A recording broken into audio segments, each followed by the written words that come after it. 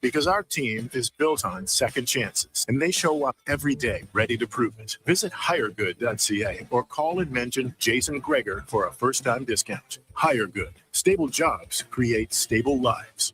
It's dollar drink summer at McDonald's. Sip on a refreshing small fountain drink or a small iced coffee for just $1 each plus tax, all summer long. Only at McDonald's. Excludes flavored and cloud iced coffees. At participating Canadian restaurants. Taxes extra. Prices exclude delivery. Boxing Week is back at the Brick. Don't wait until winter. Get blowout pricing now. Save 50% off sofas when you buy the matching piece. Save up to 25% off bedroom and dining, and save up to 40% off select mattresses. Plus, get free local delivery when you use your Flexity card. And buy more, save more. Up to $500 off select major appliances. Don't miss the return of Boxing Week, only at the Brick. Exclusions apply. See in-store for details. It might have been scraped by the snowblower, dented while door crashing, or crunched at the company Christmas party. At some point over the winter, your car was damaged, and it's been hiding under a coat of winter grime. Then come and see Robertson Body Works. We can take care of the damage and the dirt. This week only, call and book a repair and get a complete auto detailing absolutely free. But you have to book your appointment before the week is up. Go to robertsonbodyworks.com. I'm Tim Robertson, and I fix cars. This is the moment you become queen. The global phenomenon returns, only on Crave. HBO's House of the Dragon is back for its most fiery season yet. Don't miss new episodes of breathtaking spectacle, shocking betrayal, and explosive drama. You are the queen of dragons. You have an absolute power within your grasp. House of the Dragon. Stream now, only on Crave. Subscribe at crave.ca. Cheering on Canada, Mexico, Australia, France, England, Brazil, Germany, Spain, and the rest of the world at the Druid Irish Pub. Your World Cup headquarters. Wear your colors, cheer on your team, and enjoy $6.50 Heineken every game. Plus, your chance to win a ton of World Cup merch, including hoodies, jerseys, soccer balls, and more. The Druid Irish Pub, your World Cup headquarters. Bringing Edmonton together, one soccer game at a time. The Druid Irish Pub. Cheer with us in the Mercer Building across from Rogers Place in Ice District. Alberta, we're wild and tough and beautiful. We agree that good enough isn't good enough. And though everything that matters starts with a home and a family. At Lux, our family has been handcrafting windows and doors for this incredible place for over half a century. There's no place we'd rather be. Everything we are is windows and doors. A company born and bred and made in Alberta.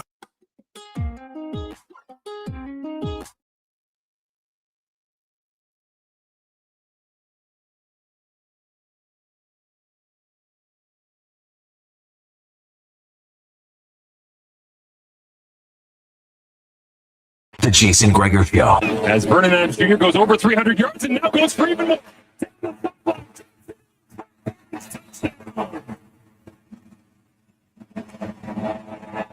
Adams Jr. On Sports 1440. Yeah. It's a little bit of space to run into. Comes to the alley.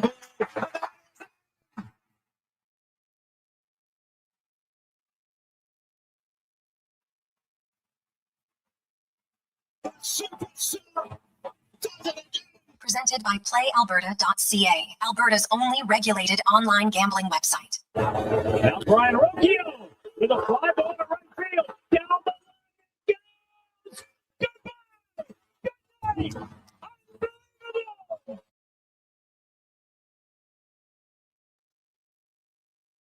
Well, the media has it.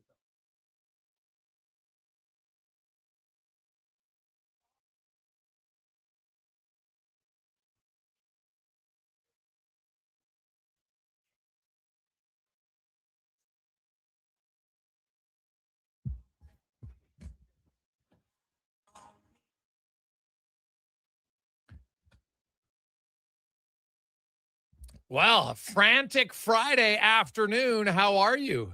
And welcome to the Jason Gregor Show on Sports 1440, sports1440.ca, YouTube, Facebook, X, Instagram. Thanks for listening. Thanks for watching. Can you send me the link to the show, please? It's always brought to you by PlayAlberta.ca. Alberta's only regulated online gambling website where 100% of the revenue stays right here in the province at playalberta.ca tonight. Lotto Max, get your tickets, 15 mil and 15 prizes of $100,000 available at playalberta.ca. Now, what a Friday. If you're just tuning in, it was virtually 14 years ago that the Philadelphia Flyers submitted an offer sheet to Shea Weber for $14 million for 12 years, back when you could have contracts that long. And the Nashville Predators, they matched it, and Weber stayed with Nashville and then, of course, got traded to Montreal later on. And here we are today, July 3rd. That contract officially just ended. Now, Shea Weber obviously hasn't played for a few seasons. He's finished his career on LTIR. But that contract just ended. And now, today on July 3rd, the Philadelphia Flyers are at it again as they offer sheet Leo Carlsson for 5 years at $18 million AAV. He would become, well, he's going to be the highest paid player in the NHL this coming season because either the Ducks are going to match it or he's going to Philadelphia. And like, I know offer sheets are like, they're a good idea, I think, at the right price. Make no mistake here. This is not a good contract if you're the Flyers or the Ducks. You basically, whoever gets them, you're not winning the cup in the next 5 years. Now, someone might say they weren't going to win the cup anyway. But you're not winning in a salary cap world in the NHL when you pay one guy that much money. It's not happening. Right? Like this coming season, he's going to be about 17 point what? 5 or 6% of the salary cap. And then it'll be 15.9 the year after. So it goes down. Great. But 17.3 to be exact. And then it'll go down, obviously, with each passing year. But you finally, when the Panthers won, that was the first time you'd ever had anybody win when somebody had $10 million. And it was just Bobrovsky and Barkov, right? $10 million guys. Carolina just won the cup, and they didn't have one big ticket. Well, at least not one in double digits anyway. So you look at this, and it's great for the player. It's great for excitement. If your goal is to win, it's not great for your goal to win, right? It's just not. So, I look at great for Leo Carlsson, but here's a guy. Leo Carlsson he scored 41 goals last year, 69 points, like a really good year, but 69 points. So how much more is he going to jump up? And you know what? Yeah, good defensive player too. I get all that. I understand it, but at 69 points, he wasn't even in the top 50 in league scoring last year. Now, I assume he's only going to get better. I understand it. But is he going to be like Nathan McKinnon better, who went from, 50-point guy and then boom, suddenly he was 90, 140-point guy? You better hope so. Because if he just stays at like a 90 and becomes a 90 to 100-point guy, you're not worth it. Right? You're not. So it's a tough one. Good for him. And now all eyes will be on Connor Bedard. What's he going to get offered? Right? I look at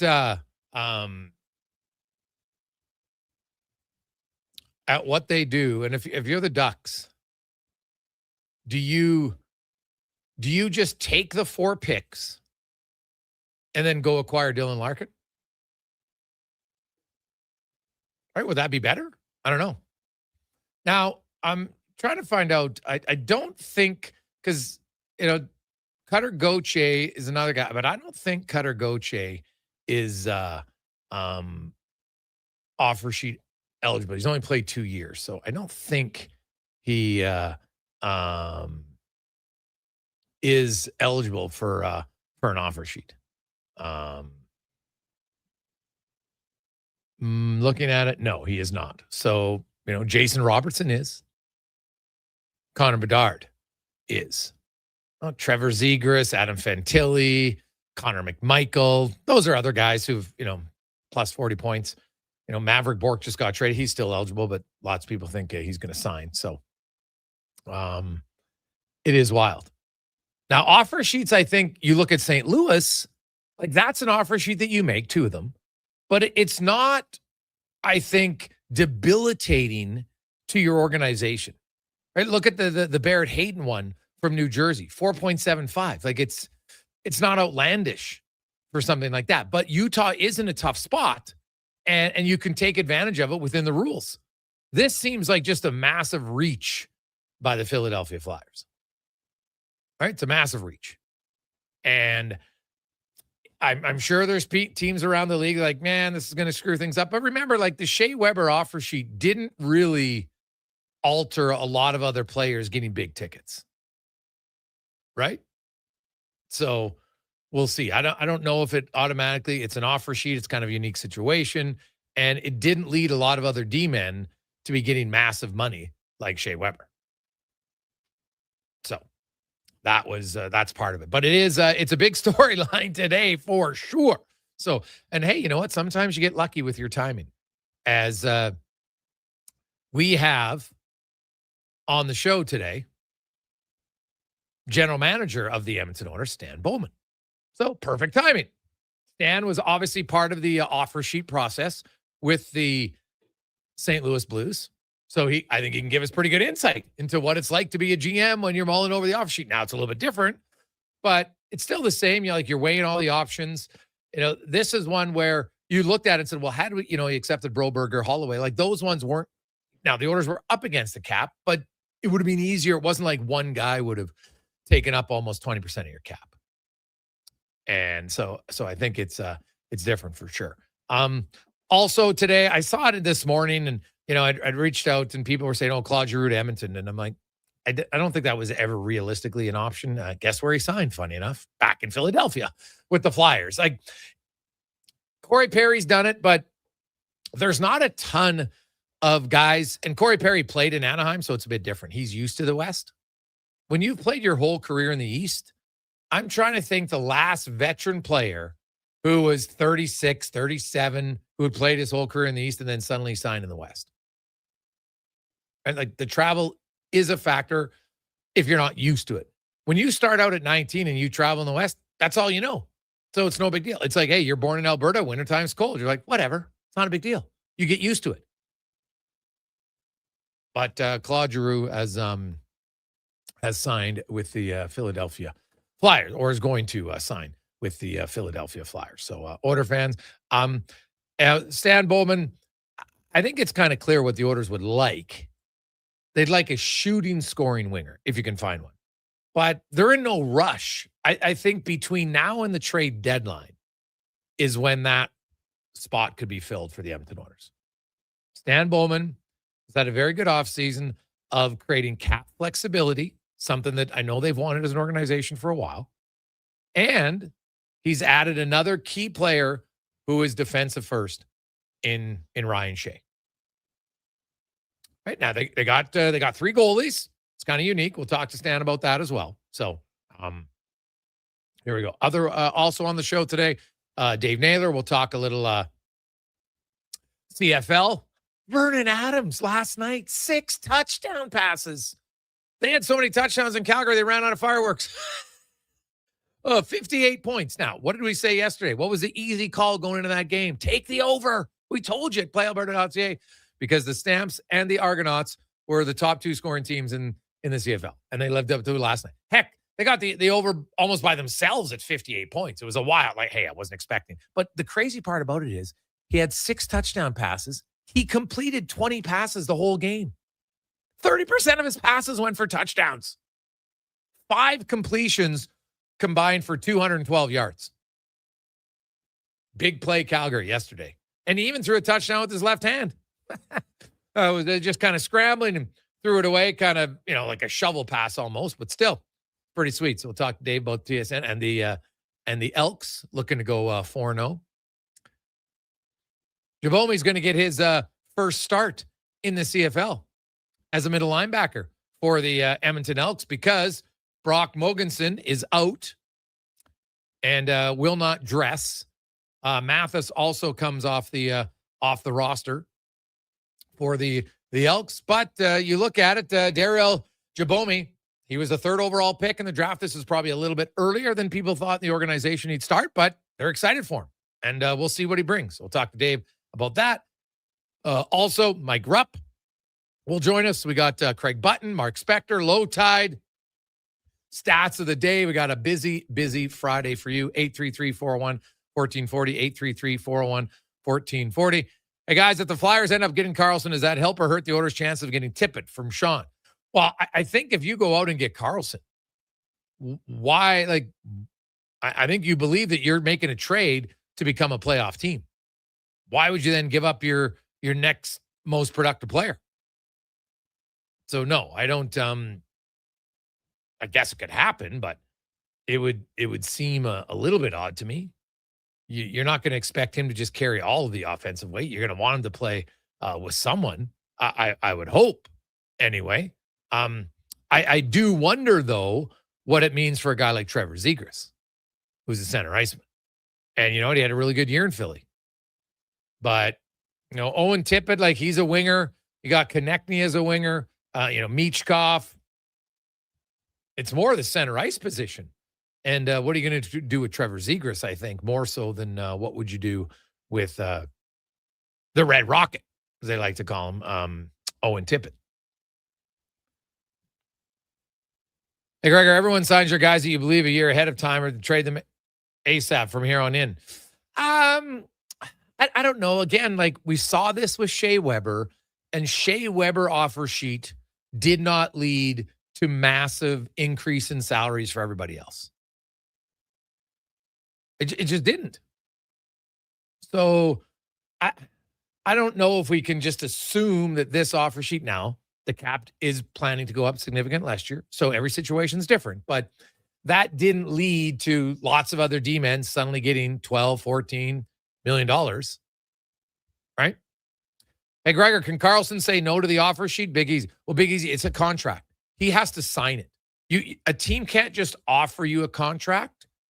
You have to agree to it. It's called an offer sheet just because they're a restricted free agent and the other team has an opportunity to match it. So it's a contract that basically says you will sign $18 million for 5 years with the Philadelphia Flyers, but Anaheim has the option to match. But that's the contract. He's getting that money. It's guaranteed.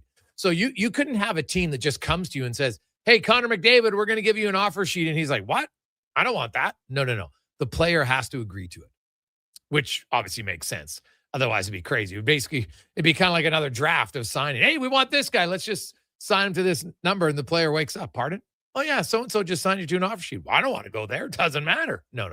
That's not how it works. The player agrees to the offer sheet and away they roll.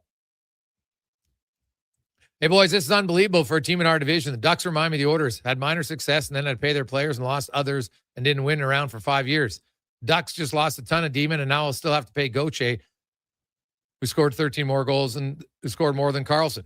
Since we lost 2 players from off sheet, I love seeing the news from team in our division from Robert. Well, misery loves company, some people would say.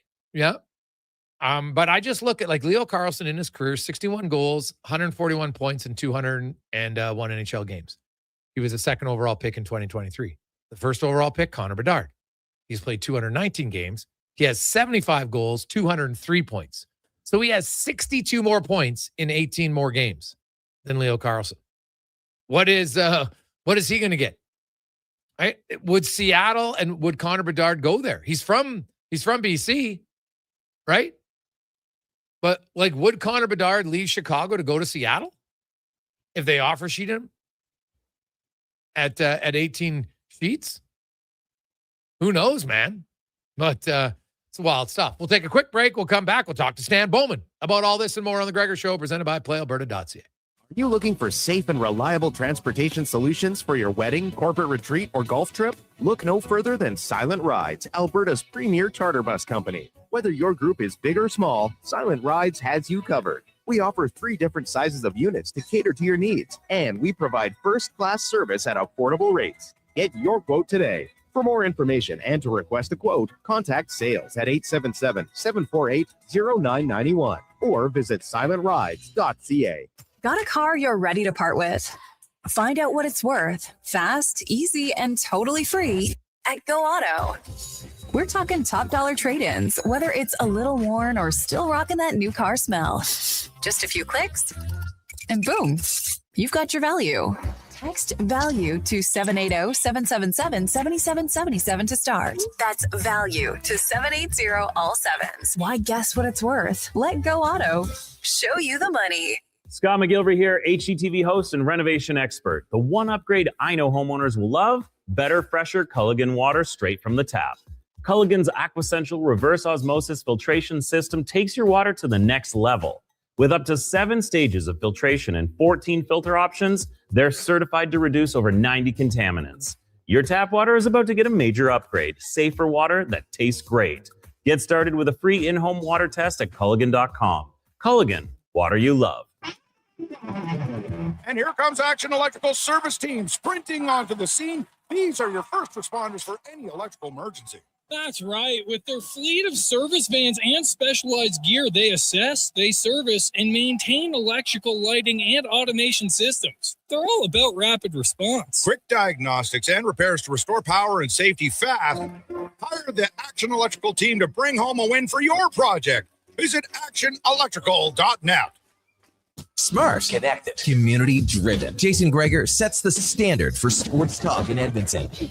Join the conversation on Sports 1440. Text Gregor, 833-401-1440. Sports 1440, where Edmonton talks sports. Cheering on Canada, Mexico, Australia, France, England, Brazil, Germany, Spain, and the rest of the world at the Druid Irish Pub. Your World Cup headquarters. Wear your colors, cheer on your team, and enjoy $6.50 Heineken every game. Plus, your chance to win a ton of World Cup merch, including hoodies, jerseys, soccer balls, and more. The Druid Irish Pub, your World Cup headquarters. Bringing Edmonton together, one soccer game at a time. The Druid Irish Pub. Cheer with us in the Mercer Building across from Rogers Place in Ice District. It's cone season at McDonald's, which means vanilla cones are $1 each plus tax in the McDonald's app all summer long. Soft, creamy, and crunchy.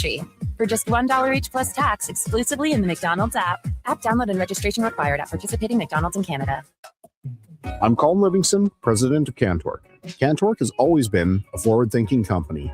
But now that we've turned 25, I can't help but take a minute to take a look back. Thank you to everyone that's been with us along the way.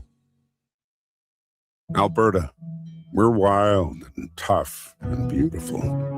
We agree that good enough isn't good enough. And know everything that matters starts with a home and a family. At Lux, our family has been handcrafting windows and doors for this incredible place for over half a century. There's no place we'd rather be. Everything we are is windows and doors.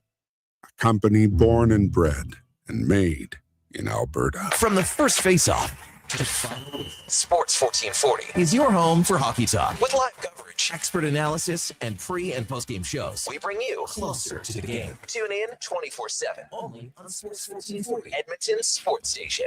Looking for mental health or addiction support, but not sure where to start? Contact 211. 211 Alberta can help you navigate treatment and recovery options, counseling, crisis services, and more. And because life's challenges are often connected, they can also help you find food, housing, and employment support. It's free, confidential, available 24/7, and offered in more than 240 languages by phone. 211 Alberta. One number, countless connections. A message from the Government of Alberta.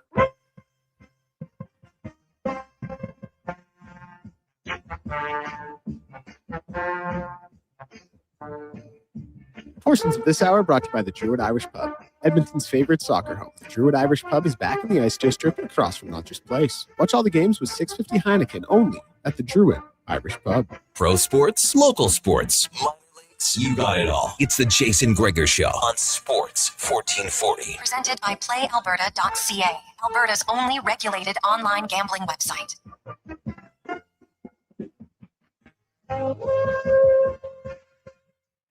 Also, Friday continues on the Gregor Show, presented by PlayAlberta.ca. Of course, Lotto Max tonight, 15 mil and 15 prizes of $100,000 up for grabs at PlayAlberta.ca. As we get to our big guest of the day, brought to you by the Silent Ice Center, where big name Gene Simmons will be in concert. Get your tickets at silenticecenter.com. And hey, sometimes you get lucky when it comes to timing when you book a guest. Obviously, there's tons to talk about with the Edmonton Oilers and a very busy week conducted by their GM, Stan Bowman. And then also there's an offer sheet, something that he was a part of when he first started with the Edmonton Oilers. And Stan joins us now. Stan, good afternoon. How you doing? I'm doing great, Jason. How are you doing today? Oh, I'm good. I want to get to your offseason because you guys made a lot of really good moves, but I'm curious, as like when the offer sheet today from Philly comes down, are you like everybody else? Do you just find out about it, or do you kind of like, is there a memo that's sent out across the league when there's an offer sheet for other teams? No, I just found out about it from X. I saw the Flyers put the post out, and then I think everyone else picked that up and retweeted it. So I just saw it like everyone else, just kind of scrolling and seeing what the news of the day was. So you were in that situation, but obviously for a much lower AAV and two players. When you have to balance that out, Stan, like it's hard to put you in someone else's shoes, of course, but is it an easier decision, you think, or is it harder when you have Broberg and Holloway were not overly restrictive as far as AAVs at that time? Obviously, they were for you in a cap crunch compared to one guy getting this high. Like, how do you view offer sheets as a GM, and do you think there's something that will ever become more common? Well, each circumstance is pretty unique. So, like in our situation, it wasn't that the dollar amounts were anything like this Leo Carlson one, but the situation of our team's salary cap was much different than Anaheim's. So, like, we really couldn't have matched those offer sheets even if we wanted to, because we wouldn't have had a functional team. We would have had to make other trades just to field the team. Obviously, they have the ability to match it, so it's not a matter of can they fit it under their cap. It's a matter of do they want to. They have a lot of cap space. They have other players they have to sign as well. So I think their decision is a different one than we had to make. So I think typically the circumstances of your team will dictate it more so than making like a blanket statement about how a team would generally treat offer sheets. Yeah, and that's fair. It's funny that basically 12 years ago this month, or 14 years ago, excuse me, was when, and you were the GM in Chicago when the Flyers offer sheeted Shea Weber. And at the time it was 14 million. And everyone's like, oh my goodness. But that didn't lead to a lot of other big offer sheets from it. So do you kind of view this as a one-off, or do you think because the salary cap's going up, this might be something that all teams are going to have to be more leery of as far as big ticket offer sheets? Yeah, I think this one's maybe a little different. We also, when I was in Chicago, we get an offer sheet on Nicholas Hjalmarsson, was right around the same time as that, as the Weber one. But again, that one was a little bit more strategic, though. It was, our cap situation in Chicago. They knew we couldn't sign our goaltender, which was Antti Niemi and Hjalmarsson. We sort of had to pick one of the two, and we ended up letting Niemi go, and then San Jose ended up signing him. So I think those situations are typically what happens with offer sheets, is you kind of look at a team and you see that they're just not going to be able to. This offer sheet's different, and maybe if there is a new era of them, it's going to be more about these younger players getting. The cap hasn't been going up this rapidly before, so I don't know if there's going to be a succession of them. I mean, there's been rumors there might be another one or two, but so this, to me, this is different, though. This is different than trying to take advantage of a team who's capped out.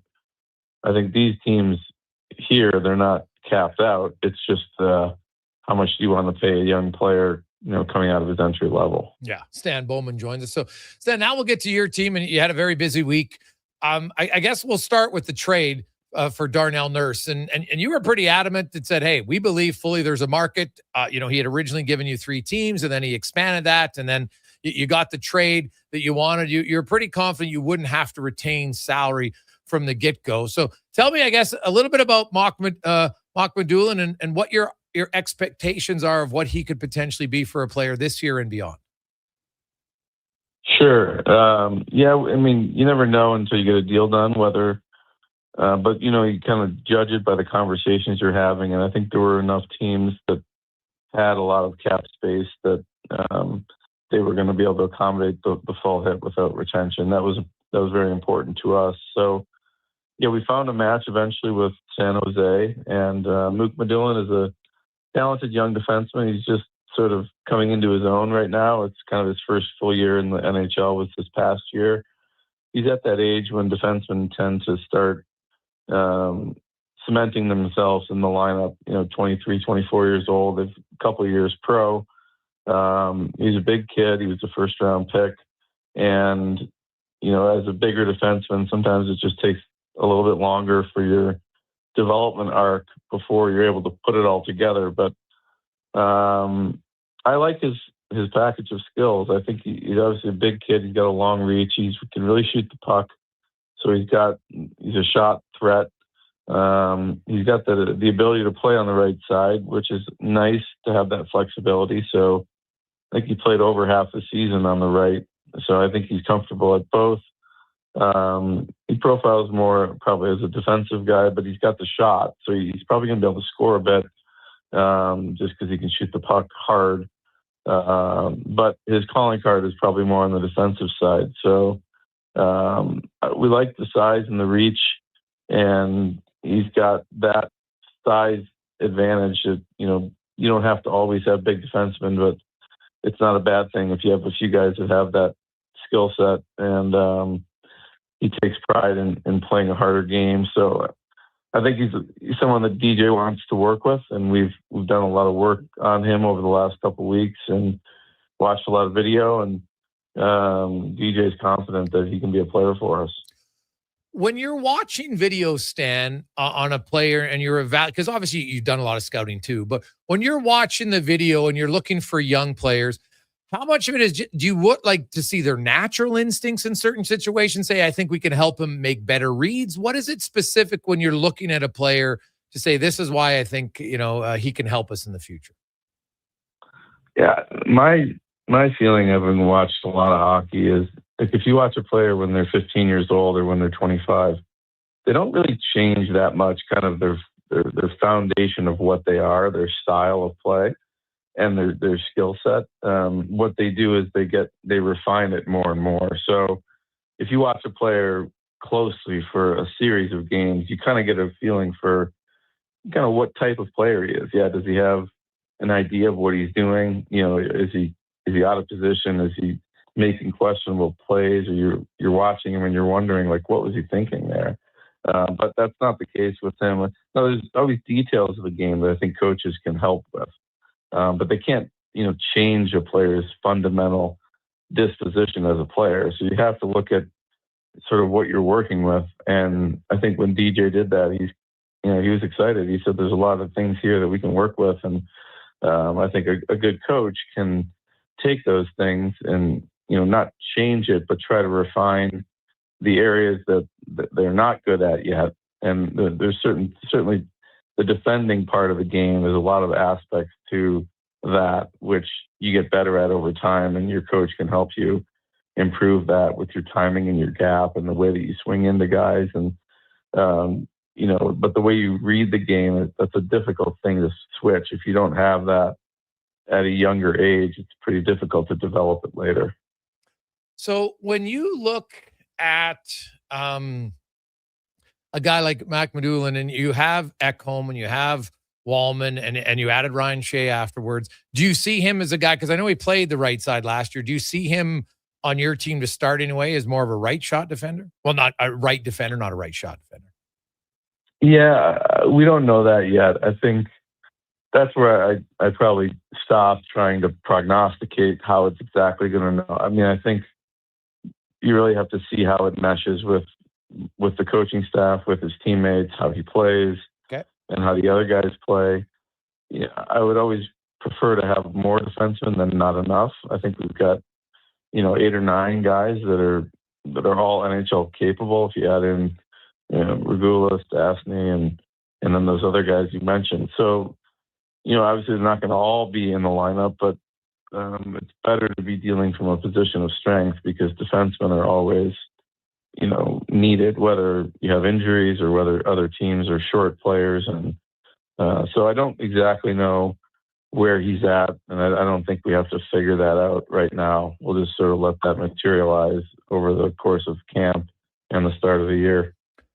Stan Bowman joins us. So, Stan, is it safe to say that, the Darnell Nurse trade, obviously as a GM, you're juggling lots of balls at one time. It's not like you only focus on the trade and never do any conversations elsewhere. So as you're working on that Darnell Nurse trade, obviously you'd been in conversation with the Shea camp, because when that trade came down, then you had the cap space to make that deal. And I had Ryan on the show yesterday, and just by listening to the players that you've acquired lately, Dickinson, Murphy, Shea, guys who seem to have like defense first mentality.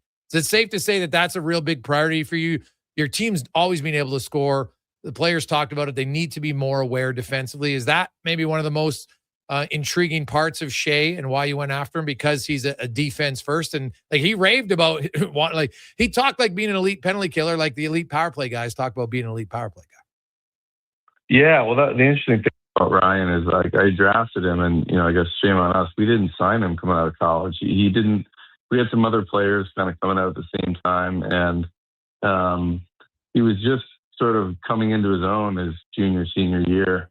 But I think the one thing about Ryan is he's really taken his time in his development. But actually, he was more of an offensive player. Like when we drafted him, he's always been able to make plays, and he's got good vision. Like he's got a good mind for the game. But I think, over his college career and, not getting signed, you're a free agent. You went to the Dallas organization and spent a couple years in the minors. And, he really honed his craft. And I think he took pride in, how do I get myself to the NHL? But like, he never lost his ability to see plays. And like when I watched him this year, I was impressed. He was a player that we had talked a lot about as a staff. Just his analytics were great. So then we started paying attention to this player. And I'm like, I remember Ryan Shea. Like I didn't realize he was this good. And then you go watch him, and he does kind of a little bit of everything. He makes a lot of plays. He's got mobility, but he's not a risky player at all. Like he takes pride in defending. So I think the thing that was most attractive was really the all-around game. Like he's not just a penalty killer, and he just like punts the puck every time. He makes a lot of breakout plays. So, for that reason, I think he's going to be valuable however we decide to use him. Okay. So he has, and obviously in today's NHL, there are some guys that are purely defensive, but it seems that your D-men nowadays, you almost, even your third pair guys got to be well-rounded. Not only can they block shots and kill penalties, they got to be able to move the puck. Yes. And especially the way we want to play. Like we want our forwards to be able to get the puck, and, we got some talented players there. So, but we clearly have given up too many goals lately. I mean, there's no question that that's not a recipe for success. So that was important that he takes pride in that. But I do think he's got pretty good offensive instincts. Stan Bowman joins us, GM of the Edmonton Oilers. Stan, you also went out and you acquired and signed 2 goalies. And it would seem on paper anyway, because none of them, they all need waivers. You got Tristan Jarry, and then you add Freddie Anderson, and you also add a young Devin Levi. I know as a GM, you've always said, you know what, I leave it up to the coaches on who they play, except maybe if it's a young guy and he's not playing, we'll talk about sending him to the minors. In a situation like this is very unique. Is this 100% on the coaches? You kind of have a plan, like we'd like Devin Levi to get in some games. How do you balance that? Yeah, I mean, I wouldn't say we have that mapped out quite yet. I think the concept was something we've talked about for a few weeks now. Is this idea of having 3 goalies in the system. I think at the end of the day, like if you just look back, the goaltending position is the one that I think probably has the most people studying it, and it's the most difficult to really understand. And having options in goal, I think, is better than having more options, better than fewer options. Just last year is a great example. When you look around at the quote unquote top goalies, most of them didn't even make the playoffs. And the ones that did make the playoffs didn't even make it past the first round. So it's hard to explain why that's the case. It doesn't really make sense. But the idea that, the winning team used 3 goalies for much of the year. In Carolina, Buffalo used 3 goalies all year long. I wouldn't be surprised if that happens more often than it used to. It was pretty looked down upon in the past. Nobody was a fan of it. It's never worked. But times change and things change. So, we're going to give it a shot. Maybe it won't work, but if it doesn't, then we'll adjust in the season. But I think given the fact that we have the 3 goalies we do, and they all have their strengths and they all have their areas they can get better at. So I'm hopeful that it'll work. Finding time for now, the new rule also comes in play this year, Stan, where you have to carry a third goalie for the e-bug. Correct. So do you have will you have another goalie as an e-bug on top of this automatically? Yeah, this is something we've been talking about. We haven't gotten an answer yet on that.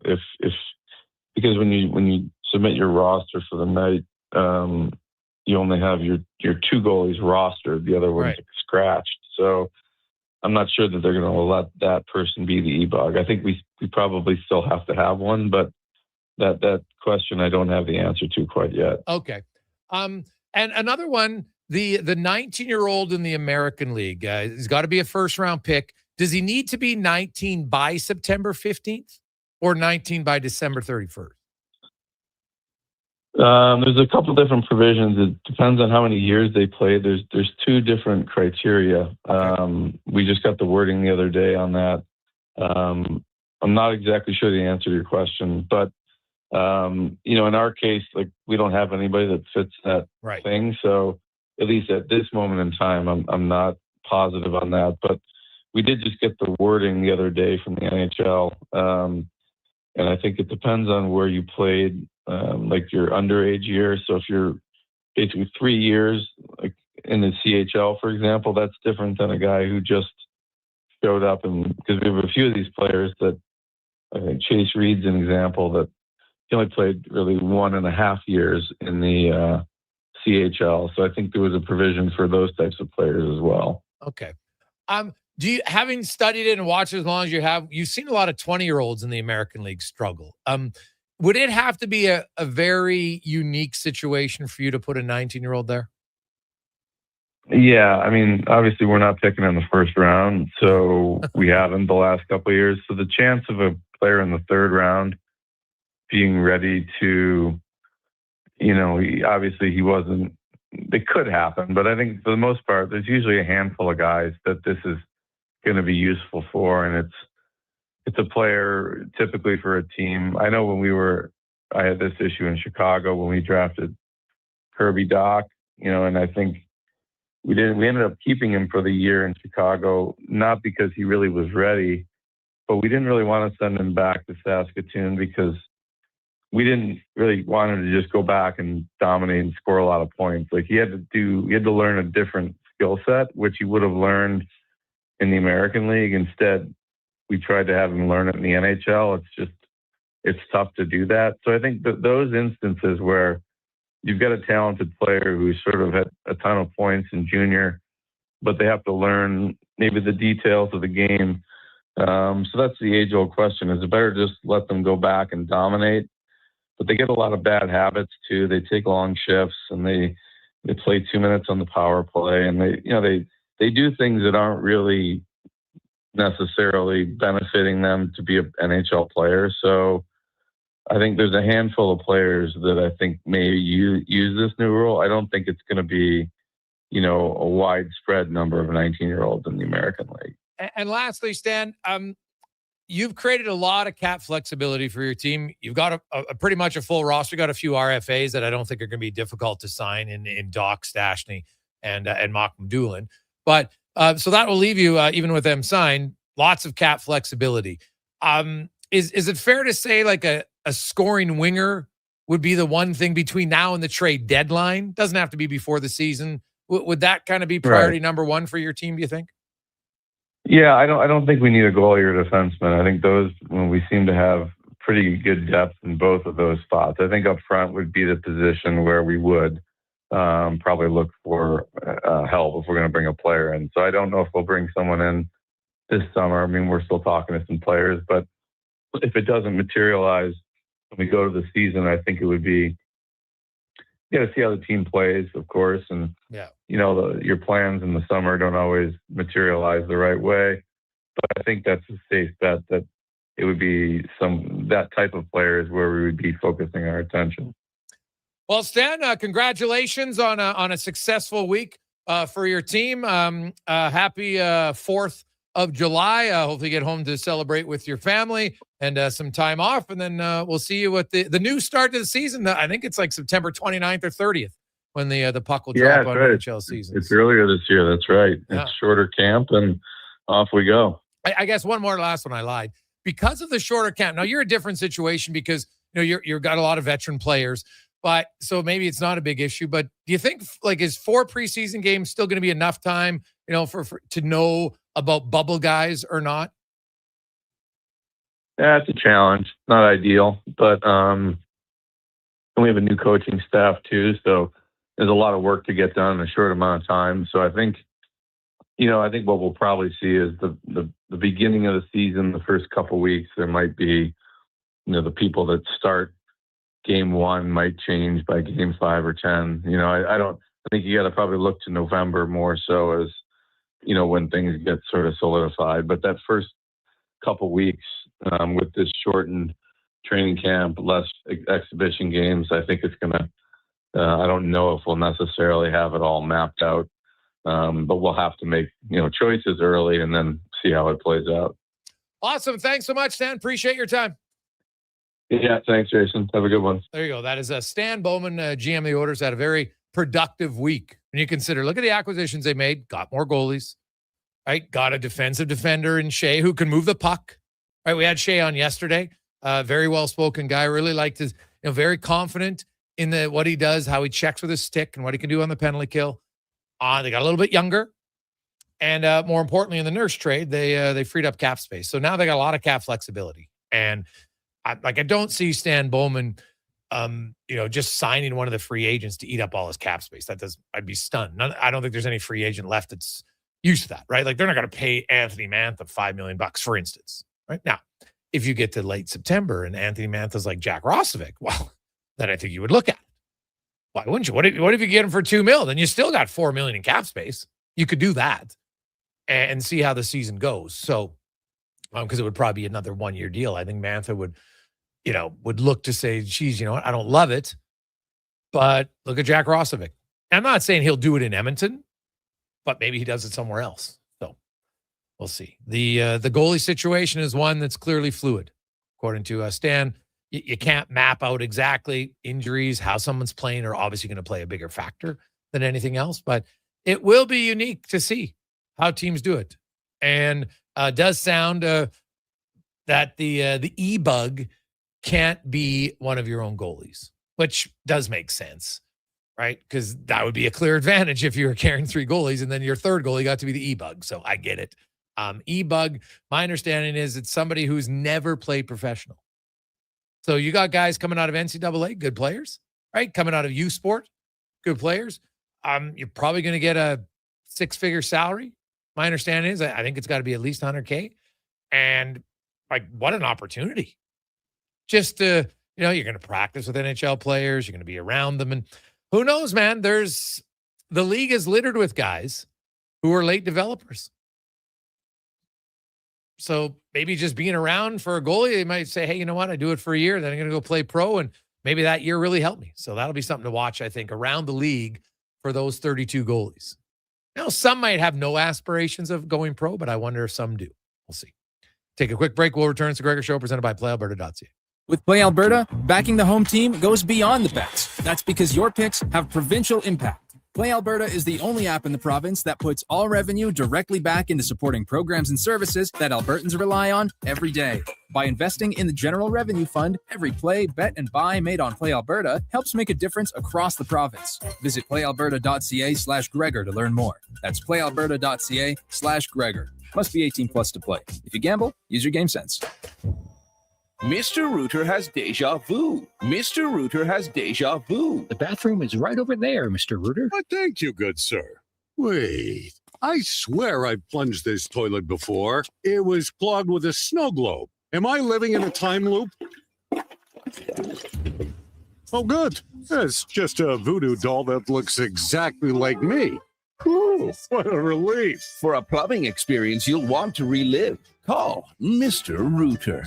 Come for Canada's largest trade shows, the biggest names in entertainment, exhilarating sporting events, and more. And stay for the experience at the Edmonton Expo Centre. Looking for the perfect place to host your next big event? From trade shows to galas, meetings, and concerts, the Edmonton Expo Centre has the space, event expertise, and service to make your next event unforgettable. With over 522,000 square feet of flexible event space, in-house catering, and operational expertise, they bring your biggest vision to life. Learn more at edmontonexpocentre.com today. Listen up, friends. Operation Pizza is a go at Papa John's. They're introducing new personal pizzas just in time to celebrate the premiere of Toy Story 5.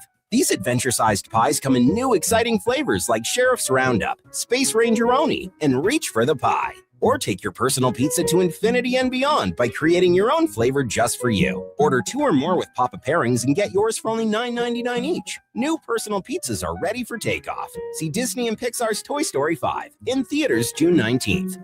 Hi, Mike here from Northgate Chevrolet Buick GMC. Car shopping sucks. That's right. Going back and forth 100 times just to get a price.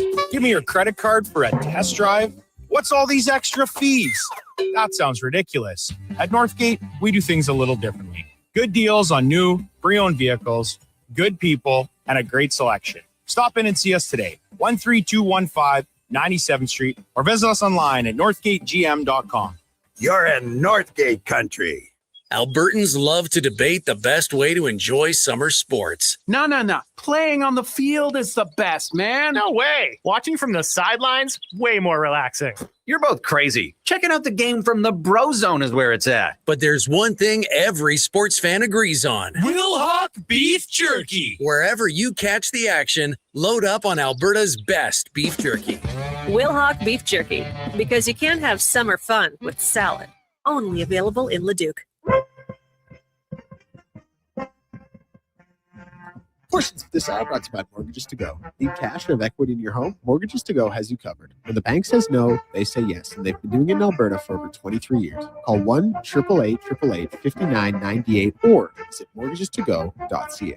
This is Sports 1440, where Edmonton talks sports. On YouTube, Facebook, and X. Here's Jason Gregor. Brought to you by PlayAlberta.ca.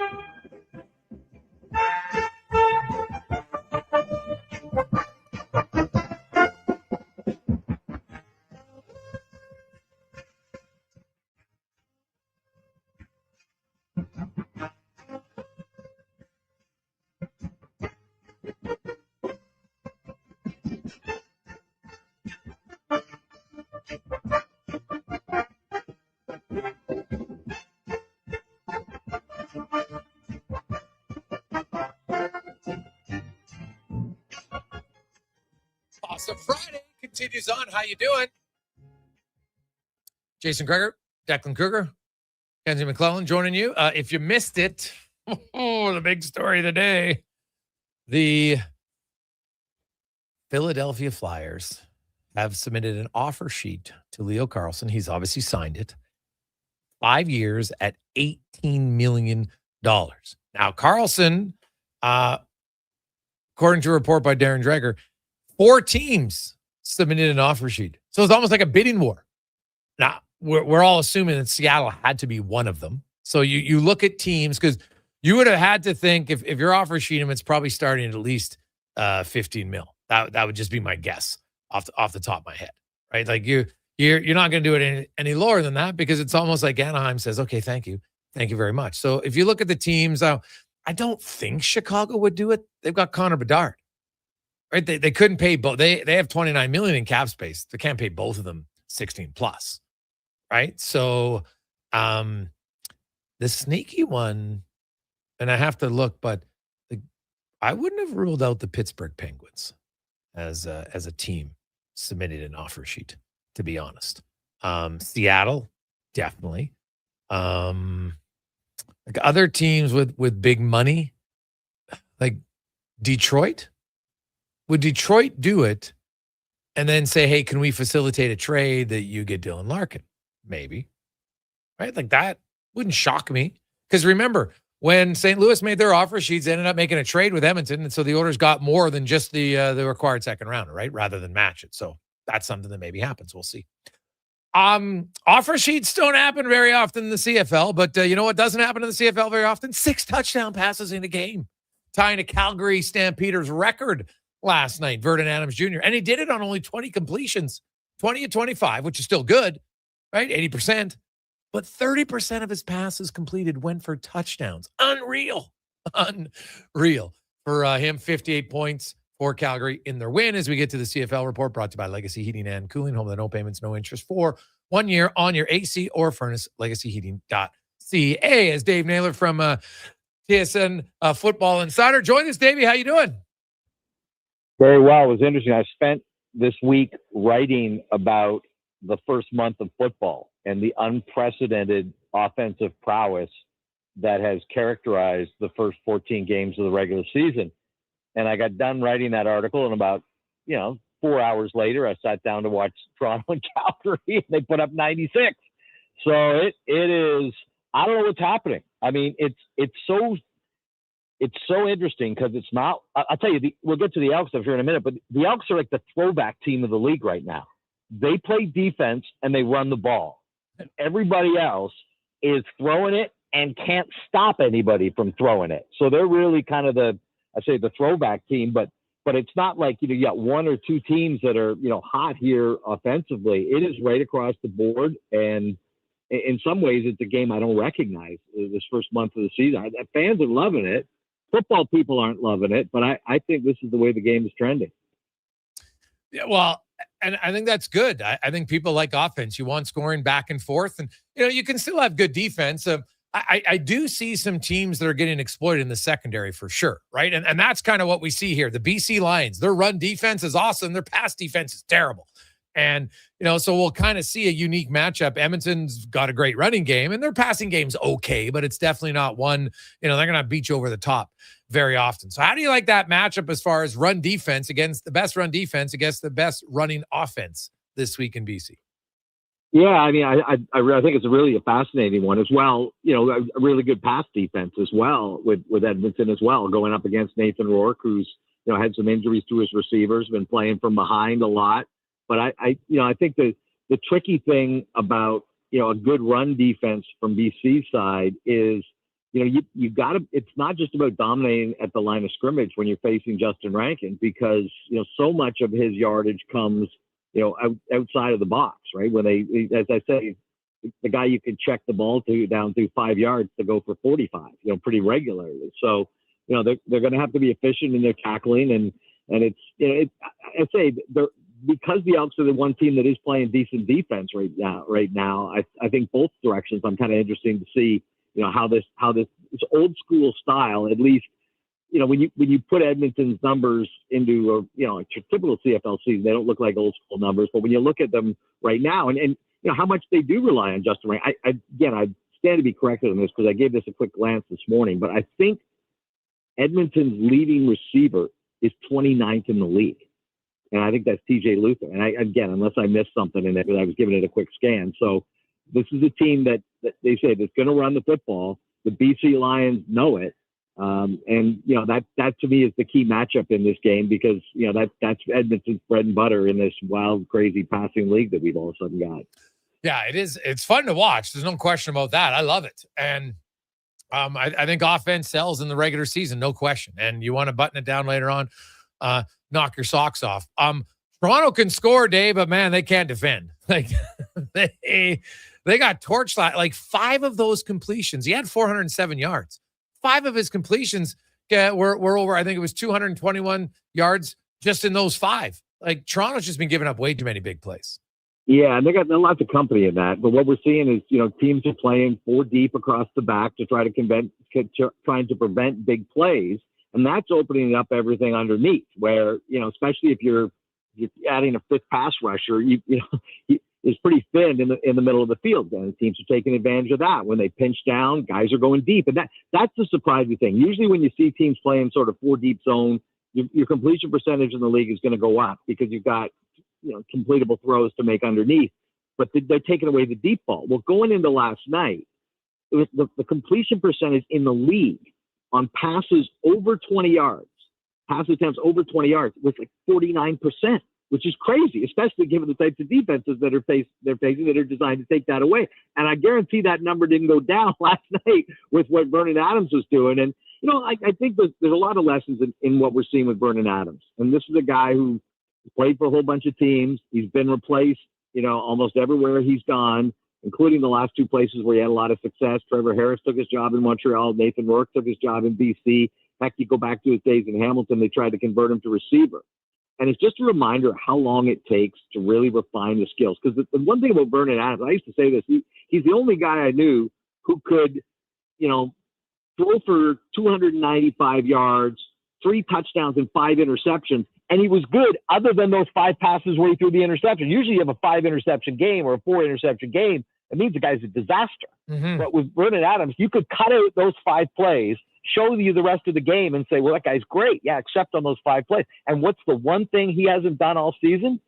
Thrown an interception. So that to me, the yardage, the 6 touchdown throws, all of that. But the distinction between the Vernon Adams we've always known and the one we're seeing right now is taking care of the football. On the other side of the ball, last night, you got Chad Kelly, who threw 2 more. He's got 18 on the season. Now, here's the stat that is kind of another mind-blowing stat early in this year. Chad Kelly has 8 on the season, not 18, excuse me. Chad Kelly has 8. The league has 18. The rest of the league has 10 interceptions combined. Chad Kelly has 8. So it's been a weird year so far. Yeah, he leads the league in passing yards with 1,484. Yep. So he's got 12 touchdowns, but he's got 8 interceptions. So it's kind of a risk. It's a big risk reward for him. Now, and I think they're willing to live with that with him a little bit. Kind of like the Matt Dunnigan days where he would throw 5 touchdowns and 3 interceptions and just shrug them off, right? And I think there's a bit of that in Chad Kelly and the way the Argos kind of manage him. Now, what I was looking at Kelly though, like at his other years, like he was kind of he had 20 interceptions in the previous 2 years and 33 touchdowns. So he's at 12 and 8, and so if your time is it's about the same, right? Like it's not the same. It's kind of who he is. Some guys are a little bit more high risk, high reward, and that's clearly what he is. What do you make of Ottawa? They're 0-3. Their second half last week, you're like, okay, maybe. But now they take on Saskatchewan, who lost their first game. So they'll probably be looking for a rebound. What do you make of Ottawa? Are you concerned about them, or do you think that they're slowly starting to improve? Well, I think they are starting to improve. But, the first half last week was ugly.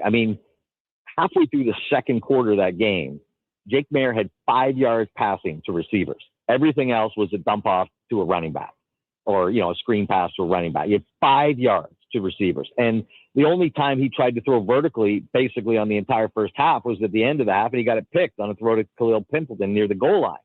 And then they come out in the second half, and all of a sudden they got this super efficient offense. And, there are a couple of guys. I think one of the things when you've got a new offense, you've got a new coach, you've got a new quarterback, and guys are getting to know teammates, it takes a little bit kind of to find your comfort guys. And the real catalyst in that game that sort of turned things around for Ottawa just was when he started connecting with Justin Hardy. I don't think Justin Hardy had a target in the first half, and he had 7 catches in the second half.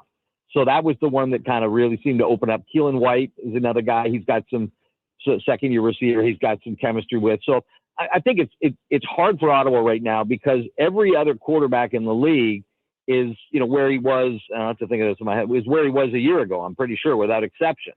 And Jake Mayer's the exception. New team, new head coach, new teammates, all of that. So even, decent offense doesn't keep up with the pack right now. And, I think it's hard for fans. It's the old story, right? Everybody's new there. They don't own the past 5 years, but the fans in Ottawa, have lived through a lot, and they've lived through a lot with teams that have gone bad right out of the gate. So I thought, as much as Milt Spiegel would say there's no virtue in any losses, any time, in any game, I would say Ottawa's second half was, critical for confidence, just for belief, just for seeing what that offense looks like when it's in rhythm. Because really the first 2.5 games of their season, we hadn't really seen that offense in rhythm to any degree. So I think patience is kind of the recipe there. I think their offensive line, one of the things they did, a couple things they did in the second half last week, they went up tempo and they put a little support. I think the matchup of Mustafa Johnson up against their center, Sean McEwen, was getting them beat a little bit in the middle. So they managed to, shore up some of the protection. So they're getting an undermanned team in Saskatchewan this week, and they're at home. And, I look for a good game from Ottawa. I hope, just for the fans and for that market, that what we saw in the second half last week against Montreal is an indication of things to come. Lastly for you, you look at the Hamilton Tiger Cats and Bo Levi Mitchell, man, he's always been a gunslinger, and he's just, some people thought, after the injuries when he left Calgary that he wouldn't be that good. Well, obviously he has turned back the clock the last few years here and is showing no signs of slowing down. He's got like an 84% completion percentage, 8 touchdowns, 1 interception. He's always been good, but man, like this year might be even better. What have you seen from Bo this season that's impressed you even more? Because the interceptions are way down. The completion percentage is at a ridiculous number. It's been fun to watch Hamilton. Yeah, this is a guy who was going to retire until Montreal kicked a field goal with no time left in the East Division final last year. Like, that was when he decided. It was just kind of hit him as he walked to the locker room and said, by the time he got to his locker, he's like, I'm not done. But he went into that game thinking that was it. Boy, he would have left a lot on the table if he walked away, both financially and performance-wise. But I think what you're seeing is the refinement of Bo Levi Mitchell, and just that gunslinger. He always was that gunslinger, right? Yeah. If you look at his interception totals in Calgary, he was one of those guys who kind of would live with those, right? For what you got on the production side. And Scott Milanovich went in and said, And I had a long talk with Bo about this during training camp, where he said that when he got to Hamilton, Scott basically said, I know you've had a ton of success in this career doing it a certain way, but you can't do it that way here with me. And he said if it had been anybody other than Scott Milanovich, he might have had trouble taking that. But he'd seen the way he elongated Anthony Calvillo's career, the way he did with Ricky Ray, and he bought in. Now, bought in eventually because there were some hiccups along the way here. But the other thing I think you're seeing is his arm strength come back. And I talked to Bo about this a little bit, about everyone was saying when you were in Calgary, your arm strength, you were done. Your arm was done. And he said, there was definitely issues with his arm strength and ability to get the ball down the field. And one of the things he mentioned was Marcellus Bowman, the former Winnipeg linebacker, who is the strength coach in Hamilton.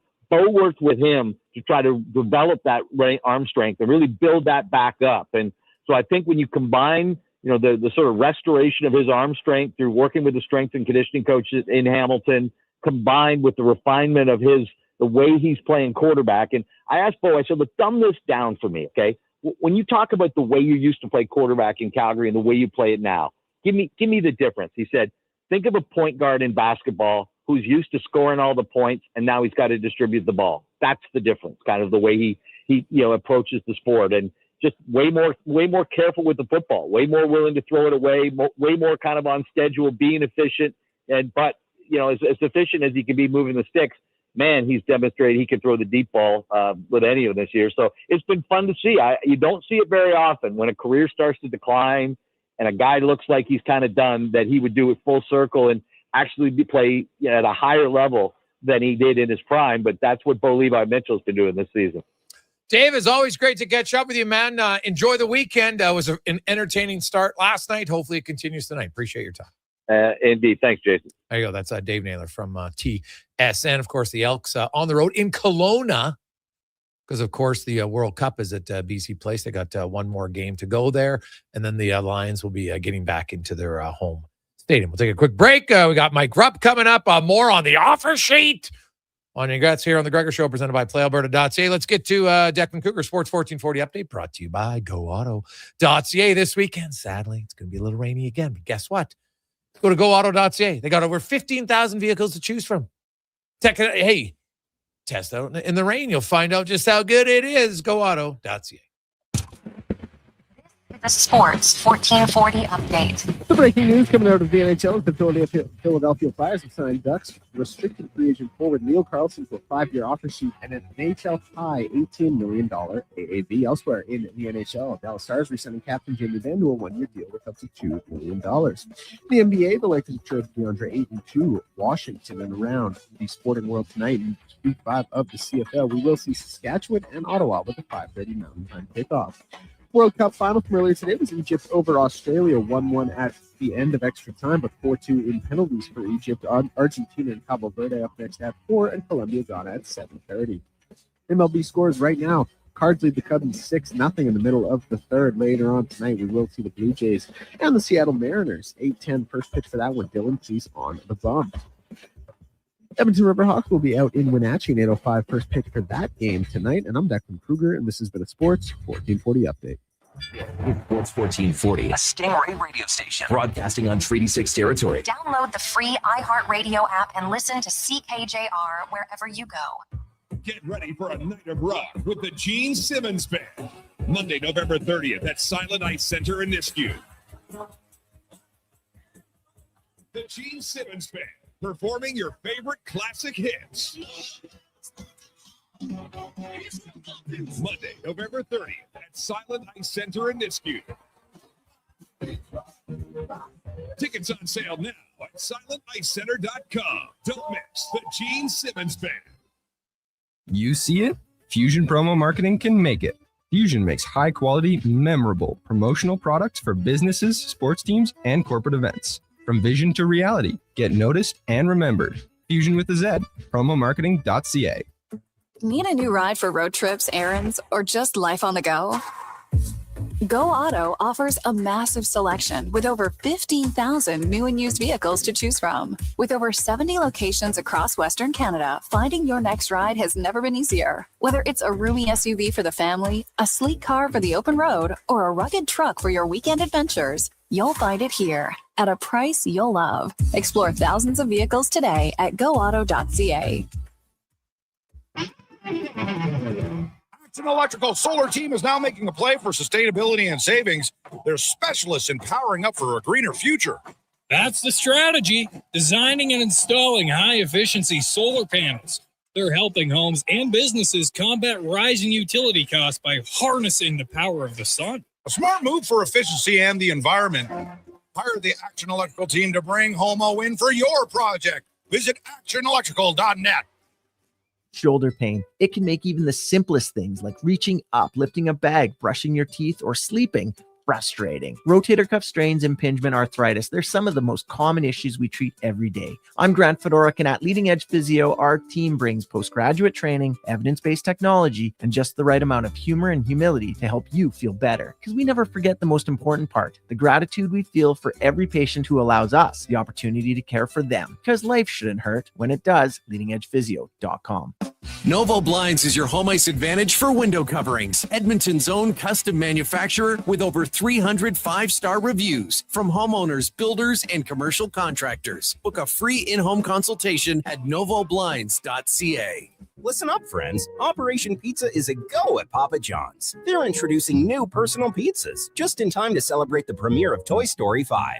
These adventure-sized pies come in new, exciting flavors like Sheriff's Roundup, Space Rangeroni, and Reach for the Pie. Or take your personal pizza to infinity and beyond by creating your own flavor just for you. Order 2 or more with Papa Pairings and get yours for only $9.99 each. New personal pizzas are ready for takeoff. See Disney and Pixar's Toy Story 5 in theaters June 19th. Legacy Heating and Cooling is serious about cooling. In fact, we offer multiple ways to cool your home. So you better call Legacy. Call Legacy. If you're looking for traditional air conditioning, we got you. Call Legacy. Or ask us about a heat pump to help you heat and cool. Call Legacy. Call Legacy. Cool with AC or cool with a heat pump. Cool your home with Legacy Heating and Cooling. Bashaw Concrete Products. From concrete and septic tanks to blocks, precast water pads, Jersey barriers and aggregates. Farmers, contractors, homeowners. Plan your next project at BashawConcrete.com. Family owned, over 60 years pouring.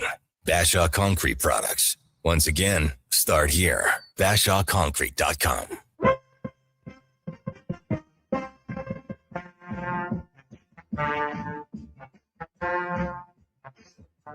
Portions of this hour brought to you by Cantor. We offer sale, rental, repair, and calibration of hydraulic, pneumatic, and battery-powered torque wrenches, stud tensioners, and flange maintenance equipment.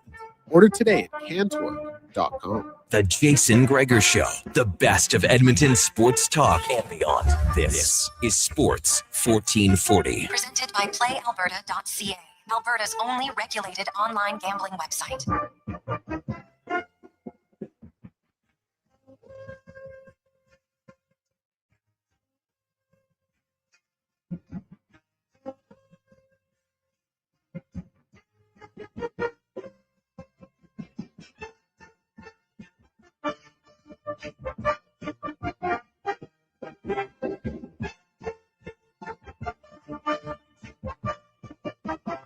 So Friday continues on. Oh, my goodness. I wonder what Duck fans are feeling right now. Welcome back to the Gregor Show, presented by PlayAlberta.ca, Alberta's only regulated online gambling website where, hey, it has a one-stop shop for casino, sports, live dealer, lottery, instants, and more. And check out the Jason Gregor Show daily specials. We got a little Elks action for you. Go Canada for Canada, and a CFL bonanza to check out at PlayAlberta.ca. The big news, of course, in the NHL today, Leo Carlsson, who just finished his third NHL season, and it was the best season of his career. He had 41 goals, 69 points. Really good year. No one's debating it. Now, do I think he was ready for an $18 million contract? I do not. Actually had 29 goals, not 41 goals. Cutter Gauthier had 41 goals. Carlson had 29 and 67. So good year. No question about it. But $18 million good? Like, I know that we saw Kaprizov jump up to 17 mil. And like I've said, great for the players. But if you're an organization who wants to win, this is the way. I'll say it right now. The Ducks and the Flyers, lock it in. They're not winning the Cup in the next 5 years with this contract. So it's either going to be in Anaheim or it's going to be in Philly. It's too restrictive. And it's not that he's not a good player. It's just too damn restrictive. Right? Like this coming season, he himself is making up 17.3% of the cap. Right? That's why I'm not sold. Like Minnesota's a good team, but they're not a favorite. And they got better players depth across the board than the Flyers and the Ducks do. So, you know, this is, you have the money. Yeah, you're going to spend it. Man, it's just going to be difficult. So, because if you're the Philadelphia Flyers, and let's say you win this and you get Carlson, well, how are you going to fill out the rest of your roster? You've given up 4 first rounders. Because look what first rounders become. They become great trade pieces to get other established NHL players. So now you've lost that. It's not impossible, but it just becomes way harder. That's all I'm saying. We welcome in Wanye Gretz from Oilers Nation. Wanye, how you doing? I'm good. It strikes me as a strange thing, offering this amount of money for Leo Carlsson. He's not a bad player, but no, he's a good player. Like I really like the New Jersey Devils offer sheet earlier this week for Bate and Aaron, 1-year deal. Yeah, $4.75 million, because Utah had just signed guys, and you know this is strategic. And we had Sam Bowman on the show, and he talked about that offer sheets used to be strategic. He was on the receiving end of one when Hjalmarsson got offer sheeted, and you're like, yeah, you don't love it, but you kind of look and say, all right. So, like when you look at Barrett Hayton, so they still have room to fit him in under the cap, right? But it's just harder. And if New Jersey, if you don't get him, no harm, no foul. Barrett Hayton's happy because he got a 1-year deal. But this also pushes him right to unrestricted free agency. And if you match the offer sheet, you can't trade him. But what's unique is New Jersey makes the offer sheet. They can trade him.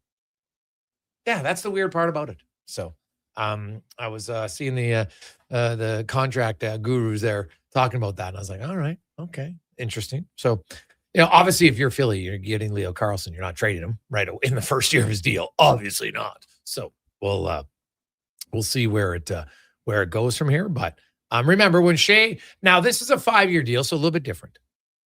But Shea Weber, when he got that 1-year offer sheet, 14 mil, it didn't lead to a big increase in salaries. Now this is 5 years and the cap is going up, so it's different. But, it sounds like there was multiple teams who made offer sheets to Carlsson. That's why they got to 18. So, how many of them were like, okay, I got this team. Like, I'm sure Seattle was involved. I could see the Detroit Red Wings, honestly. I could have seen the Detroit Red Wings get involved here because they might have said, hey, we can make a subsequent trade here and ship off Dylan Larkin to Anaheim. Now, maybe he wouldn't have done it. That's the other challenge in here, right? But so if you're the Anaheim Ducks, would you not match? Or do you not match and facilitate a trade similar to what Stan Bowman did to try to get something? Right? That's what I wonder. Right? I really wonder if that's what the Ducks do here. Do they facilitate some other trade? Because Edmonton, now, it wasn't a lot, but it was a prospect in Fisher and another draft pick. And that was only, on guys who had a combined $6 million. This is $18 million. And the Flyers, now the Flyers do have a lot of cap space, but the Flyers also have guys they need to sign. So you look at it. If they right now they've got about $29 million in cap space. So let's say they get Carlsson. Well, do the math. Now they're down to 11. They have to sign Trevor Zegras, RFA, and Jamie Drysdale. I don't think you can get those two guys for 11 mil. But those two guys, funny enough, where do they come from? Anaheim. You're probably not trading either one of them, in like a subsequent deal as part of this. So that's what's interesting to me. Now you could trade them somewhere else, right? But we'll kind of see where it goes. Gavin McKenna just signed his entry-level contract with the Toronto Maple Leafs. No surprise. We saw San Jose sign their top pick yesterday. So you know what? The max now, the AAV for first-round picks is $1,050,000. That's what you get, because I had people saying, Gregor, well, this is better than a first. I'm like, I think a lot of people are like, well, everybody always says, look at these 4 first-round picks that my team's taken, and they haven't been great. I would definitely trade Carlsson for them. Sure, I don't discount that. But he's $18 million. And now you don't have the first-rounders that you could use to acquire other good NHL players. I think that's what people are forgetting. Would you rather have the draft picks, or would you rather have Carlsson if you're Anaheim? Oh, well, it's not great for Anaheim either way, because obviously those picks. Now, I would, if my goal is to win, I might take the picks, because at least I feel I can take those picks and turn them into other things, and I could get 2 players, 3 players for 18 mil, not just the one, right? Like in the NHL, this is not the NBA or other league. This is the NHL where you need good depth to win. You just do. Everybody in the first round, not everybody, but most people in the first round, that's a valuable asset to move around. 4 first-round picks is no joke. No, not at all. Yeah, not at all. So it will be, I look at where the Oilers are going. Where the Flyers are going. And hey, it's a massive swing. I just don't think if your goal is to win, it isn't. What'd you make of the whole week? I watched you interview Stan Bowman, which was great. Overall, now the dust has settled. Is that one of the more impactful trade deadlines or free agency days rather, you can recall? Well, the trade obviously to Darnell Nurse, opening up cap space, then acquiring Ryan Shea as a free agent. They got some goalie depth for not very much, right? $2.8 million max for and it's $1 million this year, and then potentially some. But the Oilers, if they don't spend all their cap space, then the potential bonus for Freddie Anderson doesn't have to be bonus overages for next year. It will depend to see how their cap is at the end of the year. So yeah, I like that. Ryan Shea, defense first guy. That's smart. They still have their main triangle: Bouchard, McDavid, and Draisaitl. That's the key part of this team. So you build around it, right? And we'll kind of go from there. But it was smart because the Oilers are in a much better position to want to make moves. They've still got all their top guys. Like losing Darnell Nurse hurts. Don't get me wrong. I think there's some areas of his game. You're going to need Walman to stay healthy, right? But Ryan Shea can also play top 4 minutes. He did last year. I think he could do it again. And he's for 5 years at a good pace. I like Dickinson and Murphy. They've got their defensive guys and their penalty killers. The weakness of their team is shored up, right? And I think that was key because Stan Bowman even said, he goes, we just gave up too many goals. Our penalty kill wasn't good enough. So they've fixed it there. Are they a better team than they were a week ago? A week ago?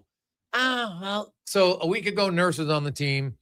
But a week ago, you didn't have Anderson, you didn't have Levi, you didn't have Shea, you didn't have McAnulin. And yeah, I would say they're probably better. Right? That's all we can ask for. Yeah, because you traded out one guy, and with all that cap space, you added other players, but you still have more cap space. So that's the benefit for them. So yeah, I would say that they're probably than a week ago. Yes, they are better. Quick break. Mike Rupp will join us next. It's a Gregor Show presented by PlayAlberta.ca. It's cone season at McDonald's, which means vanilla cones are $1 each plus tax in the McDonald's app all summer long. Soft, creamy, and crunchy. For just $1 each plus tax exclusively in the McDonald's app. App download and registration required at participating McDonald's in Canada. Legacy Heating and Cooling is serious about cooling. In fact, we offer multiple ways to cool your home. So you better Call Legacy. Call Legacy. If you're looking for traditional air conditioning, we got you. Call Legacy. Call Legacy. Or ask us about a heat pump to help you heat and cool. Call Legacy. Call Legacy. Cool with AC or cool with a heat pump. Cool your home with Legacy Heating and Cooling. Come for Canada's largest trade shows, the biggest names in entertainment, exhilarating sporting events, and more. And stay for the experience at the Edmonton Expo Centre. Looking for the perfect place to host your next big event? From trade shows to galas, meetings, and concerts, the Edmonton Expo Centre has the space, event expertise, and service to make your next event unforgettable. With over 522,000 square feet of flexible event space, in-house catering, and operational expertise, they bring your biggest vision to life. Learn more at EdmontonExpoCenter.com today. Boxing Week is back at the Brick. Don't wait until winter. Get blowout pricing now. Save 55% off sofas when you buy the matching piece. Save up to 25% off bedroom and dining. Save up to 40% off select mattresses. Plus, get free local delivery when you use your Flexity card. And buy more, save more. Up to $500 off select major appliances. Don't miss the return of Boxing Week, only at the Brick. Exclusions apply. See in store for details. Listen up, friends. Operation Pizza is a go at Papa John's. They're introducing new personal pizzas just in time to celebrate the premiere of Toy Story 5. These adventure-sized pies come in new exciting flavors like Sheriff's Roundup, Space Ranger-oni, and Reach for the Pie. Or take your personal pizza to infinity and beyond by creating your own flavor just for you. Order 2 or more with Papa pairings and get yours for only $9.99 each. New personal pizzas are ready for takeoff. See Disney and Pixar's Toy Story 5 in theaters June 19th. Whether you're a craft beer connoisseur or more of a wine aficionado, there's always something new to discover at Sherbrooke Liquor, a unique, family-owned, independent liquor store. The selection? Incredible. The non-alcohol section is also very impressive. Sherbrooke Liquor, expert, knowledgeable staff with a passion for unique finds. More than just a liquor store, we're a community. Alberta's best, the one and only Sherbrooke Liquor. Wine, spirits, and oodles of beer. Visit SherbrookeLiquor.com. Hi, Mike here from Northgate Chevrolet Buick GMC. Car shopping sucks. That's right. Going back and forth 100 times just to get a price. Give me your credit card for a test drive. What's all these extra fees? That sounds ridiculous. At Northgate, we do things a little differently. Good deals on new, pre-owned vehicles, good people, and a great selection. Stop in and see us today. 13215 97th Street, or visit us online at northgategm.com. You're in Northgate country. Here's what you need to know about Lux Windows. We work hard. We come in early, we stay late, we go above and beyond, and then we go a little further. Not for awards or a pat on the back. We work hard so that choosing our windows and doors is an easy decision for you. It's the Alberta way. It's the Lux way. Everything we are is windows and doors. A company born and bred and made in Alberta. School's almost out, and road trip season is just around the corner. But if your brakes sound like they're grinding harder than a hockey fourth liner, it might be time to visit Napa Auto Parts. Napa has all the quality parts, tools, and know-how to help keep your vehicle running smoothly and road ready. With over 85 locations in Alberta, visit your local Napa store today or shop online at napacanada.com. That's Napa know-how.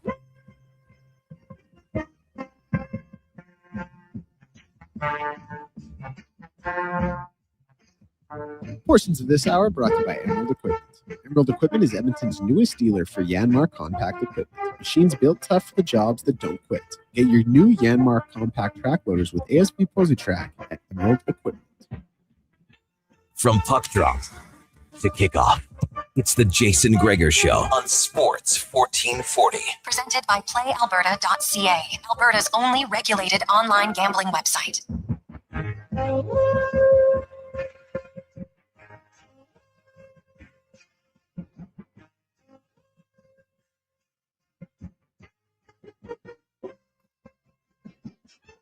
How you doing?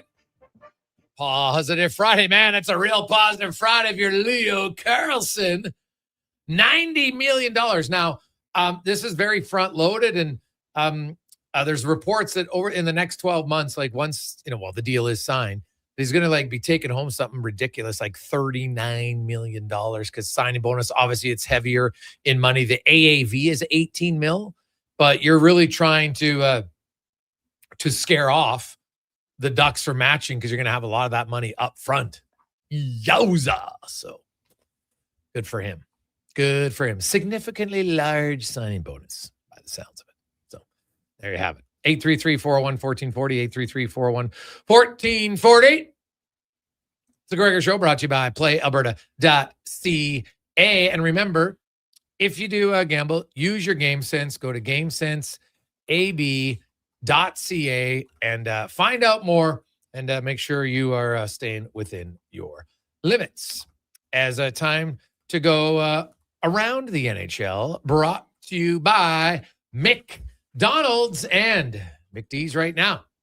You can sip on a fresh small fountain drink or a small iced tea coffee for only $1 plus tax right now at McDonald's. As Mike Rupp, Stanley Cup winner, Game 7 hero, also star NHL Network, and my co-host on the DFO Rundown, Mike Rupp, joins us. Rupper, happy Friday, my man. How you doing? I'm good. I would have loved to have that introduction say offer sheet taker back in the day, because what a wild, I didn't really see that coming right here. We had Sonny Meta threw one out there the other day, obviously, on Barrett Hayton. And here we go. Is this the new season of the NHL? But that was pretty shocking to see. Yeah. When I look at the this offer sheet, honestly, I get the excitement and Flyers yeah, we're gonna get a number one center. But Rupper, here, I'll say it right now. This guarantees you don't win a cup in the next 5 years. It's too much money for one guy when you look at it historically in the NHL. And I like Leo Carlson. I think he's a really good player, but I don't think he's an $18 million player next season. I get why you have to do it to make to get the star guy, but they tried it with Shea Weber back then. It was only a 1-year deal at $14 million, and they didn't land him. So my question to you is, A, do you think it's smart? B, what do you think happens? Match or is there a trade involved here? Kind of like Edmonton made a minor trade, getting a little bit more when they let Holloway and Broberg walk. What do you think happens?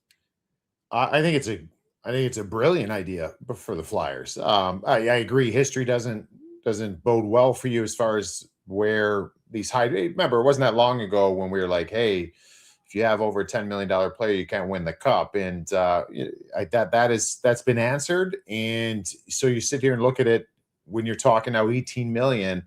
But you have an opportunity to change your franchise in the way that things are going here, the way that these salaries are kind of going, the way that Leo Carlsson has developed. I love this for the Flyers. Now, I don't think they're going to get him. I think it's going to be matched. I think Anaheim was very clear when they came out and said, we will match anything that if anybody is thinking about offer sheeting Leo Carlsson. And I don't think you say that unless you mean it, no matter what that cost is. So I cannot imagine them not matching this. Now, with that being said, love the hatred between these two franchises who've done quite a bit of dealing and going back to the Cutter Gauthier situation. And now this is kind of like a indirect shot at Gauthier as well. Like, all right, we'll take your center. Cutter Gauthier had 40 whatever goals this year. And Leo Carlsson is a big up-and-comer. So, again, like kind of what you said, Leo Carlsson is not a top 10 center right now, but he's kind of progressing and kind of heading that way into being that. So I love this move. Yeah. So do you think the Ducks match, though? I don't think you have a choice. And I think that, we were talking about it earlier when you and I were doing DFO rundown where their decor is in Anaheim is they got a lot of question marks on that with who they've kind of let go and at the same rate who they've traded, but at the same rate that you can't be going forward with that group. And I think this was kind of the idea is and you've read that and seen that kind of coverage on them where they're not really doing anything crazy right now because they have to protect themselves because of situations like this. So I think they match, and then you can kind of get back to business and try to see what ads you have coming down the pipe. But they needed to have a little bit of a war chest in place in case this happened. Maybe, hopefully for them, they were trying to scare people away by being, don't waste your time. The Flyers are like, we'll call you on that. But I can't imagine, Greg's, them not matching this. Okay. So they match it. Now you suddenly you're going to have to now. Gauthier can't get an offer sheet, so that's the advantage that Anaheim has here. But if you're Philly, do you turn around and offer sheet Connor Bedard? Yeah, I mean, I've heard some wild takes. I just was kind of scrolling through, getting everyone's reaction on this, and an interesting one that I saw too is like, what if Anaheim was like, all right, well, we're not going to match. We'll take the 4 first-round picks, and then they offer sheet Connor Bedard. Like, you know what I mean? Like this, I don't know what this does as far as, and you had Chris Johnston throw out there that the rumblings are this isn't the last one today. So it gets everybody's minds wandering a little bit. Is there another offer sheet coming down the pipeline? Is that Connor Bedard? Is it another big name? I get a little nervous about some other teams that had players that were the Chicago Blackhawks in that situation with Bedard. Yeah, kind of fast. Well, and then you saw that video of Bedard with his shoulder on the ice the other day. That I wonder, what happens there? Like, imagine if he separated his shoulder just in that. Oof, that would. It was ugly. I mean, it's just the way. Just again, not trying. I know he had some work done there already, but just the way he held it and skated off. Just from the experience of seeing guys with injuries, that was it did not look good. Like there's either like a dislocated shoulder or a separation. You're going to have a separation wouldn't be all that bad considering how some of the other things that can go wrong. And you just hope it's nothing too major for him. Yeah. Hope not, for sure. What was your biggest takeaway this week in free agency? Biggest takeaway. I think the biggest takeaway is that the biggest team that made the biggest splashes is probably the Washington Capitals. You put a tweet out of how big their group is, their forward group in particular, and that was enormous. And then we see after things kind of settle down, Ovi signed that deal. So I think that this is a team now that's all of a sudden should be right in the mix there, at least in the Metro Division. I can't imagine them not finishing in the top 3 in that division. And quite frankly, they should probably finish 2, maybe push 1 as far as Carolina goes. But that was kind of the biggest one for me is that they made some massive moves. This was a team that had trouble scoring goals last year. They addressed those things. So the Washington Capitals are probably the biggest one. As far as other teams, subtle moves, love Edmonton, love what they did. I just think with Freddie Anderson and Ryan Shea, that's at least a first couple steps here and making some good decisions. Probably Nashville would be another one. Nashville really added some depth to their team with some of the acquisitions they made from Ross Colton. You start looking at Maverick Bork. They did a really good job there of making their team much deeper. Yeah. Was there like you mentioned Washington, they are huge, man. And it was more the trades, right? Like you get Jordan Kyrou, you get Alex Tuck. I'm not sure the term on Tuck is going to age great, but for the immediate future, I think it's fine for the next 4 years for him. What about Dylan Larkin and the Detroit Red Wings here? How deep do you think Steve Yzerman will dig his feet in here? Because Edmonton, Darnell Nurse had a 3-team list, and they're like, well, dude, there's not anything out there. Oh, now we expand it to 5. Boom, the deal gets done. There's no retention. On Larkin, I don't think the retention will be the issue, but how hard of a ball do you think Steve Yzerman will play here? Is Larkin going to have to expand his list? I think he's going to have to, yeah. I think Steve Yzerman is going to – I think there's pressure. I think they're probably amongst his peers as far as GMs around the league for him to dig in here. And somebody's going to have to kind of set the tone where we've watched some of these. The Ottawa Senators respond very quickly to their situation with Brady Tkachuk. And you kind of respect that because they had to do something. They eventually knew they had to do something.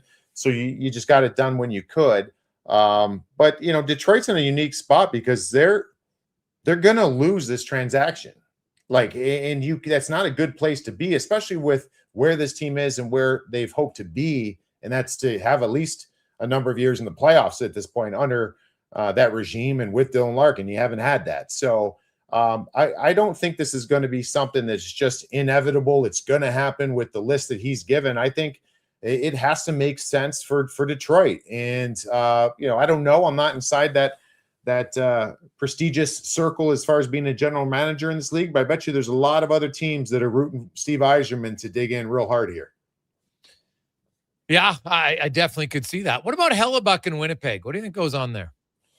Yeah, that one's unique. I don't know what to think. That one kind of got around the draft. It got a little loud with Buffalo, and then it seems to kind of have subsided a little bit. I mean, right around free agency opening up, and we didn't hear a ton. I mean, I still think there's some teams out there that are probably positioning themselves or keeping that potential open. But the fact that nothing's happened up to this point, I mean, I don't know where things were kind of left there. I feel like that situation hasn't been covered as much as maybe the Larkin one or even the Tkachuk one, where we know exactly where things stand. I mean, a lot of these situations, you go back to the Zach Werenski one, where it's almost just a prodding to the team, like, hey, like, we got to get this thing going. We got to get going in the right direction. And maybe that what it was with Connor Halley as well. But I don't know. I still feel like he's going to be somewhere else. I just don't know if that'll happen before the season starts or not. That's why I think you have some teams. I don't know what his interest is. Some people have shot that down. Like the Devils would not be of interest with him. But I think the Devils have made their goaltending decisions right now, and they're okay starting with this, and they're probably going to keep their eye on the situation. I think there's other teams that are going to do that as well. So I feel like he's going to move. I just don't know if it's going to happen before the season starts. Okay. I was just doing some quick math here on Karlsson. So because in the NHL history of teams winning with the salary cap, $10 million was the highest anybody's ever won with, and that was Bobrovsky in Florida. And he made up 11.9 and then 11.3% of the cap in 24 and 25. For Karlsson's $18 million cap hit to be 11.3%, it needs to be $158 million cap. Be equivalent, right? And so that's why, people love it. Those are very interesting numbers, and I think there's something there to that, but I don't think Philly gives a crap about that. I don't disagree with you. Philly needs to be a consistent playoff team. They need to build a team that can eventually do it. So history may not be kind in this situation, but their history has not been kind the way this franchise has been kind of operating over the last however long. They haven't had a real team to go on a run. So yeah, I agree with that. I don't know how much I put into it. I just think when you have the opportunity to land a player like that, you got to go for it. You got to go for it there. But yeah, it's funny because who was the other? You had Eichel. Eichel won it, but he was like just under 10. He was like 9.5 or 9 or whatever he was at. But it's something interesting. I think those numbers, we're going to have to move the goalpost a little bit on those numbers because you're starting to see all these players that are signing for 12 and $13 million. I don't know what the new 10 is going to be, but that's pretty significant percentage of the cap you just said there. Yeah. So it is. It's the cap's got to go up to 158 mil. So that is that's only 54 million away. Yeah. They're close. Right. Like even if it went up by 9 mil a year, if you look at it, so this year it's 104, next year it's 113, then it's 122, right? Then 5 or 6 years till you get up there. Yeah. The 5th year of his deal, if it goes up by 9 mil and the cap's still only 140 mil. Yeah.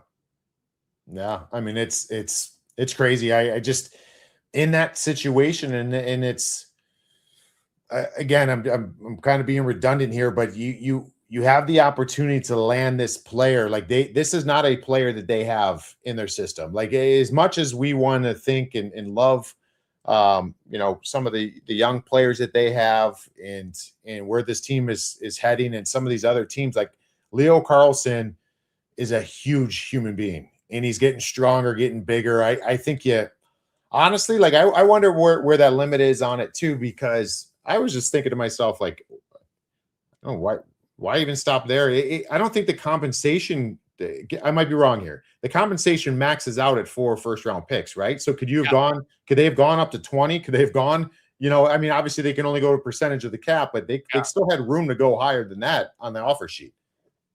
Yeah, they could have went to 20.8 is the max. But here's the thing. You do that and you get the player, you got no chance to win. So I guess it's one of those. And some organizations, the truth is they'll say, Gregor, not everybody wins. If we get Leo Carlsson, we'll make our money back in jersey sales. And that's fair. And that's okay. I understand it all. But just remember, your odds of winning are infinitely lower if winning's your goal. If it's just making money for your organization, having your fan base a competitive team, then you can argue it's worth it. Yeah. No, man, I'm looking here too. Like if it was not matched and he goes to Philly, I looked at this earlier, and not that this matters and you can't make your decisions based off of this, but he would basically be more than double of anybody on that roster what they're making. You got Travis Konecny to be the next highest guy at 8 million, so 8 and change. So it's pretty it's quite a bit of discrepancy as far as how that team would be built, but you got to swing for it. I love that they did. Yeah. Love it, Rupper. Have yourself a great 4th of July. Good luck with your fireworks. Be smart. Yes. Right? Keep all your fingers. I got all the digits. All the digits are here today. Next week when we check back. Yes, let's they'll make be there sure too. There because I was looking up the numbers. Did you know that every year in the USA, there's anywhere an average of around 13,000 people are admitted to hospital due to fireworks injuries, and 15 people die. And so, and 70% of those injuries occur around the 4th of July when most of the fireworks are purchased. So be smart, Rupper. Yep. Be smart. We will. Everybody. You betcha. There's Mike Rupp from the NHL Network. And Rupper even said, I was talking to him on the DFO about it. And he joked, goes, dude, like, I am very cautious about it. Like, I've seen guys, like, there's obviously the New York Giant guy who kind of blew his hand off. And, there's been brutal injuries, right? Like, unfortunately, the Columbus Blue Jacket netminder, right, was in the hot tub and got hit in the chest and passed away. Like, it's no joke, right? Like, I'm not saying it, ha. Like, we always talk about don't drink and drive on the show. Don't weed and drive, 100%. Don't weed and drink and fireworks, man. Like, that's a terrible combination, right? Like, if you blow off your hand, you blow off your face, some people die. So it is definitely have fun with it. But like anything, hey, you can drive a car. Just be smart with it. That's all. Leave it to the pros. Go to a firework display. You don't need to do it yourself. Yeah, I just watched the bit. That's true. Yeah. But he was like, Rupert was saying, so he went this morning to get his fireworks, and the place opened at 8:00. And he got there thinking, okay, we'll get there. They got there like 5 to 8. They were like 40 people deep in line, and people had like grocery carts. He's like, I don't know how much money is spent. Like, that'd be something to look into. Like, how much money is spent every year on fireworks? Because like we have fireworks in Canada, but we don't. Canada Day isn't remotely close to the level. Like they go above and beyond, like maybe too much even. Like everybody, like every second neighborhood is somebody's putting off fireworks, man. It's wild. So to all of our American listeners, just be safe out there, have fun, celebrate the day. It's 250. It'll be a big one this year for sure. So $2.5 billion spent on consumer fireworks in the U.S. just for 4th of July. 2.5 billion. Billion. Overall spending on fireworks is estimated to reach $2.95 billion, including commercial displays. It's a lot of cake, buddy. A lot of cake. Quick break. We'll come back. It's a Gregor Show presented by PlayAlberta.ca.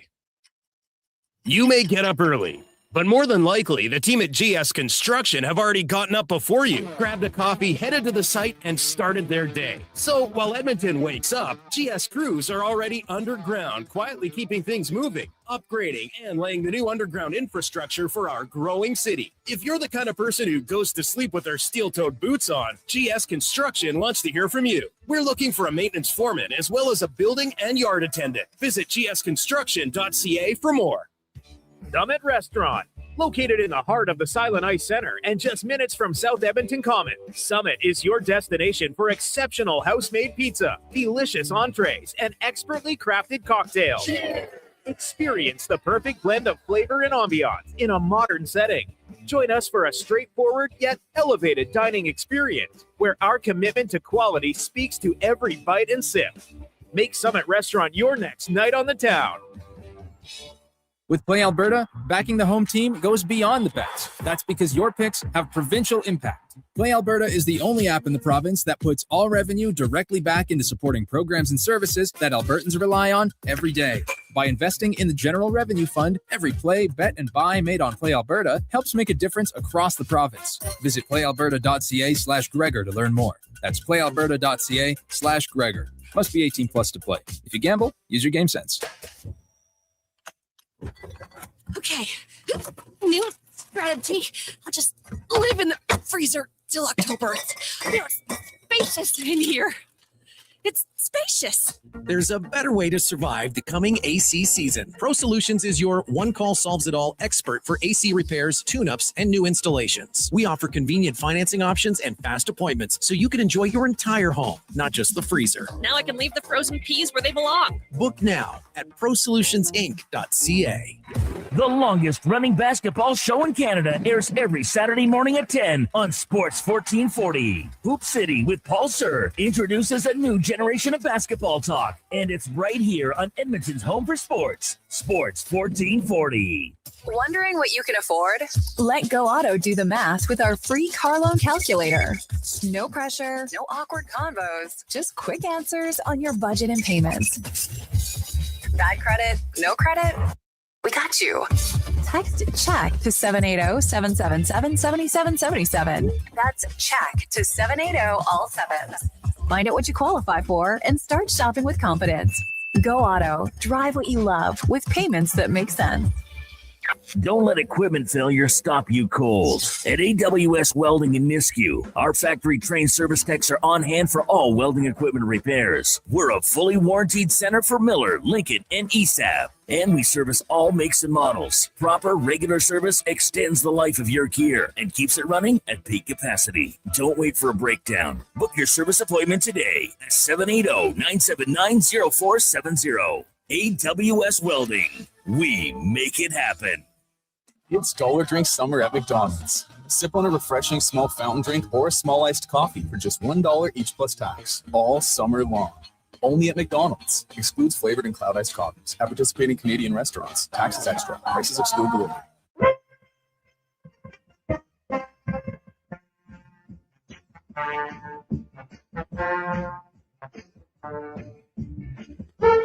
Portions of this hour brought to you by Papa John's. Looking for a tasty lunch? Papa John's is your go. Get a small 2-topping pizza for only $9.99 with code S999 at papajohns.ca. Better ingredients, better pizza. Papa John's. Look good, feel good, play good. It's the Jason Gregor Show. Thanks for listening to Sports 1440. Presented by PlayAlberta.ca, Alberta's only regulated online gambling website. 350. Jason Gregor, Wanye Gretz, Declan Cougar, Sports 1440, sports1440.ca, YouTube, Facebook, X, and Instagram. Hope you are having a fantastic Friday afternoon. Busy weekend in sports. The World Cup continues on. You got the Jays in Seattle. I know some of you head down for that. Maybe not as many as used to go in previous years, but still some go down for that. You got the Elks looking to remain undefeated. And, of course, Canada. Morocco tomorrow, 11 a.m. And tomorrow's a great day for our sports, man. You got that game at 11. You got the Jays game at 2. You got France at 3. And then you have the Elks at 5. Oh, perfect. Perfecto. So, see you Sunday to the wife. I don't want to put the cart before the horse, even though I love putting the cart before the horse. But like the Elks are 3-0. They're looking good. Like if you're thinking, geez, I wonder if there's a good time to reboard the Elks bandwagon. This has been your best opportunity for years to rejoin a winning team and watch them sail on. Facing an 0-3 Lions this week, week 6, 0-3 Red Blacks. Like this is a good time to say you knew they were coming off the bottom and tell all your buddies you saw it coming.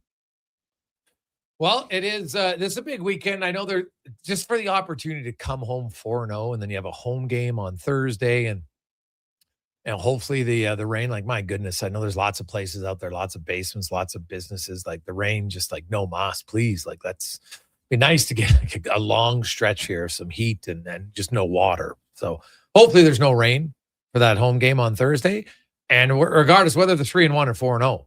You know, they got 2 consecutive weeks here with home games on the 9th and then the following 17th, the Friday, that can build some momentum with your home crowd. And it's nice to see the team win on the road. It's great. And they did win their own game at home. Unfortunately, it was a monsoon and there wasn't a lot of fans there. So I think some nice weather would be good. I think there's lots of people who would like to get out there and check it out. Hey, Greg's, you and Rupper could be brothers. Well, we do have the same nice heads for sure. Rupp a little bit bigger though. Like you see Mike Rupp in person, he is a large human, man. Like he is all of 6'3", and like no joke, probably like 220, 225, and like not a fat guy. Like no, I don't have the girth of old Rupper, right? It was hilarious. So Pat Puff does he's our producer on the pod, and he was in Vegas the same time as Rupper, but didn't really know. He actually ended up being in the same elevator as him, but he was in the elevator working, and he was kind of on his phone looking down. Sadly, look what life happens, you miss. And as they were leaving the elevator, he heard someone say Rupper, then he looks up, and by then the doors are closing, and so it was hilarious. And I just joked, I'm like, you didn't notice him with the big bald guy in the elevator? He goes, well, that's why I didn't look up. I didn't want to get my phone stolen. So we were laughing because he looks intimidating in person. I'm like, yeah, he's a big dude, but he's actually a super nice guy. Really nice guy. So, hey, Gregor, why can't Cutter get an offer sheet? So, good question. Well, he's only played 2 NHL seasons. If you remember, he signed out of college and got like 1 game in that burns your ELC, but it's a weird rule. It's like 10.2C in the rule book. He doesn't have enough NHL experience to be garnered a qualifying offer. So that's how it works, right? And I think they put that in place. So some guy comes in and plays 20 games, and then suddenly he's eligible for an offer sheet. They wouldn't want that. You're kind of like, well, geez, we barely got any time from the player.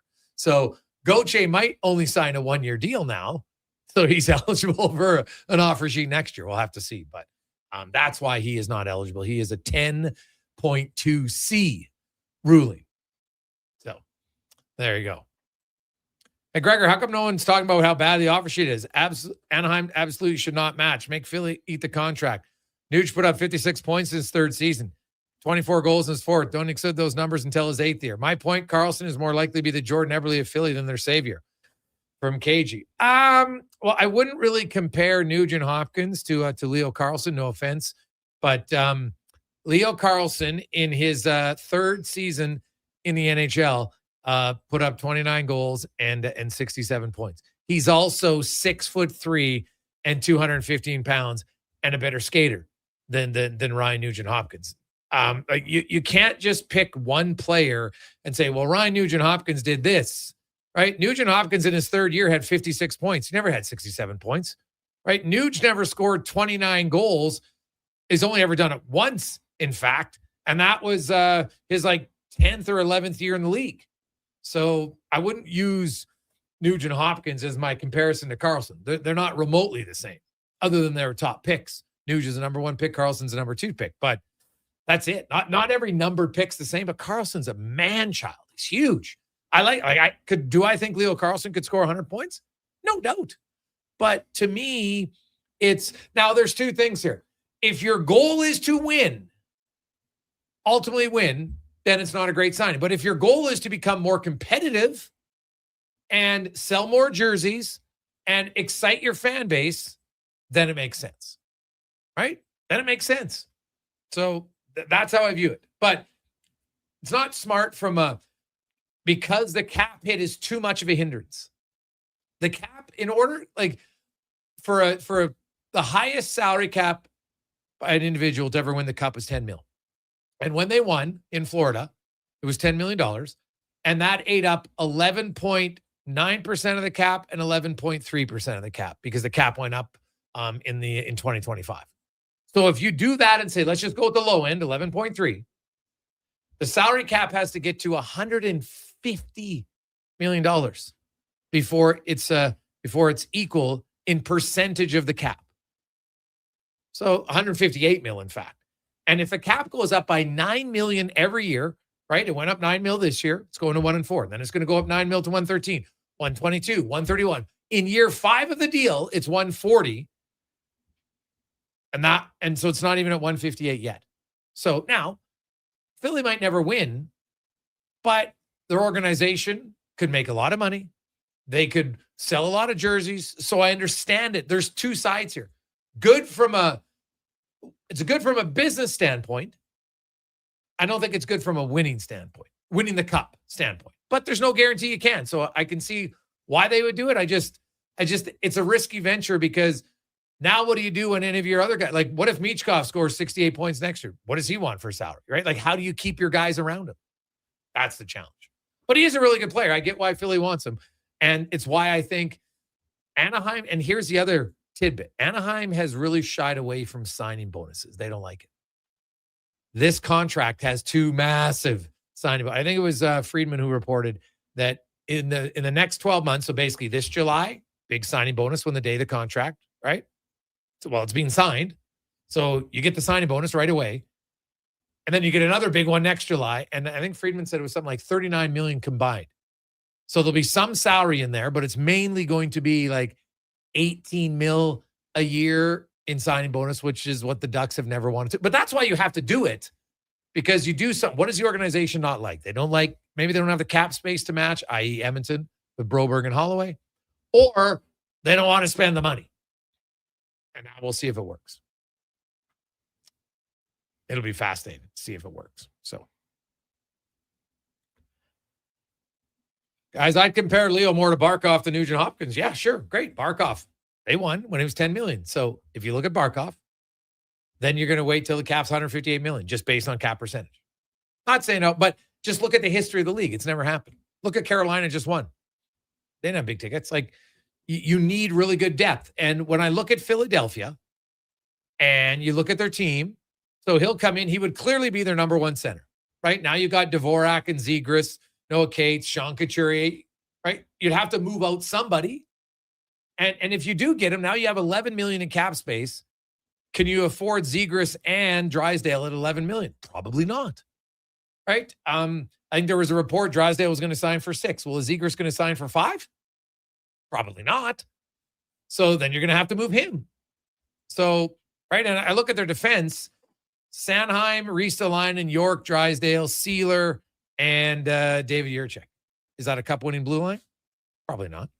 So that's the thing. Like, great, it's one piece, but and I know they won a round. They beat, like, it was probably the least talented playoff series, and they happened to win it. Sorry, Philly and Pittsburgh weren't that good this year. Let's be honest. So 833-401-1440, 833-401-1440. Guys, you think this has to do with Cutter Gauthier, Anaheim matches, they pay 18 mil, then they might not be able to give Cutter Gauthier as much. It risks someone else losing him. I don't know.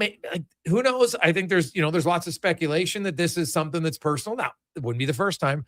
Remember, and I would say this, look at Tom Dundon. Now, they won, so he'll say, I don't care. But just on an individual note, the Kotkaniemi contract has never worked. They offer sheeted him, and then they sign him to an extension. It's never worked at all, right? Did the Oilers really work the Dustin Penner offer sheet? They did get Oscar Klefbom at the end, so in a way that helped them, but it was never great. Holloway and I think those ones have worked well for St. Louis. Hasn't led to them having any sort of playoff success, but hasn't hurt them. Like, those are good value contracts, no problem. Right? A lot of offer sheets, when you get them, doesn't work a ton. So we'll see how it goes. But hey, would it make Philly better today? Yes. But then tomorrow, they might have to move some guys to make the cap work to fit in the other guys. That's all. Like, that's a big part of your salary cap, right? Almost 17.5% for 1 year. And there's not any players close to it. Like, hey, Minnesota now, last year was their year. Now, all of a sudden, Kaprizov jumps up to 17 mil. It's a big difference. Right? It's a big difference. So 833-401-1440, 833-401-1440. Lots more text coming in. Let's take a quick break. Craig Button is going to join us coming up in the next hour. We also will hear for some stats of the day. We got some stats of the day for you and more after Declan Kruger and a Sports 1440 update brought to you by Hire Good for professional property services that you can feel good about. Get Hire Good. Stable jobs, create stable lives. HireGood.ca. The Sports 1440 update. The Toronto Maple Leafs signed top draft pick Gavin McKenna through his ELC, while earlier today the Flyers signed Ducks forward restricted free agent Leo Carlsson to a 5-year offer sheet and an NHL high $18 million AAV. Elsewhere in the NHL, in case you missed it, Dallas Stars did re-sign captain Jamie Benn to a 1-year deal worth up to $2 million. FIFA World Cup final from earlier was Egypt over Australia, 1-1 at the end of stoppage time, but Egypt playing 4-2 in penalty kicks. Argentina and Cabo Verde currently tied 0-0 in the third minute. Colombia and Ghana will be the final game of the day at 7:30.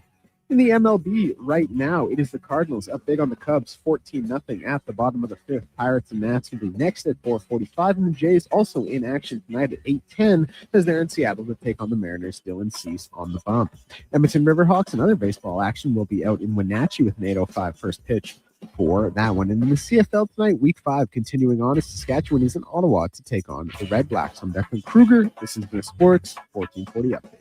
Sports 1440, the Stingray radio station. CKJR broadcasts from West Edmonton Mall and Wetaskiwin. Download the free Stingray music app and listen wherever you go. Hey, sports fans, we've got a clear choice for you. At Crystal Glass, we provide customers with the perfect glass for any job. From home to auto and even commercial, installation or repairs, we're your team. Call 310 Glass or visit crystalglass.ca. Crystal Glass. Hey, hon, I'm getting expressions and images to frame my hockey card collection in the man cave. Perfect. I'll come with you and bring our wedding photos. For sports memorabilia and family treasures, think Expressions and Images, your local custom framer since 91. You name it, we frame it. 60 years ago, we started selling trucks as Western GMC Buick. Today, we are Wolf GMC Buick. We're still located on the corner of 184th Street and Stony Plain Road with the same ownership for over 2 decades. Our customers have trusted our family-owned, community-driven business. And for that, we are thankful. If you're looking for a truck or SUV, pop in and one of our seasoned professionals will get you a great deal, hassle-free. Come trust our team at Wolf GMC Buick.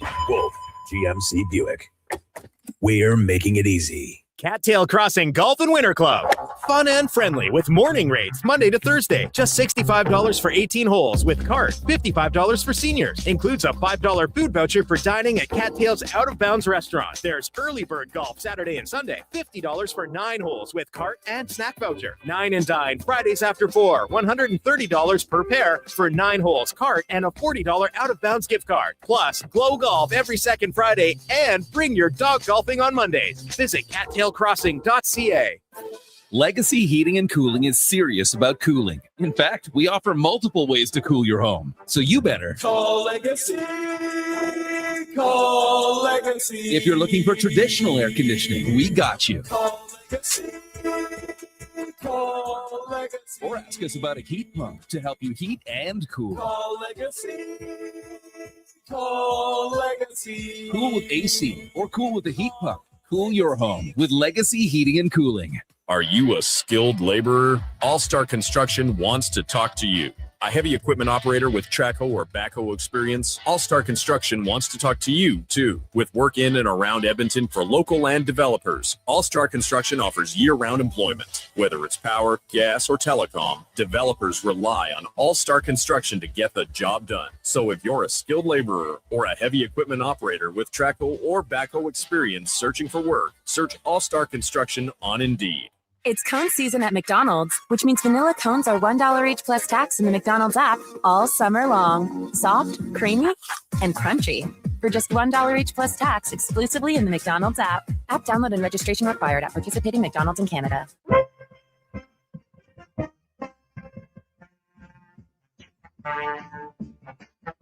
Portions of this hour brought to you by Leading Edge Physio. From weekend warriors to professional athletes, kids playing soccer to grandparents in the garden. Rotator cuff tears and tendonitis to post-surgical knees and hips. We fix your body. Life shouldn't hurt.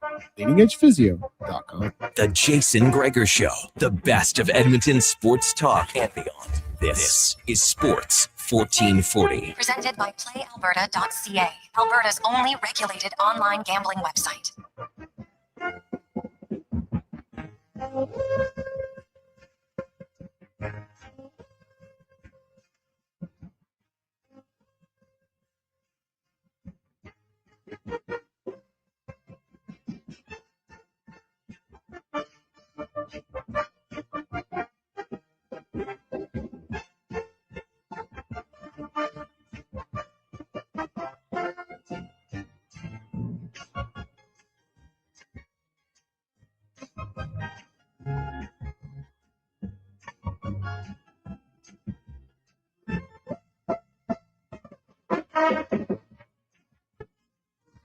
That's the Friday Rolls 3. How you doing, Gregor?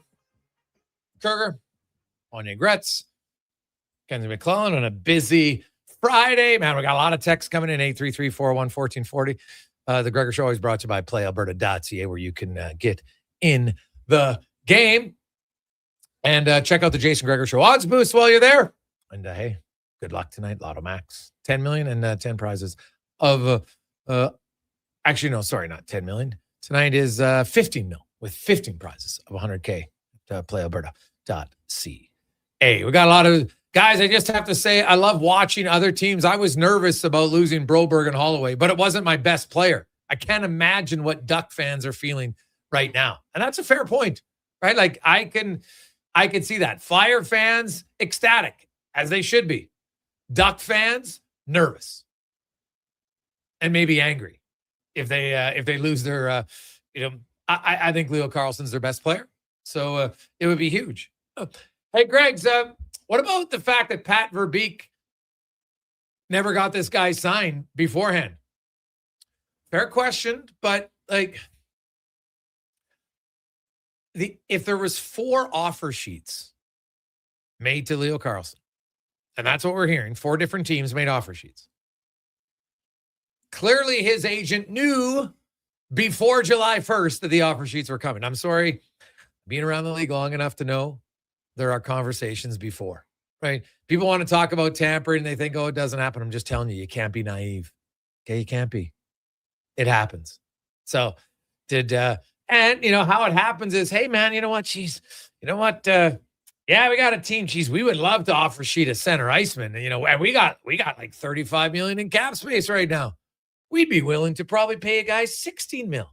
Oh, that's interesting. Yeah, we might even go as high as 70. Oh, okay, right? Like, you can say it without saying it. That's not hard. And so the fact that there is, and now how far back does it go? That I don't know. But now you're Macklin Celebrini's agent, and you're Mike Greer.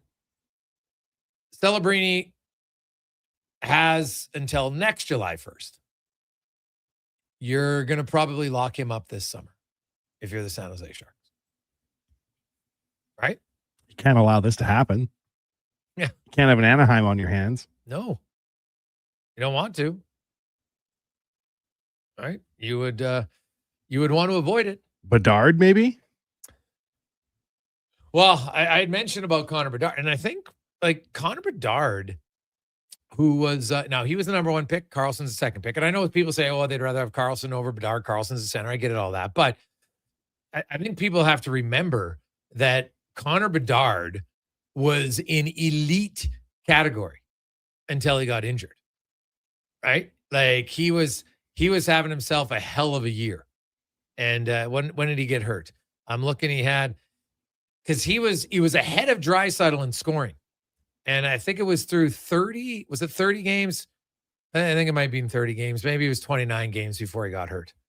And he was right up there at points per game, right around, like he was fourth in the NHL in scoring. He was off to a phenomenal start. Then he got hurt. And then when he came back, obviously he wasn't as good.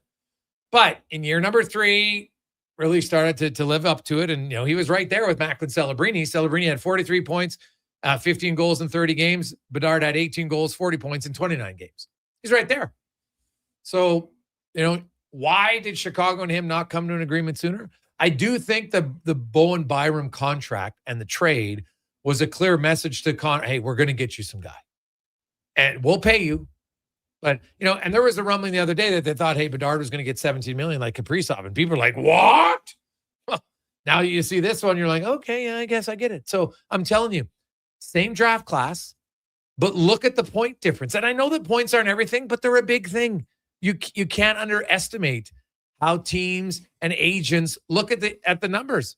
And I would understand it, right? It makes sense. But Connor Bedard, 219 games played, has 75 goals, 203 points.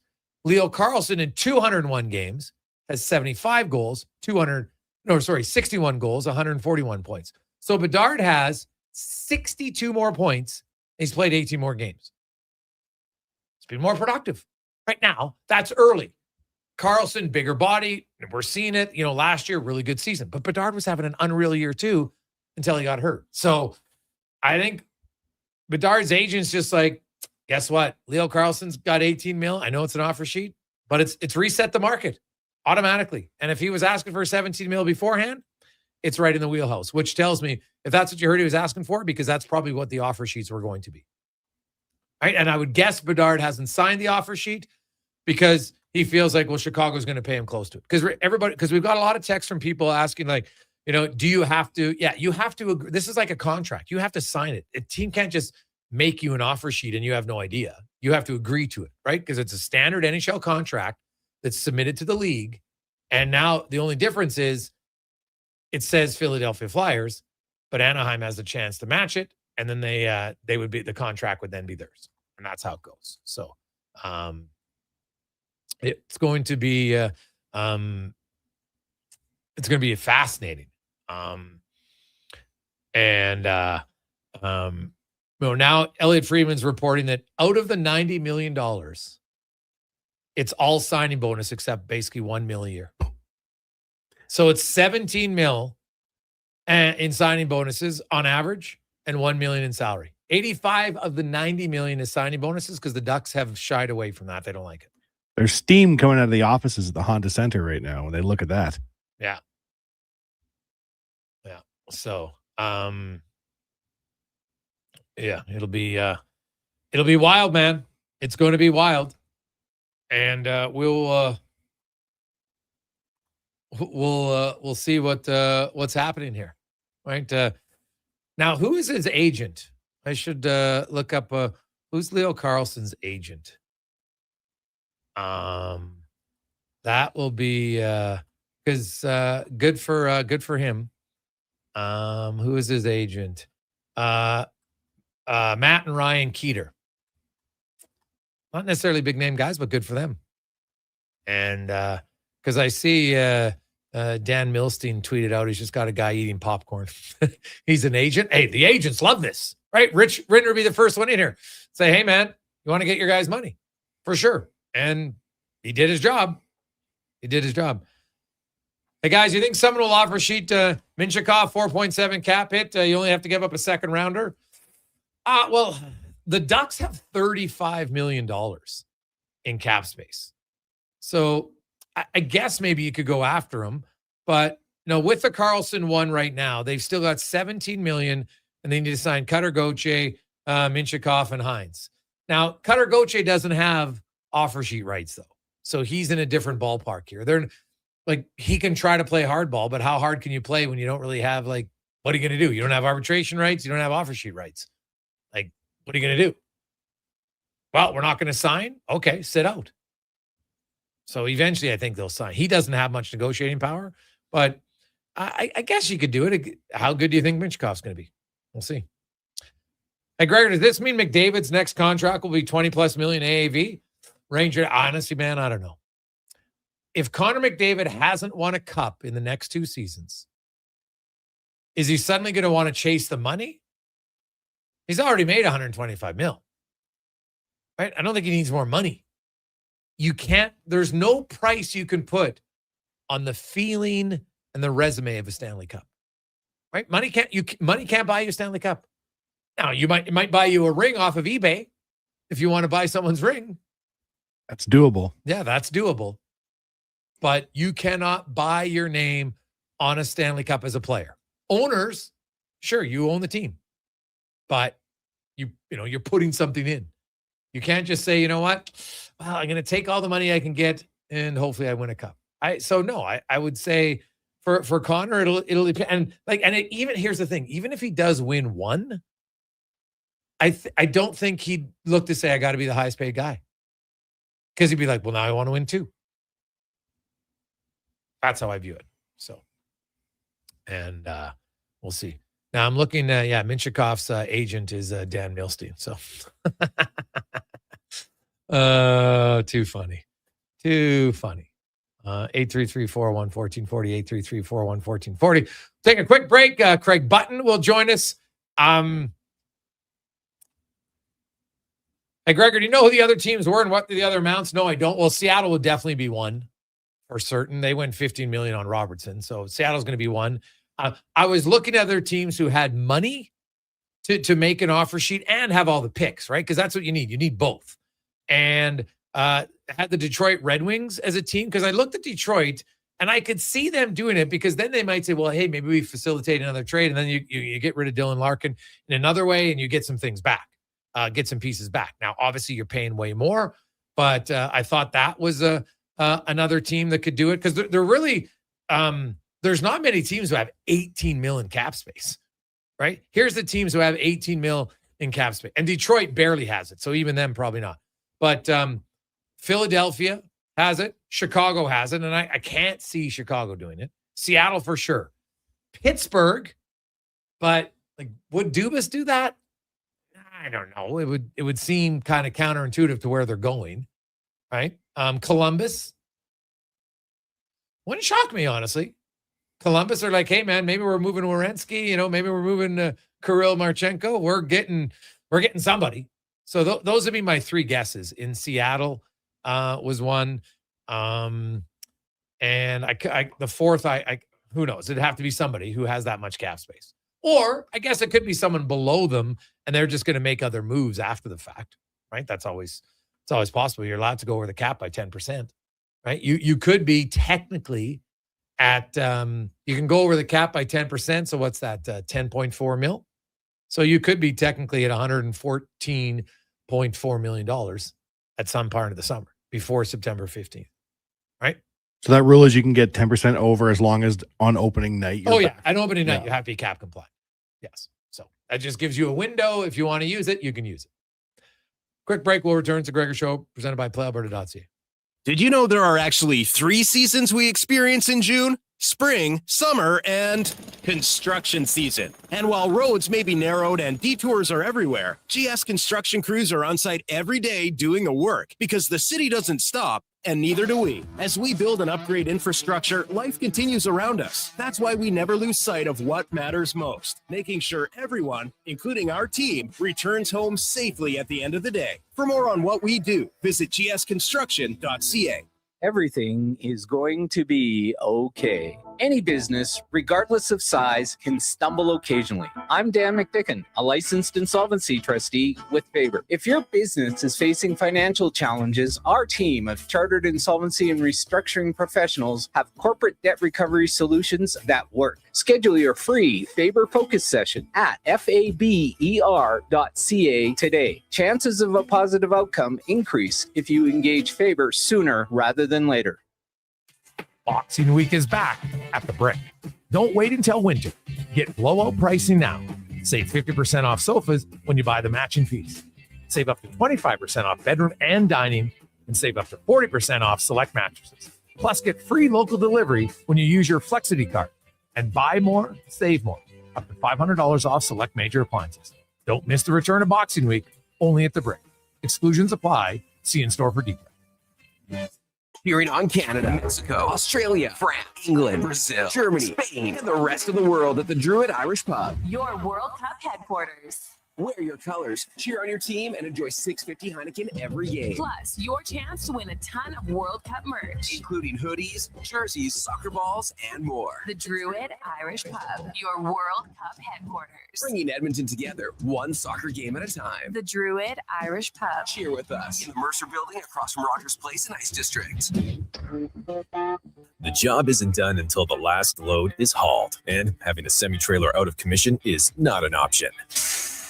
Whether replacing or adding to your convoy, Edmonton Trailer has a huge inventory of new and used semi-trailers, trusted by the gravel, logging, oil field, fluids, and freight industries. Find a trailer right for you online or at one of their 3 locations.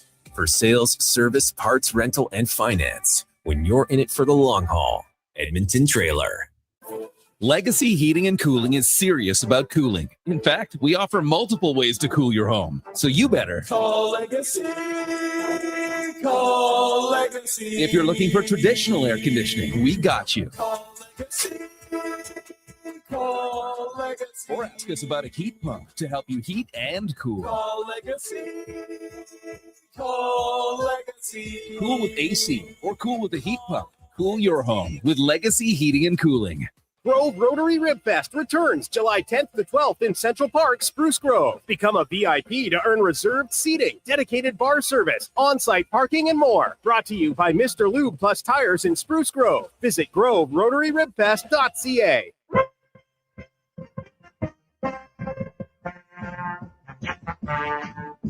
Portions of this hour brought to you by EWO. Helping you finish your electrical project is their goal. From pod lights to electrical panels, the gear you need is at ewell.ca or in person at their Edmonton area locations. ewell.ca, your partner in power. Look good, feel good, play good. It's the Jason Gregor Show. Thanks for listening to Sports 1440. Presented by PlayAlberta.ca, Alberta's only regulated online gambling website.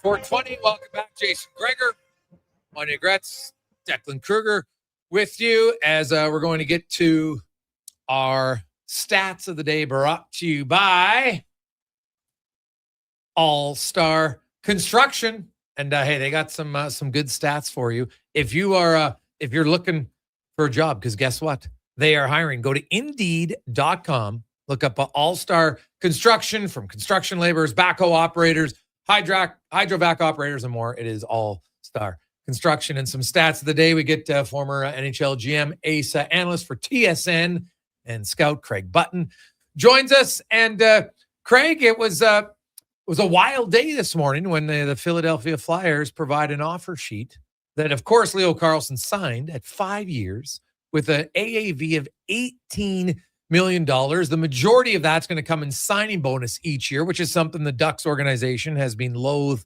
to do. So there's obviously some strategy involved here. If you're Pat Verbeek and the Ducks, what's your approach now? Easy to match. Okay. He's too good a player. I mean, you think about it. I mean, you can be loath to, do the signing bonuses, and some teams have different philosophies on that regard. But you just get right down to a 21-year-old player that's going to be 22 in the fall here, and he's a stud. He's a superstar.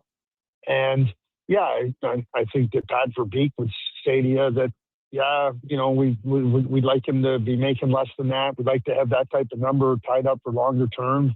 I get all that, but there's no way you can let him go. I mean, the offer sheet is you get 4 first-round picks in the next 5 years. So my father was the assistant manager in Washington when Scott Stevens got an offer sheet years ago. They got 5 first-round draft picks. Yeah, they made some picks. It didn't help their team. Yeah. And when David Poyle, who was the manager at the time in Washington, went to Nashville, he remembered that. And he quickly matched the Shea Weber offer sheet that was made by the Flyers at that time. So, you can sit here and say, okay, geez, how do you pay him that much? He's the highest paid player in the league. Bottom line is you can't let players like this go. And I think it's easy to match. I really do. I think that you look at the salary, the offer sheet as a tool to acquire players. It's been largely unsuccessful. Where it has been successful, and Edmonton Oilers fans know this with Broberg and Holloway, what New Jersey just tried to do with Barrett Hayton, I think it's a different level of player. If you're trying to acquire players, I think it's a different level of player you got to go after. And I just think when you're the Anaheim Ducks, you're emerging from this dark period of time when you weren't a contender. There's just no way you're not matching the Leo Carlsson offer sheet. Bedard, you can say, okay, somebody's going to put an offer sheet on him. Should probably go match it. And however it's structured, whatever it is what it is. And the Anaheim Ducks will match it and move on, in my view. And that's my opinion. I'd be shocked if they didn't match it. And so if they do match it, like Philadelphia, to me, I said, if your goal is to win a Stanley Cup, I don't love the AAV because I think that's what's hindrance, right? I did all the math on it. We know that, you got to win with good depth, everything. But to win it as a PR move for your fans, even if they don't get Carlson, the Flyer fans yeah, but we tried, man. This is awesome. Our Danny Briere, we love it, right? Like that's going to give them some positive vibes amongst their fan base, even if they don't get him. Yeah, no question. I mean, it's bold. I don't have any issues with the aggressiveness of it and what you're trying to do. And Bob Clark was aggressive when they went after Ryan Kessler as well. And then they went after Weber and, now they're doing it with Carlson. So the Flyers are an aggressive group. They want to show their fans that they're in it to win it. And I think to your point, Jason, this is an example of that. Yeah, no, that is fair. There's a lot of people saying, man, Pat Verbeek, they screwed up. They never should have let it get to this point. What do you make of that? Well, I mean, we always can reflect and go, okay, what could have we done differently to make sure we didn't end up in this spot? I mean, because really ultimately what ends up happening is you lose control. You lose control over the negotiation. So I think that you have to take a step back, evaluate what happened, evaluate if you could have done something differently. I mean, you just mentioned it, if it's signing bonus and they're going to say, hey, listen, that's a hill we're ready to die on. And they can continue to sit on that hill and say, hey, we didn't do it. So don't expect us to do it. If you want to go get an offer sheet like that, go and get one. But you have to evaluate, how it got to this point and how you lost control. I mean, ultimately, Anaheim lost control over the situation now where another team dictated the terms, and now you're left with saying yes, dealing with the terms on somebody else's negotiations. You never want to have that happen, ever. You don't want to buy a house, Jason, that was negotiated by somebody else, and you got to go, okay, I'll take it. I'm not really crazy about the terms, but I really wanted the house. I think that's where the Ducks find themselves. Yeah. So, now the speculation is, and we see Dan Milstein, suggesting that, there's some offer sheets out there and maybe they'll sign it. So Minchikov, the defense in Anaheim. And that one might be strategic now, Craig. You look and say, oh, geez, Anaheim, maybe we wait. Would you put if you're an opposing GM, would you put out the offer sheet now on Minchikov? Because now Anaheim has to make 2 decisions at the same time, right? What would you do there? And how good do you think Minchikov is? I think Minchikov is a top 3 defenseman. He adds offensive ability, and that's the bet you have to make, though, Jason. That's why I talked about Barrett Hayton, Philip Broberg, Dylan Holloway. That's the bet you have to make on those players that you're not quite sure of, or maybe I shouldn't say you're not quite sure of, but really haven't established themselves. So you're talking about second-round draft picks in the case of those offer sheets, and players that come in and help you win. And I think Minchikov can help you win. And I don't think you're going to – I mean, would you go to a first and a third? I mean, you might go to a first and a third on the dollar value. It gives you a little more latitude. But to your point about other GMs, if you're thinking about trying to get a player on an offer sheet, you do want to be strategic. And certainly, the Anaheim Ducks, they might be a little bit vulnerable. So if you're interested in it, now's the time to strike and, add more pressure to them to make more decisions if you want to acquire the player. And so I definitely believe that put more on their plate will help you maybe muddy the waters, make it a little bit more difficult. But if you want to acquire a player, you don't want to make it easy for the other team. Yeah, no, that is fair. Craig, it's been a busy weekend for agency. What were your thoughts on the Oilers, the Darnell Nurse trade, and then free agency and what they did? Yeah, good work, I would say. I mean, you go into free agency, we can talk about where they were sitting. Obviously, the $9.25 million for Darnell Nurse, moving him along and being able to use that money and to reinforce your team in other areas, was positive. And, we can debate what Darnell is or what Darnell isn't. But it was work that Stan Bowman and his group, I thought, really focused in on getting accomplished, found a way to get a deal done. Muka Madulin gives them depth on the blue line. Do I think he can be a regular? Yeah, I do. And now you start to look at a blue line. You got Ekholm, you got Bouchard, you got Connor Murphy, you got Wallman, you have Ryan Shea. Muka Madulin's in your top six. Emerson's now you got seven defensemen. You got seven defensemen. You can go, okay, now we can manage. You got some depth on the blue line. Obviously, Dickinson and Connor Murphy were really good, important re-signings as potential unrestricted free agents. So you start to put all the work in place that has been done on the blue line, third line center, and you now look at the goaltending, and it's still a little bit. I wouldn't say uncertain, but there's not a lot of what I would call, okay, this is where we're going to go. So you added Devin Levi. Can he do it? I don't know. Maybe he can. We know what Freddie Anderson is. Can Tristan Jarry bounce back? But it changes the focus here. Freddie Anderson's coming off a really good season, a really good playoffs, and Mike Babcock's coached him. So I think that's a check mark. And certainly when you add players that have had success, I think it helps the attitude of the team. I think that you can lean in on that type of experience. So I see an Edmonton Oilers team that's, if we look a week ago, I think this is a much improved Edmonton Oilers team. And that's what it's all about. It's about moving the team forward and giving Mike Babcock and his coaching staff more options with the lineup. And that's what Stan Bowman did. The Washington Capitals have been very aggressive. Alex Tuch, Jordan Kyrou, that they bring back Ovechkin, of course, but Tuch and Kyrou, Craig, and I outlined it yesterday, man, their forward group is massive and they can skate and they are big, but bringing in Kyrou and Tuch, they wanted to get better speed on their wings, and they definitely have done it. And they've also got Chris Stahl in the minors had an unreal rookie season in the AHL last year with 60 points, which is very hard to do. I'm man, they're loaded in Washington. I really like the depth of that team. You should like the depth of that team. I mean, you think about Protas, who had a really good year in Hershey last year. He's just 20 years old, so he's ready to come in and help this team. Ryan Leonard with a year under his belt. But you have to identify what you need in your group. They saw that they needed more speed. They're a team that's very, very unique because they never really blew it up. And when I say blow it up, they never really gave away their prospects or their young players to go and chase it. They were a good team. They made good draft picks. They've got real good productivity from a lot of different players. They made some really good, smart moves. So now you draft Ryan Leonard in the first round.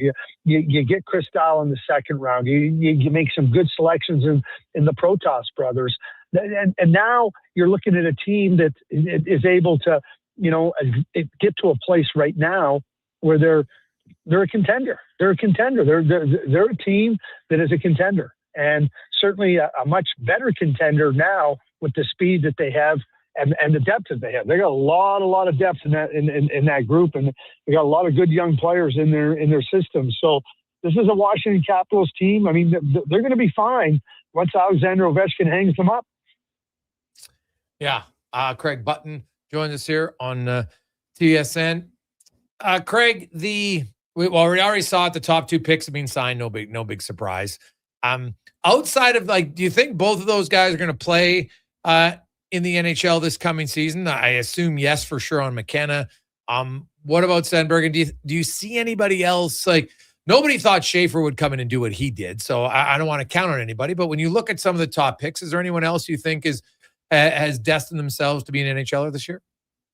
I think Stenberg, just to answer your question about Stenberg, I think Stenberg will play in the NHL this year. And much like McKenna, they're coming into a situation where they don't have to be the players that have to carry the team. Like when Connor Bedard went to Chicago, he was the guy. Yeah. And there wasn't that same type of support around him that could ease the burden on him. And so I think that Stenberg, having played in the SHL, having played in the World Championships, he's ready, and he's a year older. I mean, he'll turn 19 this fall, so he's got a year under his belt. The only other player that I would put a stake in the ground on that I'll say can play in the NHL next year, and I'll be surprised if he doesn't, is Albert Smits, the Latvian defenseman drafted by the New York Rangers. I mean, you look at his body of work. He played in the league in Finland, played in the Olympics, played in the World Championships, and he didn't just play. I mean, no defenseman for Latvia had more time on ice per game than Smits at the World Championships for Latvia. So, I think he's the other guy.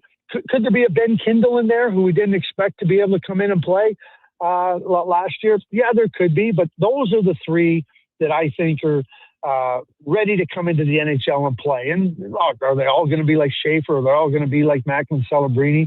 I would say no, but I think they're ready to come in and play in the NHL. Yeah, you look at Smits, and honestly, Craig, I've only watched him play one game. So he was probably out of all the top 10 picks, the one I knew the least about.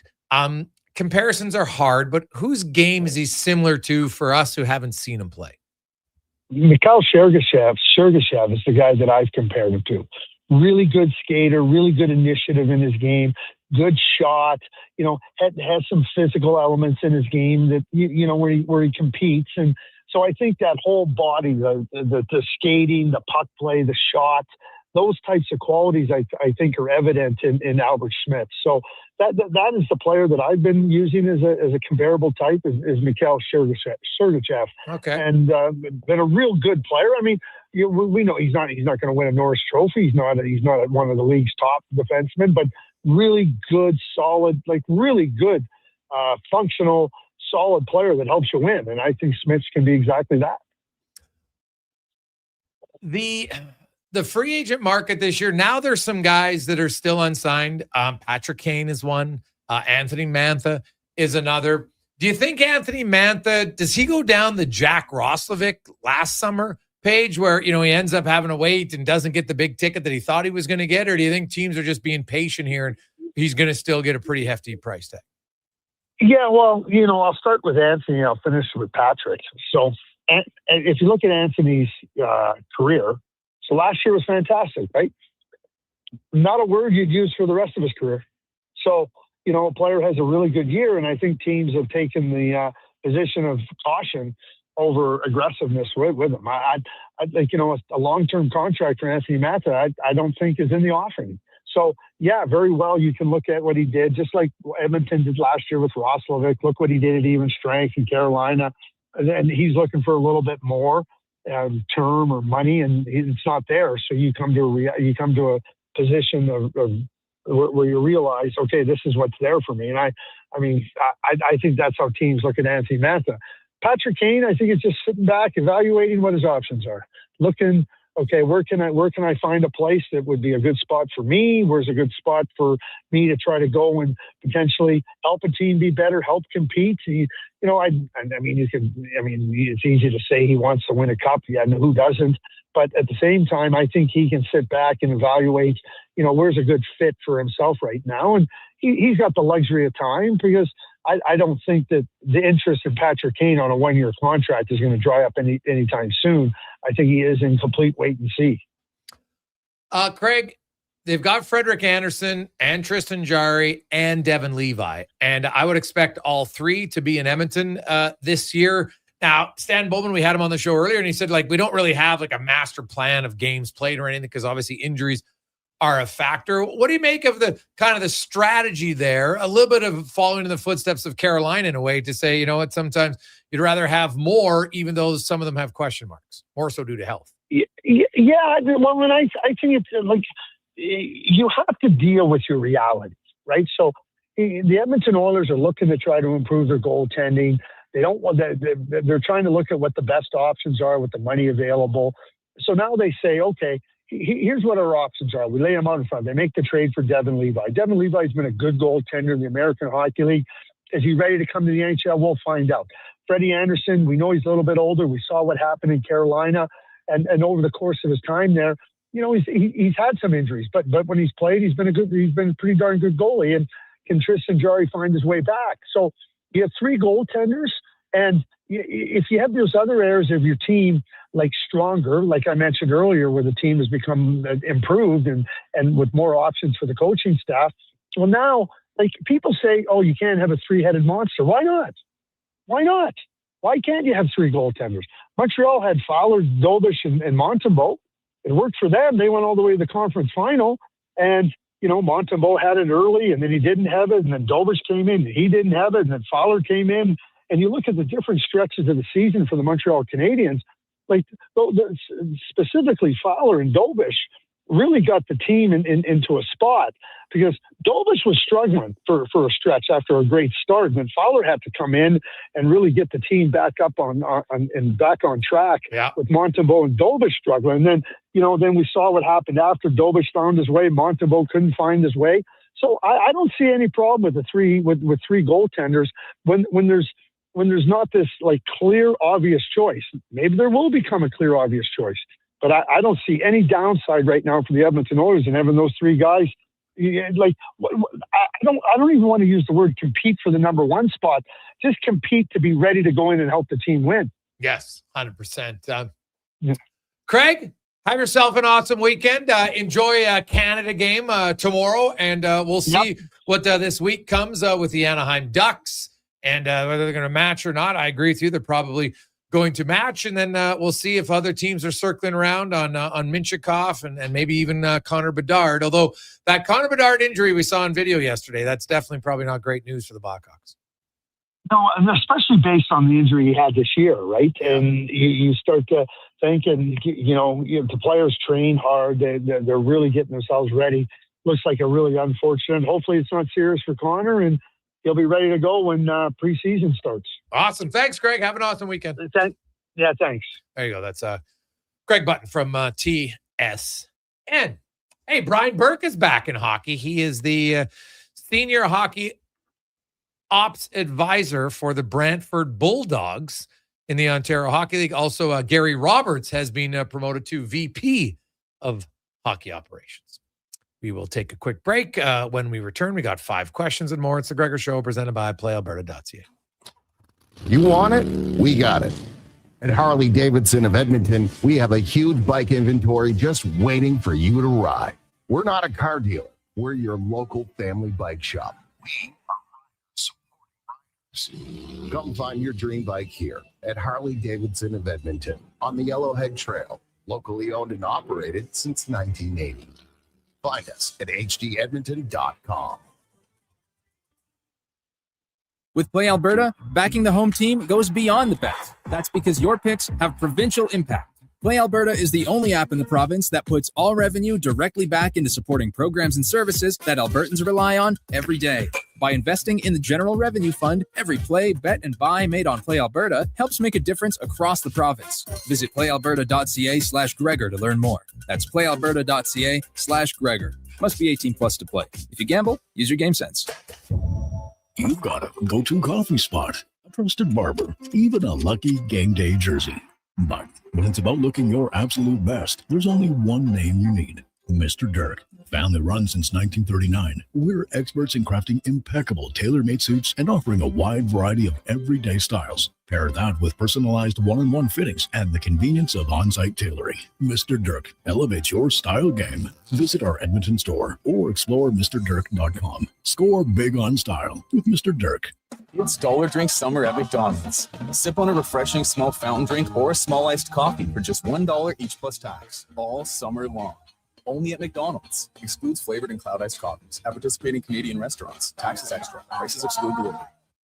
Well, get ready for a silly hockey fans. Your partner in power just skated onto the ice. EWEL.ca, the new e-commerce website for electrical wholesalers Edmonton, is ready for the power play 24/7, 365. UL skates to where the puck will be in 5 years. Now that's forward thinking. Killer selection, slamming products from the best brands, and legendary service. Don't sit on the bench. Get your account today at EWEL.ca and win that project. Plug into your partner in power. Get an EWEL.ca account today. You don't just need property services, you need problems handled.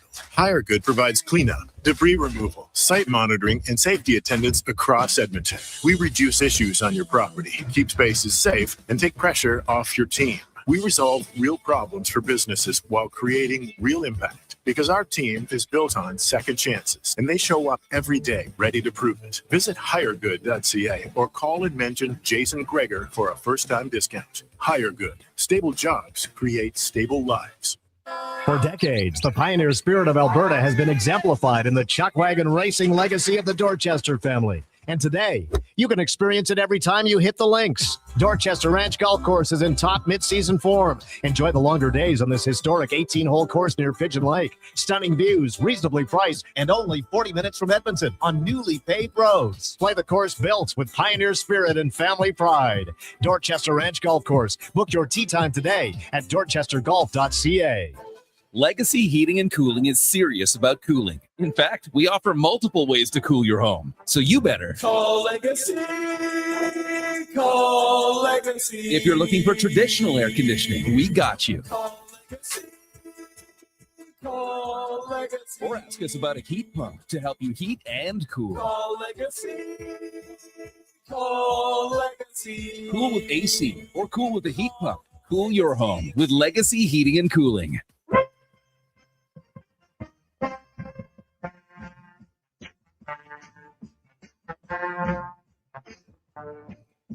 Portions of this hour brought to you by 01 Hockeyology, Edmonton's home for elite hockey development, skating analysis, performance assessments, and year-round training at West Edmonton Mall.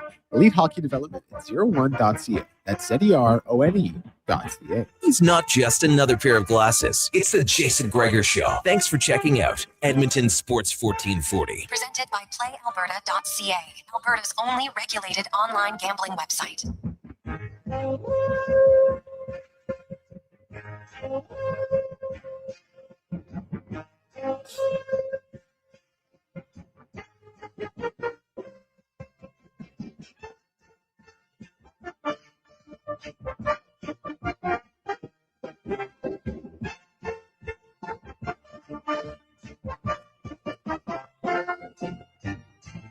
Rolling through, man. It is a busy day. We're almost 3 hours into the show. It feels like we just sat down. So much going on. Of course, the Leo Carlson offer sheet, which is the highest AAV in NHL history, $18 million. And we just want to clarify, because there's a lot of people, I think, that an offer sheet is not, the player doesn't have a choice. The player has to agree to it and sign it. It's a contract. It's just under an offer sheet. It's a legal binding contract. It's not that a team can just offer sheet you. You have to agree to it. But it falls under the category of an offer sheet. But it is an actual contract. And now he's going to get all the money. And it's either going to be paid by Anaheim or it's going to be paid by Philly. That's the only thing that's different. in the contract, and he's going to be getting a huge signing bonus money. 85 of the $90 million is going to be signing bonuses due early on. So, and I think we should get the exact dates on for it, but that is some big time moolah. So yeah, he basically gets $19.95 million on July 10th this year. So next Friday, basically $20 million. And his salary for the season is $850. Then next summer, it's an $18.1 million signing bonus, $900,000 salary. The year after, $17.5 million signing bonus, $950 salary. $15.2 million signing bonus, $1 million salary. And the last year, it's a $15 million signing bonus, $1 million salary. That is absolutely wild. So think about it. He gets $38.9 million in less than a year, because it's July 10th, the first signing bonus, and then it's July 1st, 2027, the next one. Wow. That is some big money. Big time money. Now, you're wondering why all the signing bonuses? Because the Ducks don't like to pay it out. Now, that owner's got a lot of money, but still, some guys, you get set in your ways. You don't like to do it other ways. And like, I do wonder now, like, either way, whether it's Philly or it's Anaheim, you have now sent the message to all the agents that you're structuring your contracts. Like if you're Cutter Gauthier, and I know he doesn't have any ARB rights this year and he doesn't have any offer sheet rights this year, but in the future he will. And what about Philly? Like if they don't get him, and now you're Trevor Zegras and he says, hey, I'm not going to get 18 mil, but shouldn't I get half of that when I had the same amount of points? Right? So there is the trickle down effect sometimes when you screw up your whole internal cap that much. So we'll see where it goes. Let's get to 5 questions brought to you by The Brick, where the Boxing Week sale continues on in summer, where you can get sweet deals, 50% off on certain sofas. When you buy the matching love seat, you can get 40% off beds, huge deals on appliances, everything in the store. Check it out, The Brick and thebrick.com. It's time for 5 questions on the Jason Gregor Show. Okay, question number 1. Edmonton Elks in action tomorrow. Of course, chance to move to 4-0. So what is your official prediction for the game? And then, naturally, a bold prediction as well. The Elks may never lose again, Declan. You're the host of Elks Nation. I want to be the first one to say this. It may never end, the good times. I'm predicting a 27-24 win over BC. Ooh, yeah. Well, the Elks, they're kind of the opposite team this year. They're winning with defense and running, and no one else is doing it. It's odd, but the Mogensen injury is okay. But man, I'm really interested to see Jabomi. I think he's good. I think he's really good. So I kind of want to see him in action. I'll say the Elks lose, and they lose 29-27. All right. Question number 2. What does Canada have to do in their game tomorrow against Morocco to win and move on? Well, they got to continue to play sound defensively, and they got to bury their. I think they got to score first too. They got to bury their chances, man. I know there's been some comebacks lately here. Like you look at teams that have won. I think it was England had never won a World Cup when they trailed before. That happened. They did, and we saw Belgium with that ridiculous comeback, down 2 goals, score twice in final 5 minutes, and then win in extra time. But I just think for Canada, you got to score first. And when you get an opportunity, they can't waste it. They had some decent chances, or I shouldn't say, they squandered some decent chances by some bad passing. They got to be crisper offensively. You got to lock in, Deck. You got to get pucks deep. That's the only advice I've ever heard that works. So I'll stick with what works. All right. Okay. Question number 3. Which move from NHL free agency are you still 50-50 on? You're not sure if you like it. You're not sure if you don't like it. You just got to see how this one plays out. For me, Jacob Trouba, $32 million, 4 years. That's a lot for Jacob Trouba hockey. I guess I'm not really on the fence. I'm against it. I just wanted to get that out there. Good question. Where am I? Who am I on the fence with? Well, the Sergei Bobrovsky one, man, 3 years at 7 sheets. I know he'll play, but how well is he going to play? And obviously the Mason Marchment one's a little bit of a risk for the Sharks. Question number 4. James Dolan has put his son, 32-year-old Quentin Dolan, in charge of the New York Rangers. How do you think him at the helm will work out for the organization? It's an interesting point. I mean, the Knicks aren't exactly the bells of the ball of the Dolan Entertainment franchise, call it, right? They're building spheres, they're doing all sorts of things. 32 years old isn't super young. Maybe he's a good executive. I don't know. Yeah, it's really hard to know. Now, age is made like, and I know, Wanye, I think it was you who taught me about or showed me the numbers about when you have people and families, when you have a businesses, it's like 70% of second generation businesses go out of business, right? Yeah, right when it's handed over, because if you haven't put in all the work to really understand how the company works, it's hard to have success at it. Now, if he's been working there for many years, and so obviously when you're in the ownership party, he's not suddenly going to go out there. You can't just be a scout, for instance. That's not what he hires the right people. So has he learned to hire? Because I'll just say this: if he fires Chris Drury in the next 8 months, then I think they got a really good start. Because if you look some of the decisions Drury's made for the Rangers, you're like, what the hell is going on there? So to me, this can't be worse than what's happened under Dolan here for the last few years in New York, because I just think Chris Drury as the GM at the helm has not been very good. And finally, question number 5. Which 4 TV shows are on the Mount Rushmore of TV shows that had cultural impact? That's a very good question.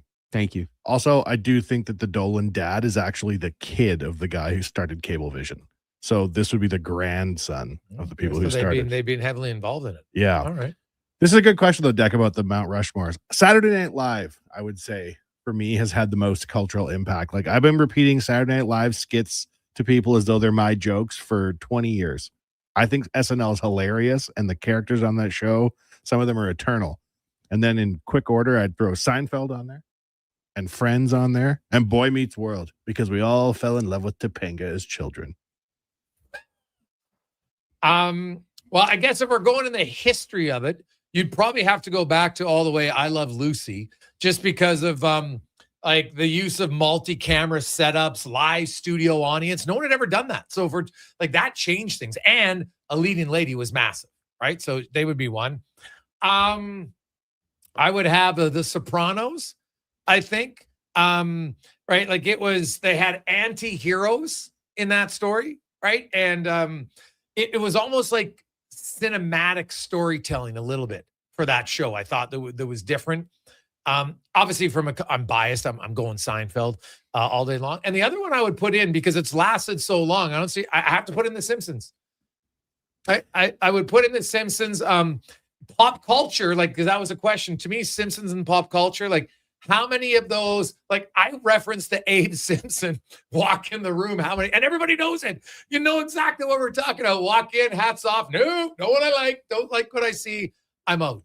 But they had and the Simpsons also freakishly have predicted a lot of things in their shows that ended up coming true. It's wild. So I'm going with The Simpsons. Simpsons is a tough one for me. I love The Simpsons, but like, have you heard anyone ever mention an episode in the last 5 years? Not necessarily an episode. That's probably fair. It's like the old stuff you're still referencing. Yeah. But the new that's ones because now. the older, I'm not watching any of the new stuff. Yeah. Right. But so the younger people are probably doing it. It's like, man, like now, if you want to stay kind of chic, like you got to know what's going on. Like the kid lingo, you know, you have a son who's a teenager stuff, because just some of the words and the verbiage is so different now. Right. That's cap. Right. Oh my God. I don't know how many times I have to hear that from kids now. Holy cow. But it does make me laugh now. Right. But it is actually, now that they say it, I've gotten onto it. Like, it's a great way of, because we used to just say, well, that's BS. Now they're just like, that's cap. Right. Stop lying. It's actually kind of a nicer way to say it, actually. And it sounds a little bit better. And you can send the hat emoji when you want to say cap as a text. You just send the blue hat emoji. That means lies. You're calling someone that they're lying. Or the story's a lie, or someone's a liar. Well, I'm not really an emoji user. I might put in capital letters the next time. That's cap. But we'll see how it goes from there. So, but Simpsons is still, I haven't watched it, but my son actually, I've got him into The Simpsons. He's watching and we're catching up on some episodes. And now I didn't want to start all the way in season 1. I thought it was too many. So I think we started like season 5. Season 1's a tough watch, even if you love The Simpsons. Yes. Well, just the animation and everything about it, right? And like any show, like first year of most shows isn't as good. Like I would still argue, man, season 4 of Seinfeld, unreal. Like every season's really good, but that might have been their grand poobah of everything. So it is good. Hey, Gregor, what makes a player not eligible for offer sheets like Cutter? Well, you have to have a certain amount of games played experience. And usually it's like if you've played 3 years, and Cutter Gauthier signed, he had one of those, comes out of college, signs his entry-level deal, plays 1 game, and that burns a year of his deal.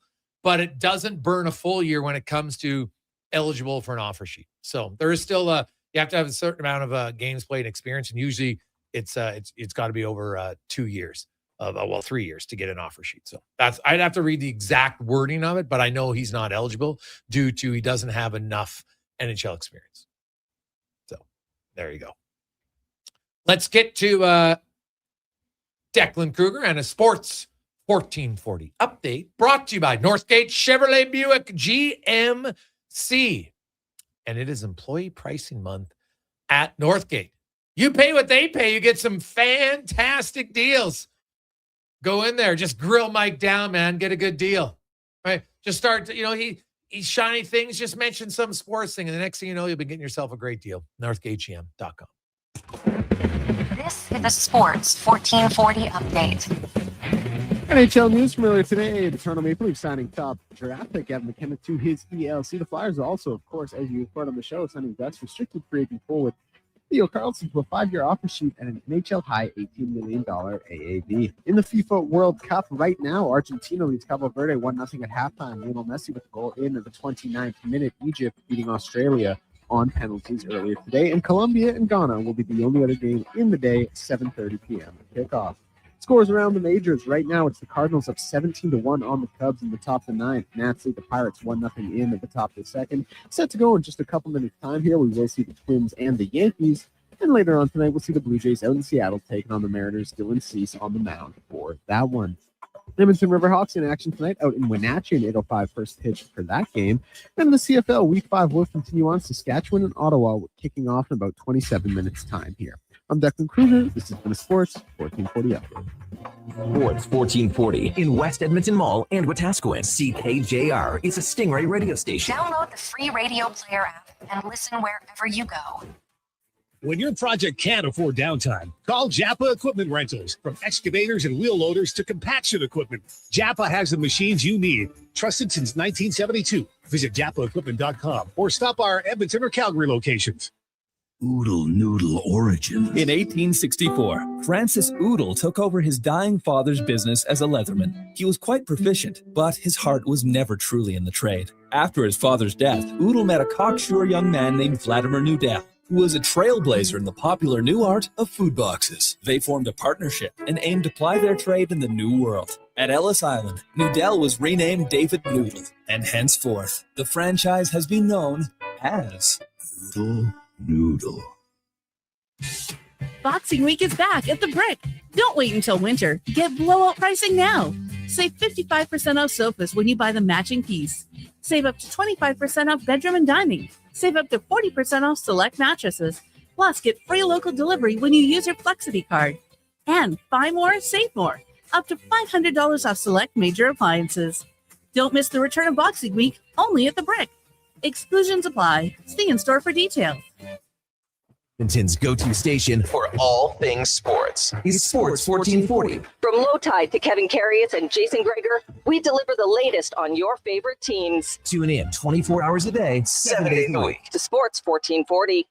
Are you a skilled laborer? All-Star Construction wants to talk to you. A heavy equipment operator with Traco or backhoe experience? All-Star Construction wants to talk to you, too. With work in and around Edmonton for local land developers, All-Star Construction offers year-round employment. Whether it's power, gas, or telecom, developers rely on All-Star Construction to get the job done. So if you're a skilled laborer or a heavy equipment operator with Traco or backhoe experience searching for work, search All-Star Construction on Indeed. Good to go. With Mortgages to Go, you'll be good to go. Mortgagestogo.ca says yes when the banks say no. That's why Alberta has trusted Mortgages to Go for over 23 years. If you need cash and have equity in your home, you're approved instantly, guaranteed. Call 1-888-888-5998. That's 1-888-888-5998. With Mortgages to Go, you'll say, Good to go. There's still time to book your tournament at the Ranch Golf and Country Club. As one of Alberta's top tourney courses, the Ranch makes hosting fun and easy for any group or business. No matter how unique or unusual, they'll accommodate your vision for an event no one will soon forget. Start planning your tournament today at their beautifully landscaped course on the outskirts of West Edmonton. On-site event coordinators are here to help, but hurry, availability is limited and booking fast. Visit theranchgolf.com. What's it like to score a winning deal at Car West Leduc? Like raising the cup in your hometown on your birthday. Feel it now at Car West Leduc. Experience a vast, uncompromising selection of top quality used vehicles with no extra fees. Trucks, sedans, vans, SUVs, and more. Backed by family-run service and top dealer ratings on Google. So when the final siren goes, you go home with a deal you'll never forget. Car West Leduc, 6514 Sparrow Drive, Leduc, or at carwestautosales.com.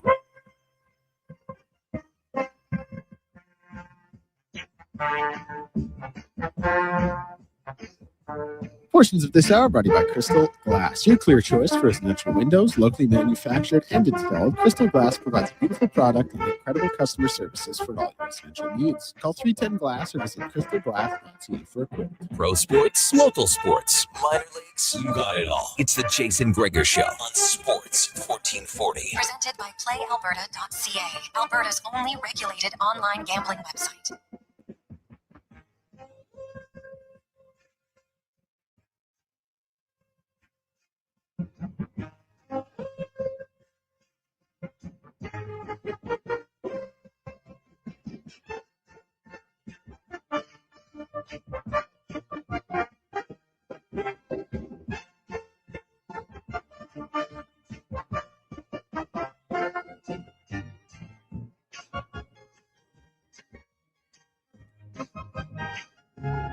.507. Welcome back, Gregor. Wanye. Declan Kruger with you. It is a Friday afternoon, and man, it has flown right by. It's the Gregor Show, always brought to you by PlayAlberta.ca, where your one-stop shop for everything you want to get in on CFL, NHL, NBA, World Cup, MLB. They got it all. Heck, even the Calgary Stampede Rodeo. Check it out at PlayAlberta.ca. Of course, the NHL, big news today. If you missed it, the offer sheet for Leo Carlsson, highest AAV in NHL history at $18 million. It's a 5-year deal. He's either going to get paid by the Ducks or by the Flyers. The Ducks have until next Friday to match the offer sheet. Now, there's two options. They can just match the offer sheet. They can say no, or there can be a trade associated with this. Here's kind of a side deal, which is what the Oilers did to get a little bit more compensation back from St. Louis and not match. We'll see. You got options to negotiate here. This is business. You're Pat Verbeek. You might internally be mad, but you can't ignore Daniel Briere's calls. You got if you want to facilitate a trade, just see like, hey, maybe we can make this offer or something else here to try to, mitigate things.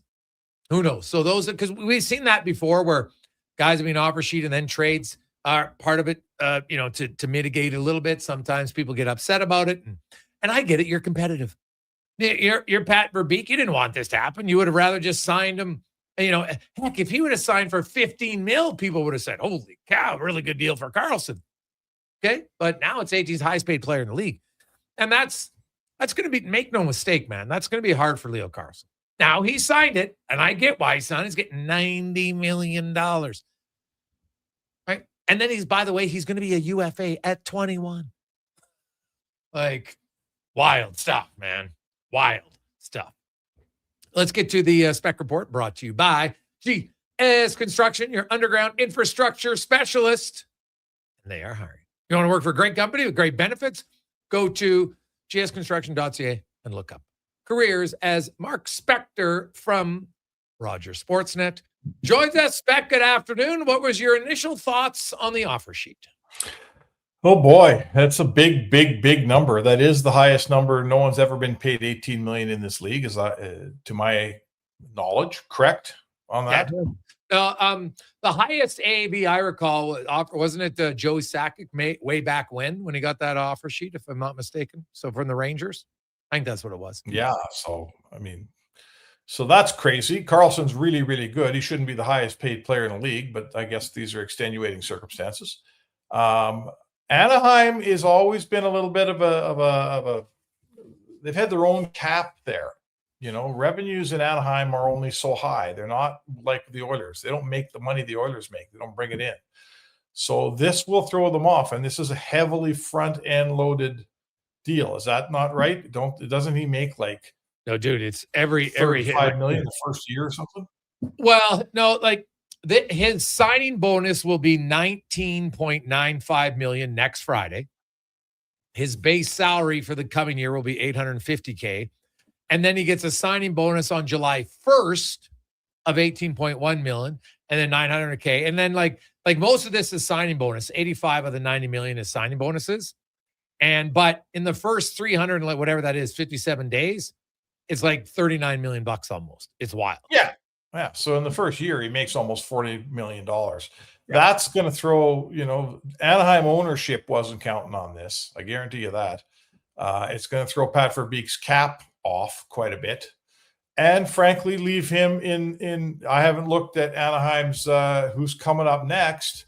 Well, yeah, they still got to sign Cutter Gauthier and Minchikov. Now, he still has, even today, if you look at it and say, okay, Carlson's signed, which technically is right now, they still have $17.1 million to sign Cutter Gauthier, Tyson Hines, and Minchikov, which is obviously not a ton of space. Now, Cutter Gauthier doesn't have arb rights, and he also can't get an offer sheet. So, maybe that's a little bit easier for him, but we'll see. Yeah, it'll just throw them off. That's all. Like, this isn't how you plan things out. Guys, general managers plan their salary cap out 3-4 years ahead, especially with a young, talented team like Anaheim. And, listen, the other side of it is in the dressing room. Like Carlson, if they keep him, Carlson is going to take a little bit of salary from everybody else. Mm-hmm. So, his GM's going to be side-eyeing him when he sees him. Like, this does not make Pat Verbeek happy. And his teammates are probably like, oh boy, look at you, taking all the money. I hope we can still win. So this is I'm not saying that I wouldn't do it, or if I was advising my son or my client, I would probably tell him to take this money, but it doesn't come no strings attached. That's for sure. Oh, definitely. And just, there's a lot of pressure to try to live up to it. And like, hey, I get that you all look at Leo Carlson, and I think he's going to be a really good player, but I don't know how good he's going to be. Like, is he automatically a 100-point guy? It's still a pretty big jump to just go from 67 to 100 points, man. Like, there's very few guys who do it yearly. And when you're making 18 sheets, you know what? You can't just be a good 200-foot player. You're going to have to put up points. Yeah. Oh, for sure, man. It's all there. He's a big kid. I think he's 6'3". And, yeah, you're right. He had 67 points last year in 70 games, so that's good. But guys with, listen, Connor McDavid makes 12.5, and he gets 140 points, 150 points. Leon Draisaitl's a 50-goal, 100-point player. So you're going to get paid more than those guys. You should produce like they produce, and let's see if you can. There will be a ton of pressure. This is, you're living down there. You're going to get a big, beautiful house on the beach. This better be a focused young man, because frankly, this payday is the kind of thing that, it's life-changing, and it can change people. So let's hope that this is the right guy for it. We had Stan Bowman on the show earlier today. I heard that. Yeah, good. And he spoke about, very honestly, that he's like, we haven't mapped out how many games your goalies can play. Obviously, you can't, because injuries and how guys are playing, you never know. And he says, hey, we went in thinking it's a good scenario, and if it doesn't go well and, somebody's not playing poorly, well, we'll readjust during the season, which makes a lot of sense. But he was also very upfront about, I think we got enough defensemen. We got enough goaltenders. We'd like to add a forward, but he was quick to point out that it doesn't mean it's going to come, this summer. They're still having conversations with guys. And like I said, could Anthony Mantha be a Jack Roslovic if you sign him late for like $2 million? Sure, I could see that. But I don't see them giving Anthony Mantha $5 million late in the summer. I just don't see that happening. You've got a lot of cap space now. You've created this space, and I think they're going to use it wisely and maybe accrue some during the year, and then you can go for a big swing or two at the deadline. So, but to go back to the goalies, he basically, I heard him say their plan is to be a 3 goalie team this year, correct? Yes, for now. Yeah. But he did say, like, hey, if it doesn't work, they can readjust during the season. Well, I wonder how that's going to work.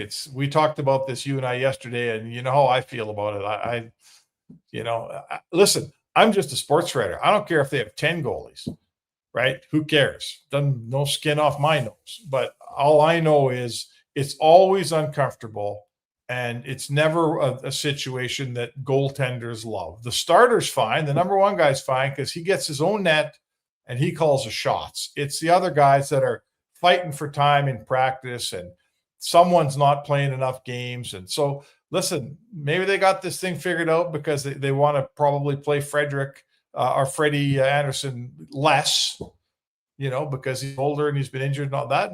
That's probably wise, Jay. It's probably wise. But if, let's see how this works out. And you're telling me that if they don't love how they're going to work, they're going to pivot. Well, what's the pivot? If you try to send Devin Levi down, he gets probably snapped up on waivers, doesn't he? I didn't get snapped up last year. No, maybe not. Hey, maybe not. Sure. Yeah. So, yeah, that's fair.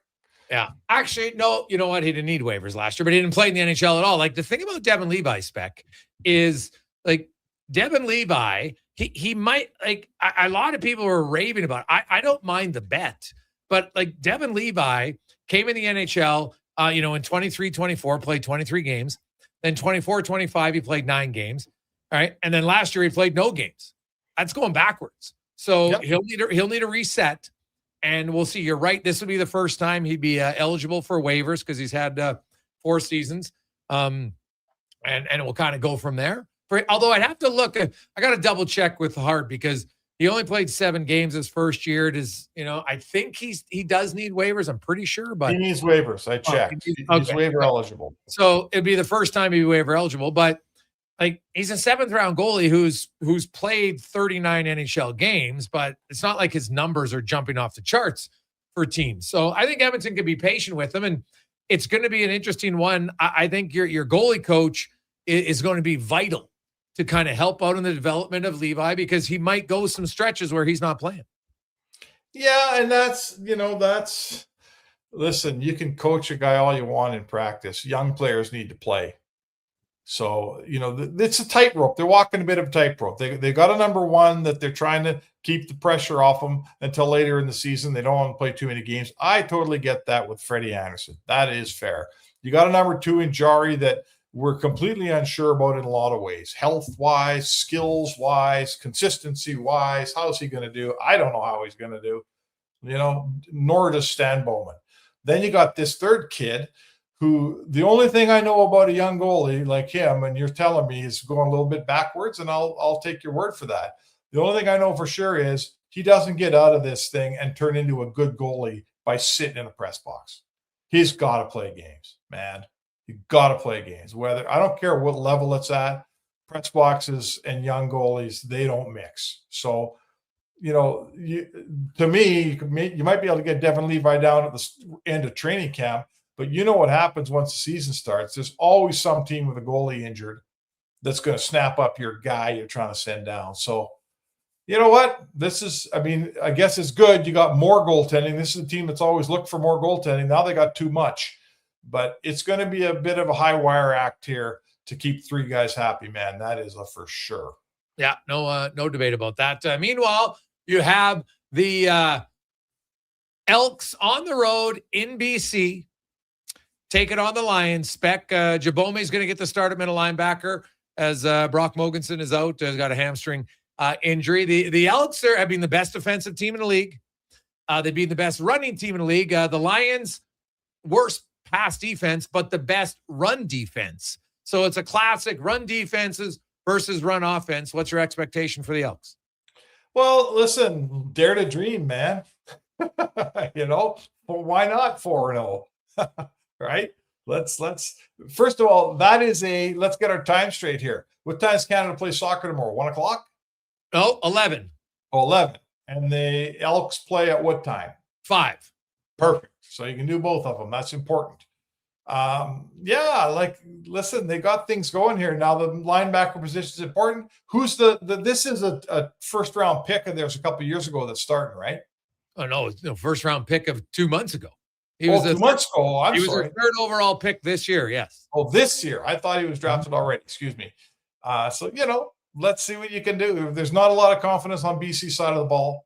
They haven't been very good, frankly. They're a little bit in disarray over there in BC, and you got a team that's growing every week for the Elks, man. That team has shown something a little bit different and a little bit better each week they play. So, I guess I got to say to you, if the trajectories stay the same and the Elks take a little bit of a step, why can't you win? Why can't you be 4-0, Jay? That'd be unbelievable. Yeah, oh yeah, it would be great. Enjoy. Hey, who just scored here, Jack? Cabo Verde, just even the match. Cabo Verde. Oh my God, they've tied Argentina. Man, this get out. Oh yeah.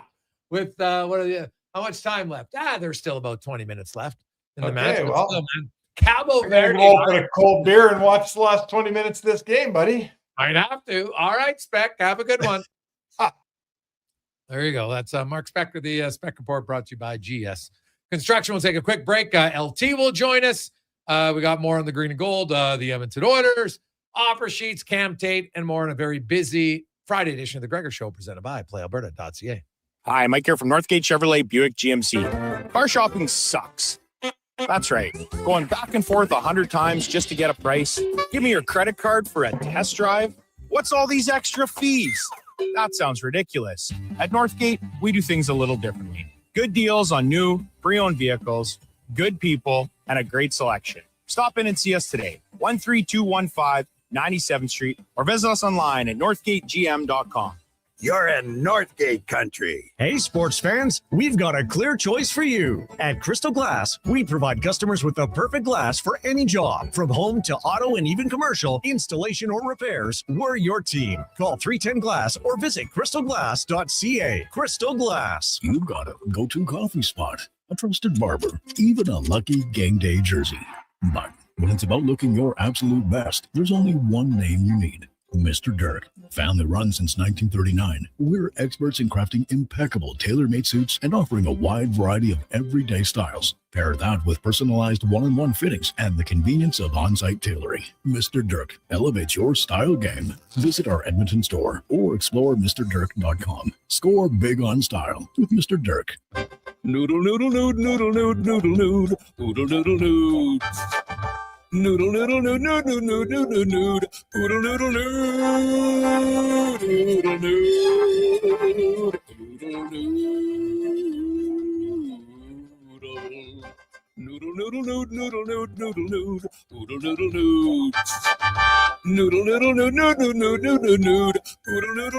Throw the load down to Oodle Noodle tonight because dine-in is open. Attention Alberta construction pros. For over 50 years, Japa Equipment Rentals has been your go-to for top-notch equipment and stellar service. Whether you need rentals or expert maintenance, we've got you covered. Stop by our Edmonton or Calgary locations today. The job isn't done until the last load is hauled, and having a semi-trailer out of commission is not an option. Whether replacing or adding to your convoy, Edmonton Trailer has a huge inventory of new and used semi-trailers, trusted by the gravel, logging, oil field, fluids, and freight industries. Find a trailer right for you online or at one of their 3 locations. For sales, service, parts, rental, and finance, when you're in it for the long haul, Edmonton Trailer. Canada Canada's men's rugby team at Clark Stadium. July 4th, Canada takes on Spain. July 11th, a doubleheader as Canada battles Portugal and Tonga faces Spain. Build the home field advantage for Team Canada. Tickets at Ticketmaster. Alberta is growing, but our highways are crumbling. Are you tired of the rough ride? In the last 15 years, our population has grown with hundreds of thousands more cars and trucks on our highways. Today, more than 15% of Alberta's highways are in poor condition. Cutting highway maintenance doesn't save money. It makes repairs more expensive. Don't let the government ignore the problem. Your MLA works for you. Tell them to fix our roads. Visit fixourroads.com for more information. A message from the Alberta Road Builders and Heavy Construction Association.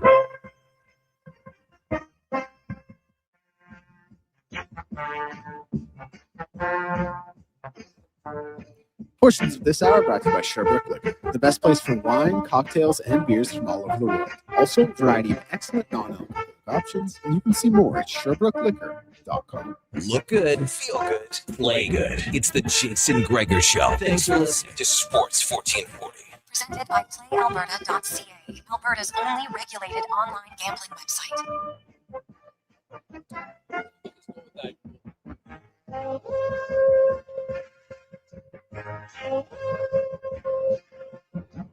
Top 25, welcome back. Busy Friday afternoon. I'll just say this. We got a lot of texts coming in. Guys, I see Ducks fans are irritated. I could only imagine how it felt if McDavid would have been offer sheeted early on. Thankfully, they signed him right after year 2. But imagine if he was. You'd be pissed. Yeah, I could see it. I understand it. Right? And here's the balance here. Giving up the 4 first-rounders, that's not the hard part of the equation for Philly.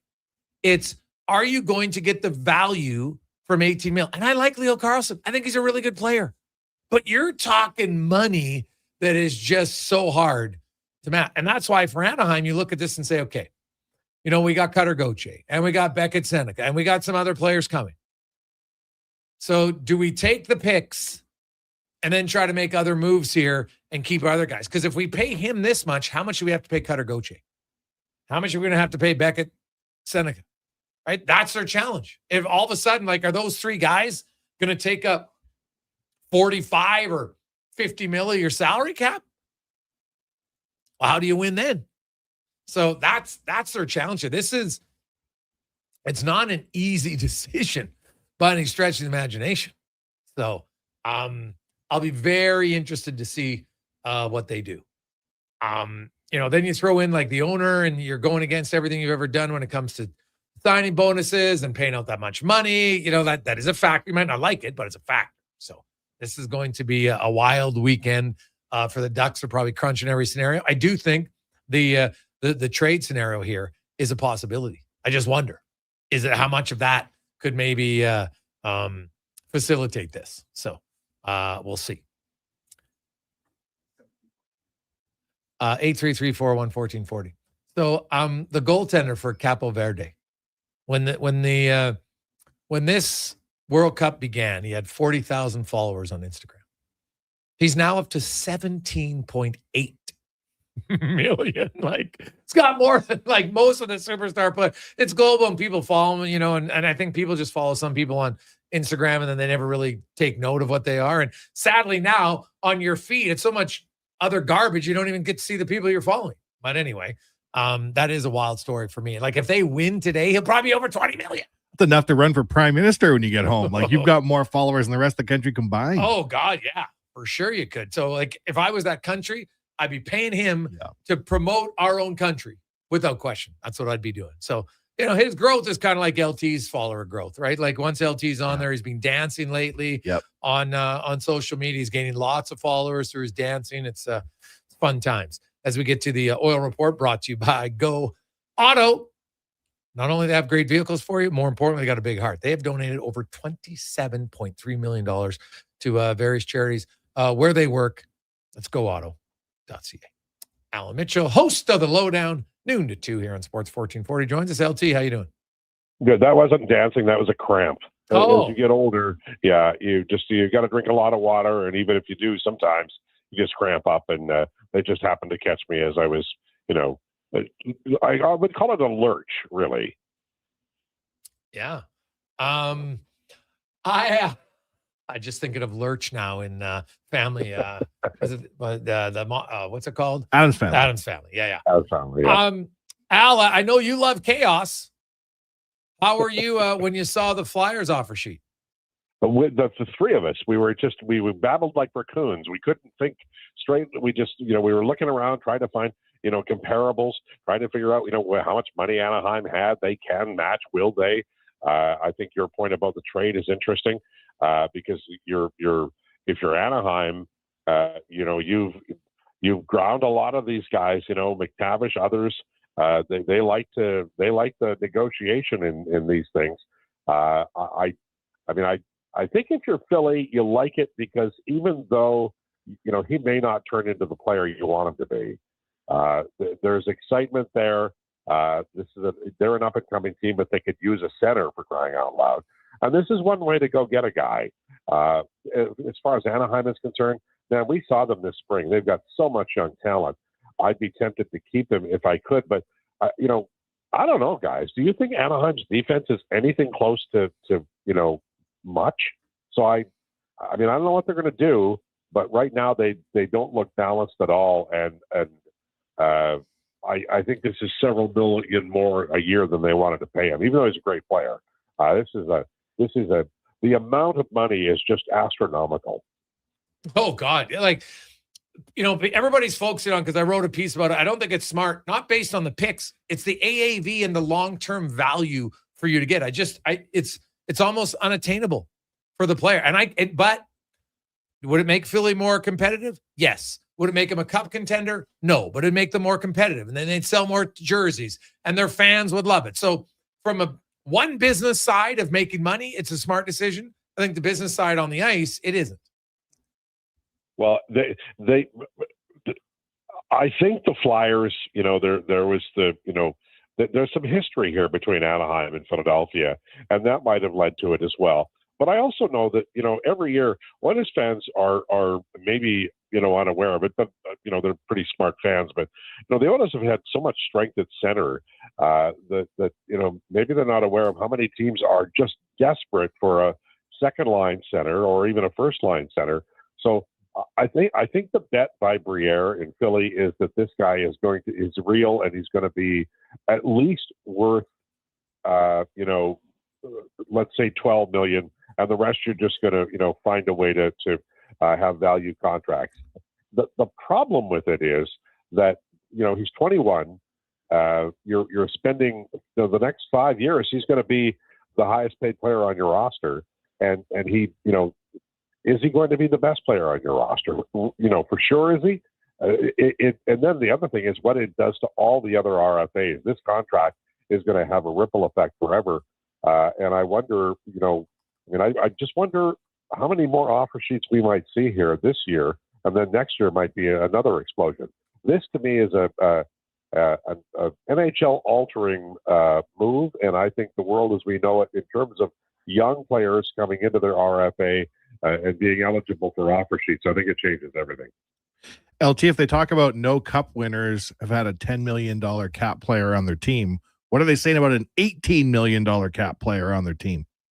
Well, the problem with that is that the cap is going up so much that, that's basically, I know Gregory was doing percentages. I think that's a way better way to look at it. But Connor McDavid will win a cup while also making over $10 million. So we know that's going to end at some point in time, and maybe very soon. But from the value of this player is not $18 million now, and it is very unlikely to be $18 million at any time in his career. So you have to look elsewhere for why you do it. And one of the reasons I think is Philly is just so damn desperate for a center. Yeah, no, hey, I can understand why they do it. I don't have to think that the long-term effects are great, but I understand why they do it for sure. I'm hearing, I know there's a report now. They say Claude Giroux hasn't officially signed with the team yet. People are saying it's with the Flyers. Dave Pagnotta was, and then others are saying he hasn't officially signed. But I can say that it's not coming to Edmonton. My understanding is he's not going to be coming to Edmonton. So regardless of where it goes, it's unlikely to come here. And honestly, the Claude Giroux one, I don't really think it fit for what Edmonton needs. They need a scoring winger. Well, here's what I said today on the lowdown, and to me, it's important. I know people are looking at that money that Stan Bowman has and saying, okay, go get a scoring winger. But if you do that, you're going to get a veteran guy, and you're going to at least a little bit block Ike Howard. Would it be better to get Howard into the lineup? I'm not saying he's playing with McDavid or Draisaitl. I'm just saying in the lineup, you play the year, you go to the deadline with a lot of money if you need it. By that time, maybe it's not a scoring winger because maybe Howard, blossoms. Maybe he spikes, but maybe you need to help somewhere else. I know that Giroux was a really attractive option, and I'd love to see him play in Edmonton. But Bowman is in a really good spot right now because he doesn't know what he doesn't know about his deadline team. And you might as well give Ike Howard the audition time because you've got that opportunity for him, and there is an opening. I think the owners are in a good spot even if they don't add anybody. Yeah, they're not they don't have to add anyone now before the trade deadline. That's why I say that I always look at the roster after the deadline is a better indication of what you're going to have to win in the playoffs. So you use the first 50 games as a little barometer. Maybe you get an injury, or maybe you have a surprise player who steps up in position, or maybe some guys struggle more than you think, and then you adjust accordingly. But it's way easier to adjust accordingly when you have some significant cap space, which this team hasn't had for a long time. Yeah, and you can see the teams right now. There's a lot of money out there, but the nature of July 1st was, I expected people to spend a lot of money, and they did. And there are some wild contracts out there. There's no doubt, but the spending wasn't irrational, probably because there wasn't an elite talent out there. We didn't see like a Milan Lucic kind of signing. Remember 2016, where a lot of guys paid a lot of money and maybe weren't necessarily going to be able to cover it. There's some excess in terms of the first few days of free agency, but there's still a lot of money out there, and it's there's a decreasing level of talent that is available to spend that money on. So I think more trades are going to happen, and we'll see. But going back to Anaheim, honestly, guys, and I'm not trying to be a jerk about it for Ducks fans, but I look at their defense, and I just don't know where they're going to get an extreme upgrade, and it doesn't look like a division-winning defense to me, and that's aside from the offer sheet today. Yeah, no, that is fair. Let's move over to the green and gold. I don't know if you watched Vernon Adams last night, but that was a crazy game. 6 touchdown passes for him, ties a Stamps record, over 400 passing yards. He doesn't have an interception yet this season. For a guy who was pretty prone to interceptions, that's a really good start for him. Meanwhile, the Elks take on BC. This is a classic clash of the best run defense in BC against the best running team in the Elks. Now, the BC Lions secondary has been exposed a lot. The Elks defense is the best in the league overall in points allowed. What do you make of what's coming up on Saturday? Well, I'm betting the Elks until somebody beats them, and BC has they've got enough holes in their game that they haven't won yet. So it's going to be. But first of all, it's going to be a great venue. I'm really looking forward to seeing CFL in Kelowna. For those of us who've been hoping for 10 teams in the CFL, I mean, you'd have to get to at least 12 to get Kelowna in the league. But I'd like to see what it looks like and how the fans react. So that's good.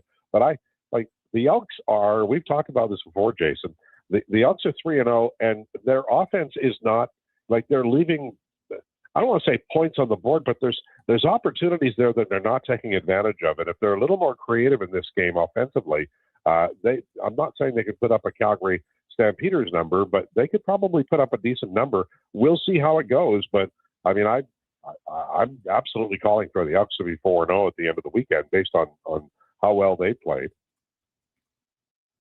Okay. Lastly, for you, Al, Team Canada tomorrow. What's your expectations? How do you think they can beat Morocco? Well, I think it'll be very interesting. I think Canada's shown a very good form, and they've reached a point where maybe we can begin to expect something very special. I don't know if it's going to happen on the weekend, but they're going to be in it at the very least. And I think we waited a long time. The women just blazed the trail 20 years ago, and we've been waiting a long time for the men to arrive there. And if it is, like, if this is the end of the road for 2026, I just think it's really exciting that they've done what we would expect them to do, but if they can just do a little more, then they'll have risen above those expectations. And so I don't know if they're going to win. Everybody who knows more about soccer says they won't, but I'll be cheering like hell for them because this is a great story, and they're a hell of a team. They really are. I love watching them.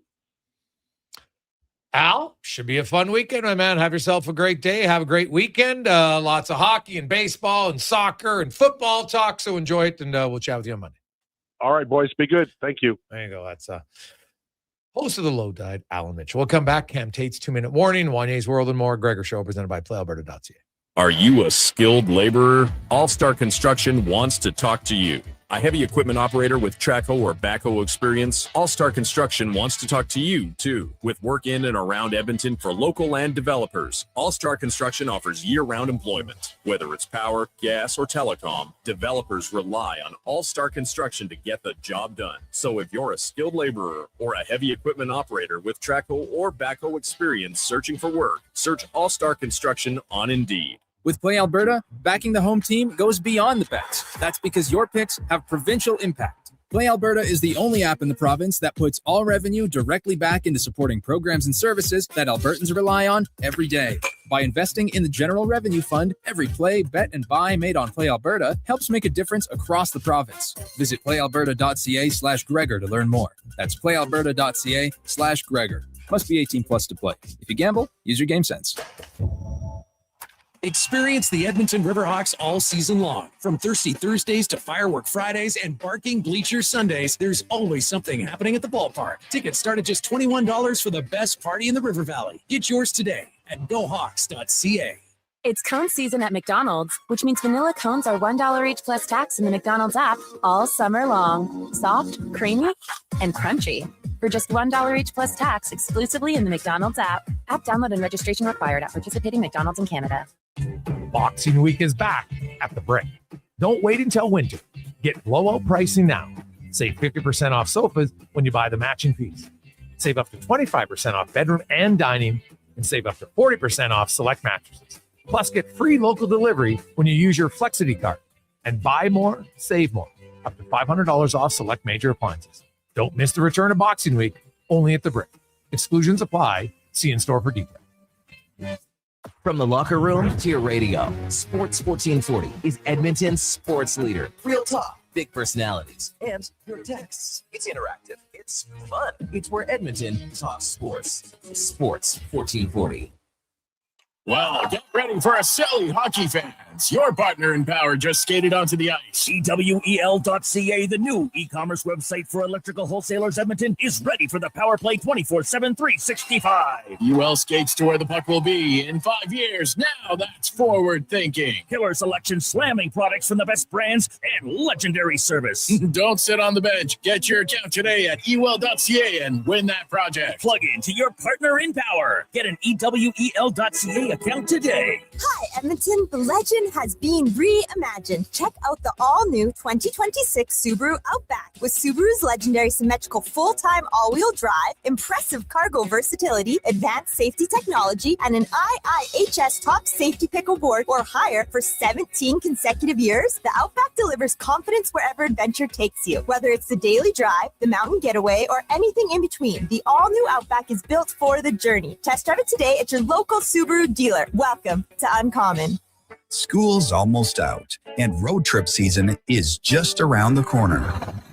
If your brakes sound like they're grinding harder than a hockey fourth liner, it might be time to visit Napa Auto Parts. Napa has all the quality parts, tools, and know-how to help keep your vehicle running smoothly and road ready. With over 85 locations in Alberta, visit your local Napa store today or shop online at napacanada.com. That's Napa know-how.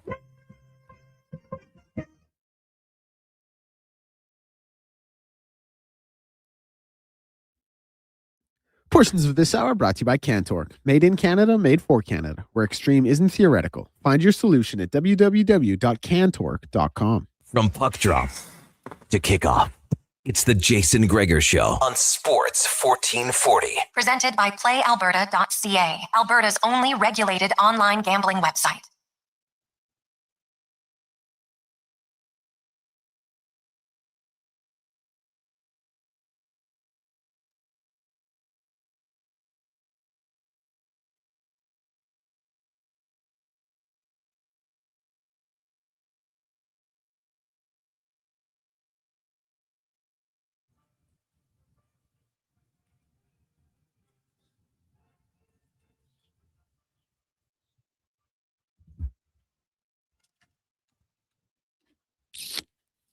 .545. We continue on Sports 1440, sports1440.ca, YouTube, Facebook, X, and Instagram. A few quick texts coming in. Hey, Gregor, what are you talking about? Drew's exactly what we need, especially on the penalty kill. Take 62% in the dot on the strong side from Bad Niv. Okay, well, here's my question for you. So that stat is correct, but how did it help Ottawa? They were 29th in the NHL in penalty kill last year. Worse than the Oilers. Winning faceoffs is one element. There's lots of other things that have to happen. So clearly, it didn't help them that much. But, and I don't mind Claude Giroux. I've been told that him coming to Edmonton isn't likely. So that's all I'll say. You guys can all want him. But remember, you can look at faceoff stat, but then you have to look, did the team succeed when he won faceoff? And the answer is no. They were 75.5% on the penalty kill. The Oilers' penalty kill was 77.8. They were 20th. Ottawa was 29th. So I'm not sold that Claude Giroux will. Now, you add Dickinson, Murphy, and Shea, guys who are on the first and sixth best penalty kills in the league, regardless of penalty kill, faceoff percentage. That to me is a little bit more important. Now, let's get to the 2-minute warning. Cam Tate brought to you by Legacy Heating and Cooling, where the rates never change. No overtime charges. Weekend, late at night, you got an issue? Call Legacy. They'll help you. No OT. LegacyHeating.ca. Cam Tate, a longtime journalist in town. Cam was born with cerebral palsy. He's in a wheelchair. Never let him slow him down. And Cam's always wanted to be on radio, and now his words come to life in the 2-minute warning. And on Fridays, the Tate man asked me to read it. So let's get to the 2-minute warning. Cue the music, Deck. $18 million. That's right. The Philadelphia Flyers put that on the table for a 20-year-old Leo Carlsson. 5 years, $90 million, restricted free agent offer. The Ducks now have 7 days to match it or watch him board a plane east and hand Philly 4 first-round picks for the privilege. If it holds, Carlsson becomes the highest-paid player in the NHL. $18 million a season. A kid from Karlstad, Sweden, who three summers ago was a draft pick, and this morning is a fortune. And good for him. I mean that. He earned it with his skate in his hands and a whole lot of cold mornings at the rink. Nobody handed it to him. But $18 million is a hard number to hold in your hands. So let me try. $18 million a year is about $750,000 every 2 weeks. A paycheck twice a month, bigger than most of us will see in a lifetime. Now, set that beside another number. There are children in this country who went to bed hungry last night, not far away, down the block, and the next desk over from your kid at school. I'm not here to make anybody feel guilty for being good at their job. I spent 44 years in the press box, and I love the game. It's like it's a family. But I keep wondering, what if the league, the NHL, any of them, wrote it right into the deal? Any contract north of $50 million, the league takes 10% off the top on Carlson's 90, that's $9 million, and invests it right back into a charitable cause. The kids who just need a breakfast, 10 cents on the dollar. The player never misses it. A child never forgets it. Pie in the sky, sure, probably. I've been called a dreamer before, and worse. But dreams are free and breakfast isn't. And I'd hand this one in from the cheap seats any day of the week. $18 million. Imagine what a dime of it could do. Now fire up the barbecue, please. Cam Tate, 2-minute warning, Sports 1440. Cam, I love that idea. And you know what? You could argue that when you see the way society is going and you've got a lot of the rich getting richer, and in a lot of cases, they ain't doing anything with it. And, look no further. Like the amount of money that you could donate when you have that much money to really help causes would be life-altering for many people. Life-altering. And I love the idea. It would take someone to do it first. I'm not sure many would follow. but it would be it could be a good thing. He makes good points. I mean, the numbers get big, right? Like it really blew my mind when the NBA signed that TV deal, because you see the amount of money NBA players are now making. But it's the old chicken and the egg, right? Like if the league is making the money and the players don't see a fair percentage, that doesn't really work. And then when players are getting a percentage of the overall revenue and the revenue goes sky high, but it's harder to kind of pin disappointment or pin, I won't say rage, but like no one gets mad at a TV deal, right? But it's easy to get mad at a player for making a lot of money or say they should be doing different things. Do you think that as a league, the NHL is active enough charitably, Gregor, at a league level? No, not considering the billions and billions of dollars. No, not at all. None whatsoever. Do you look at any of the big four leagues as doing a good job? Not overall, not collectively, no. Yeah. Not to the level that they could be doing that would not even be, missing money for anybody. Like, y'all billionaire owners, right? So start with them. Right? They're billionaire owners. So to say you want to pass it down and say the players have to do it first, I would argue that the billionaires might be doing it first. So just a thought on that. Fair. Yeah.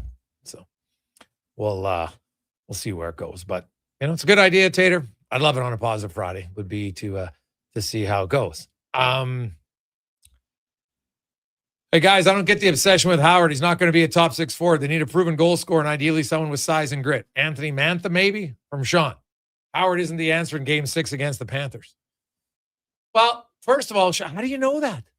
You've seen it for 29 games in the NHL. And how do you know that the Panthers are going to be in the Stanley Cup final? They might not be. So, I don't know. Like, did Logan Stankoven and Jackson Blake play an impact for Carolina in the playoffs last year? I think they did. Right? Like, I can't write off a player before he's even been in the NHL to say, well, he can't do anything. Now, Howard might not be the answer this year. But why would you overpay Anthony Mantha? Because if you're talking about Florida Panthers, Sean, your words, not mine, about being what did Anthony Mantha do in the first round of the playoffs against the against the Philadelphia Flyers? What did he do? He had no goals, right? So I think the Oilers, by standing pat and saying, hey, let's see what Ike Howard does during the year, see how it goes. And guess what? We got time. You don't have to rush and be desperate. Well, we got to get Anthony Mantha. Why? Because he's one of the few guys left available? No, you got lots of pieces you can trade. And you'll have a lot of cap space. And you'll be accruing cap space, like significant amounts of it. Something that the team has never done. So it won't be dollars in, dollars out at the deadline. But I don't think it's fair to say that, to claim that a player you got no chance, because you don't know how guys are going to be in the playoffs. No one knows until you see him there. Some guys take 3-4 times before Pavel Datsyuk became a dominant playoff player. Wasn't his first time around, it was multiple times. Other guys, right away. Size, speed, experience, it all varies from player to player, from year to year, to situation to situation. How much confidence do they have? Who knows? But I would like to see ICAP. There's not many rookies who score 24 goals in 47 games in the American League. That's just a fact. There isn't. So let's see what he can do. I have realistic expectations for him. I'm not saying the guy's going to be a 30-goal scorer right away. And I'm not sold the Oilers need, you don't need 4 30-goal scorers, right? You just need guys. And the great part about the playoffs, no one would have said a 37-year-old Jordan Staal was going to do what he did.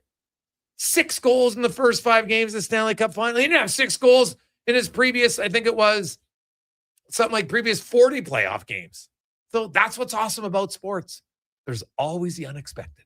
Now, I think we can play the averages on a lot of things, but every year there's a surprise guy on a team. Sam Bennett, no one would have picked Sam Bennett score of 16, 15 goals in the playoffs. No chance, but he did, and they won, right? Brandon Bussey comes in, hadn't played in 2 months, stands on his head, right? Freddie Anderson stayed healthy for 3.5 rounds. That never happened before. So there's lots of things that happen. Who knows? Maybe Ike Howard be a shocker to everybody. Come in, knock it out of the park. I can't write off a player and say there's no chance that he can do it. And the other thing is, you don't know if it's going to be Florida again. We don't know that. Like the same two teams meeting 3 out of 4 years in the playoffs, pretty rare, right? Because that's what would have to happen if you think the Oilers are going to go back to the Cup to meet the Panthers, right? Either one of them getting back would be pretty rare. So we'll see. Have yourselves a great weekend, everyone. On behalf of Wanye Gretz, Declan Kruger, Kenzie McClellan, I'm Jason Gregor. Please have a great weekend. Don't drink and drive. Don't weed and drive. Don't be inebriated. Get home safe. Whatever you do, don't fireworks and drink and drive for sure. All of our American listeners, stay safe. Don't be one of the 12,000 who goes to the hospital for firework miscalculations. Have a great weekend. Go Canada. Go tomorrow. Enjoy the Elks game and more. Go see Donovan Paulson. He's hosting the Elks watch party tomorrow in place of Connor Halley. Let's get to Declan Kruger and a Sports 1440 update brought to you by Hire Good. Site cleanup, debris removal, seasonal maintenance, and more. Stable jobs, great stable lives. HireGood.ca. Good night.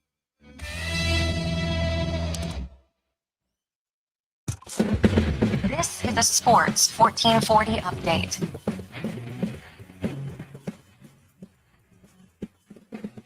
FIFA World Cup action. Argentina and Cabo Verde currently tied 1-1 in the 95th minute. The final today earlier saw Egypt over Australia in penalties. Colombia and Ghana will go at 7:30, and Canada will have their match against Morocco tomorrow at 11. One MLB final saw the Cards over the Cubs 17-1. The game's right now: Braves lead the Mets 2-0 in the top of the third. Guardians up 1-0 on the White Sox. Orioles lead the Reds with the same score. Twins and Yankees tied. That one delayed in the bottom of the third. And the Nats lead the Pirates 5-1. The Jays will be in action at 8:10, taking on the Mariners. Dylan Cease on the mound with an 8:10 first pitch that you can hear on Sports 1440 AM dial only. In the CFL, Ottawa currently leads Saskatchewan 7-0 with 7:30 to go in the first quarter. And in the NHL world, the Toronto Maple Leafs signed the top overall draft pick, Gavin McKenna, to his ELC. Well, the Philadelphia Flyers, of course, signing Ducks restricted free agent forward Leo Carlson to a 5-year offer sheet with an AAV of $18 million. I'm Declan Kruger. This has been a Sports 1440 update. It's Sports 1440, a Stingray radio station broadcasting on Treaty 6 territory. Download the free iHeartRadio app and listen to CKJR wherever you go. Got a car you're ready to part with? Find out what it's worth. Fast, easy, and totally free at Go Auto. We're talking top dollar trade-ins, whether it's a little worn or still rocking that new car smell. Just a few clicks, and boom, you've got your value. Text value to 780-777-7777 to start. That's value to 780 all sevens. Why guess what it's worth? Let Go Auto show you the money. And now Action Electrical's testing team is on defense duty. They're the guardians of safety and compliance, a critical part of any lineup. Precisely. They perform rigorous safety and code compliance testing for commercial operations. Think of them as the referees, ensuring everything is up to standard before disaster strikes. Their preventative plays are legendary, spotting faults early. Hire the Action Electrical team to bring home a win for your project. Visit actionelectrical.net. Tired of the rough ride? Alberta used to be a leader in highway planning and construction, but years of neglect and cuts to maintenance are showing. You can see it, and your vehicle is feeling it. Infrastructure can last for years with a little TLC, but when repairs are deferred, minor issues become major reconstruction. We need action and a reliable capital plan. Contact your MLA and demand stable infrastructure funding. Find out how at fixourroads.com. A message from the Alberta Road Builders and Heavy Construction Association. You've got better things to do than wait for an oil change. Jiffy Lube gets you in and out fast. No appointment necessary. All you have to do is roll into a location near you, and we'll take care of the rest. Every full synthetic oil change at Jiffy Lube is warranty approved and comes with a 20-point visual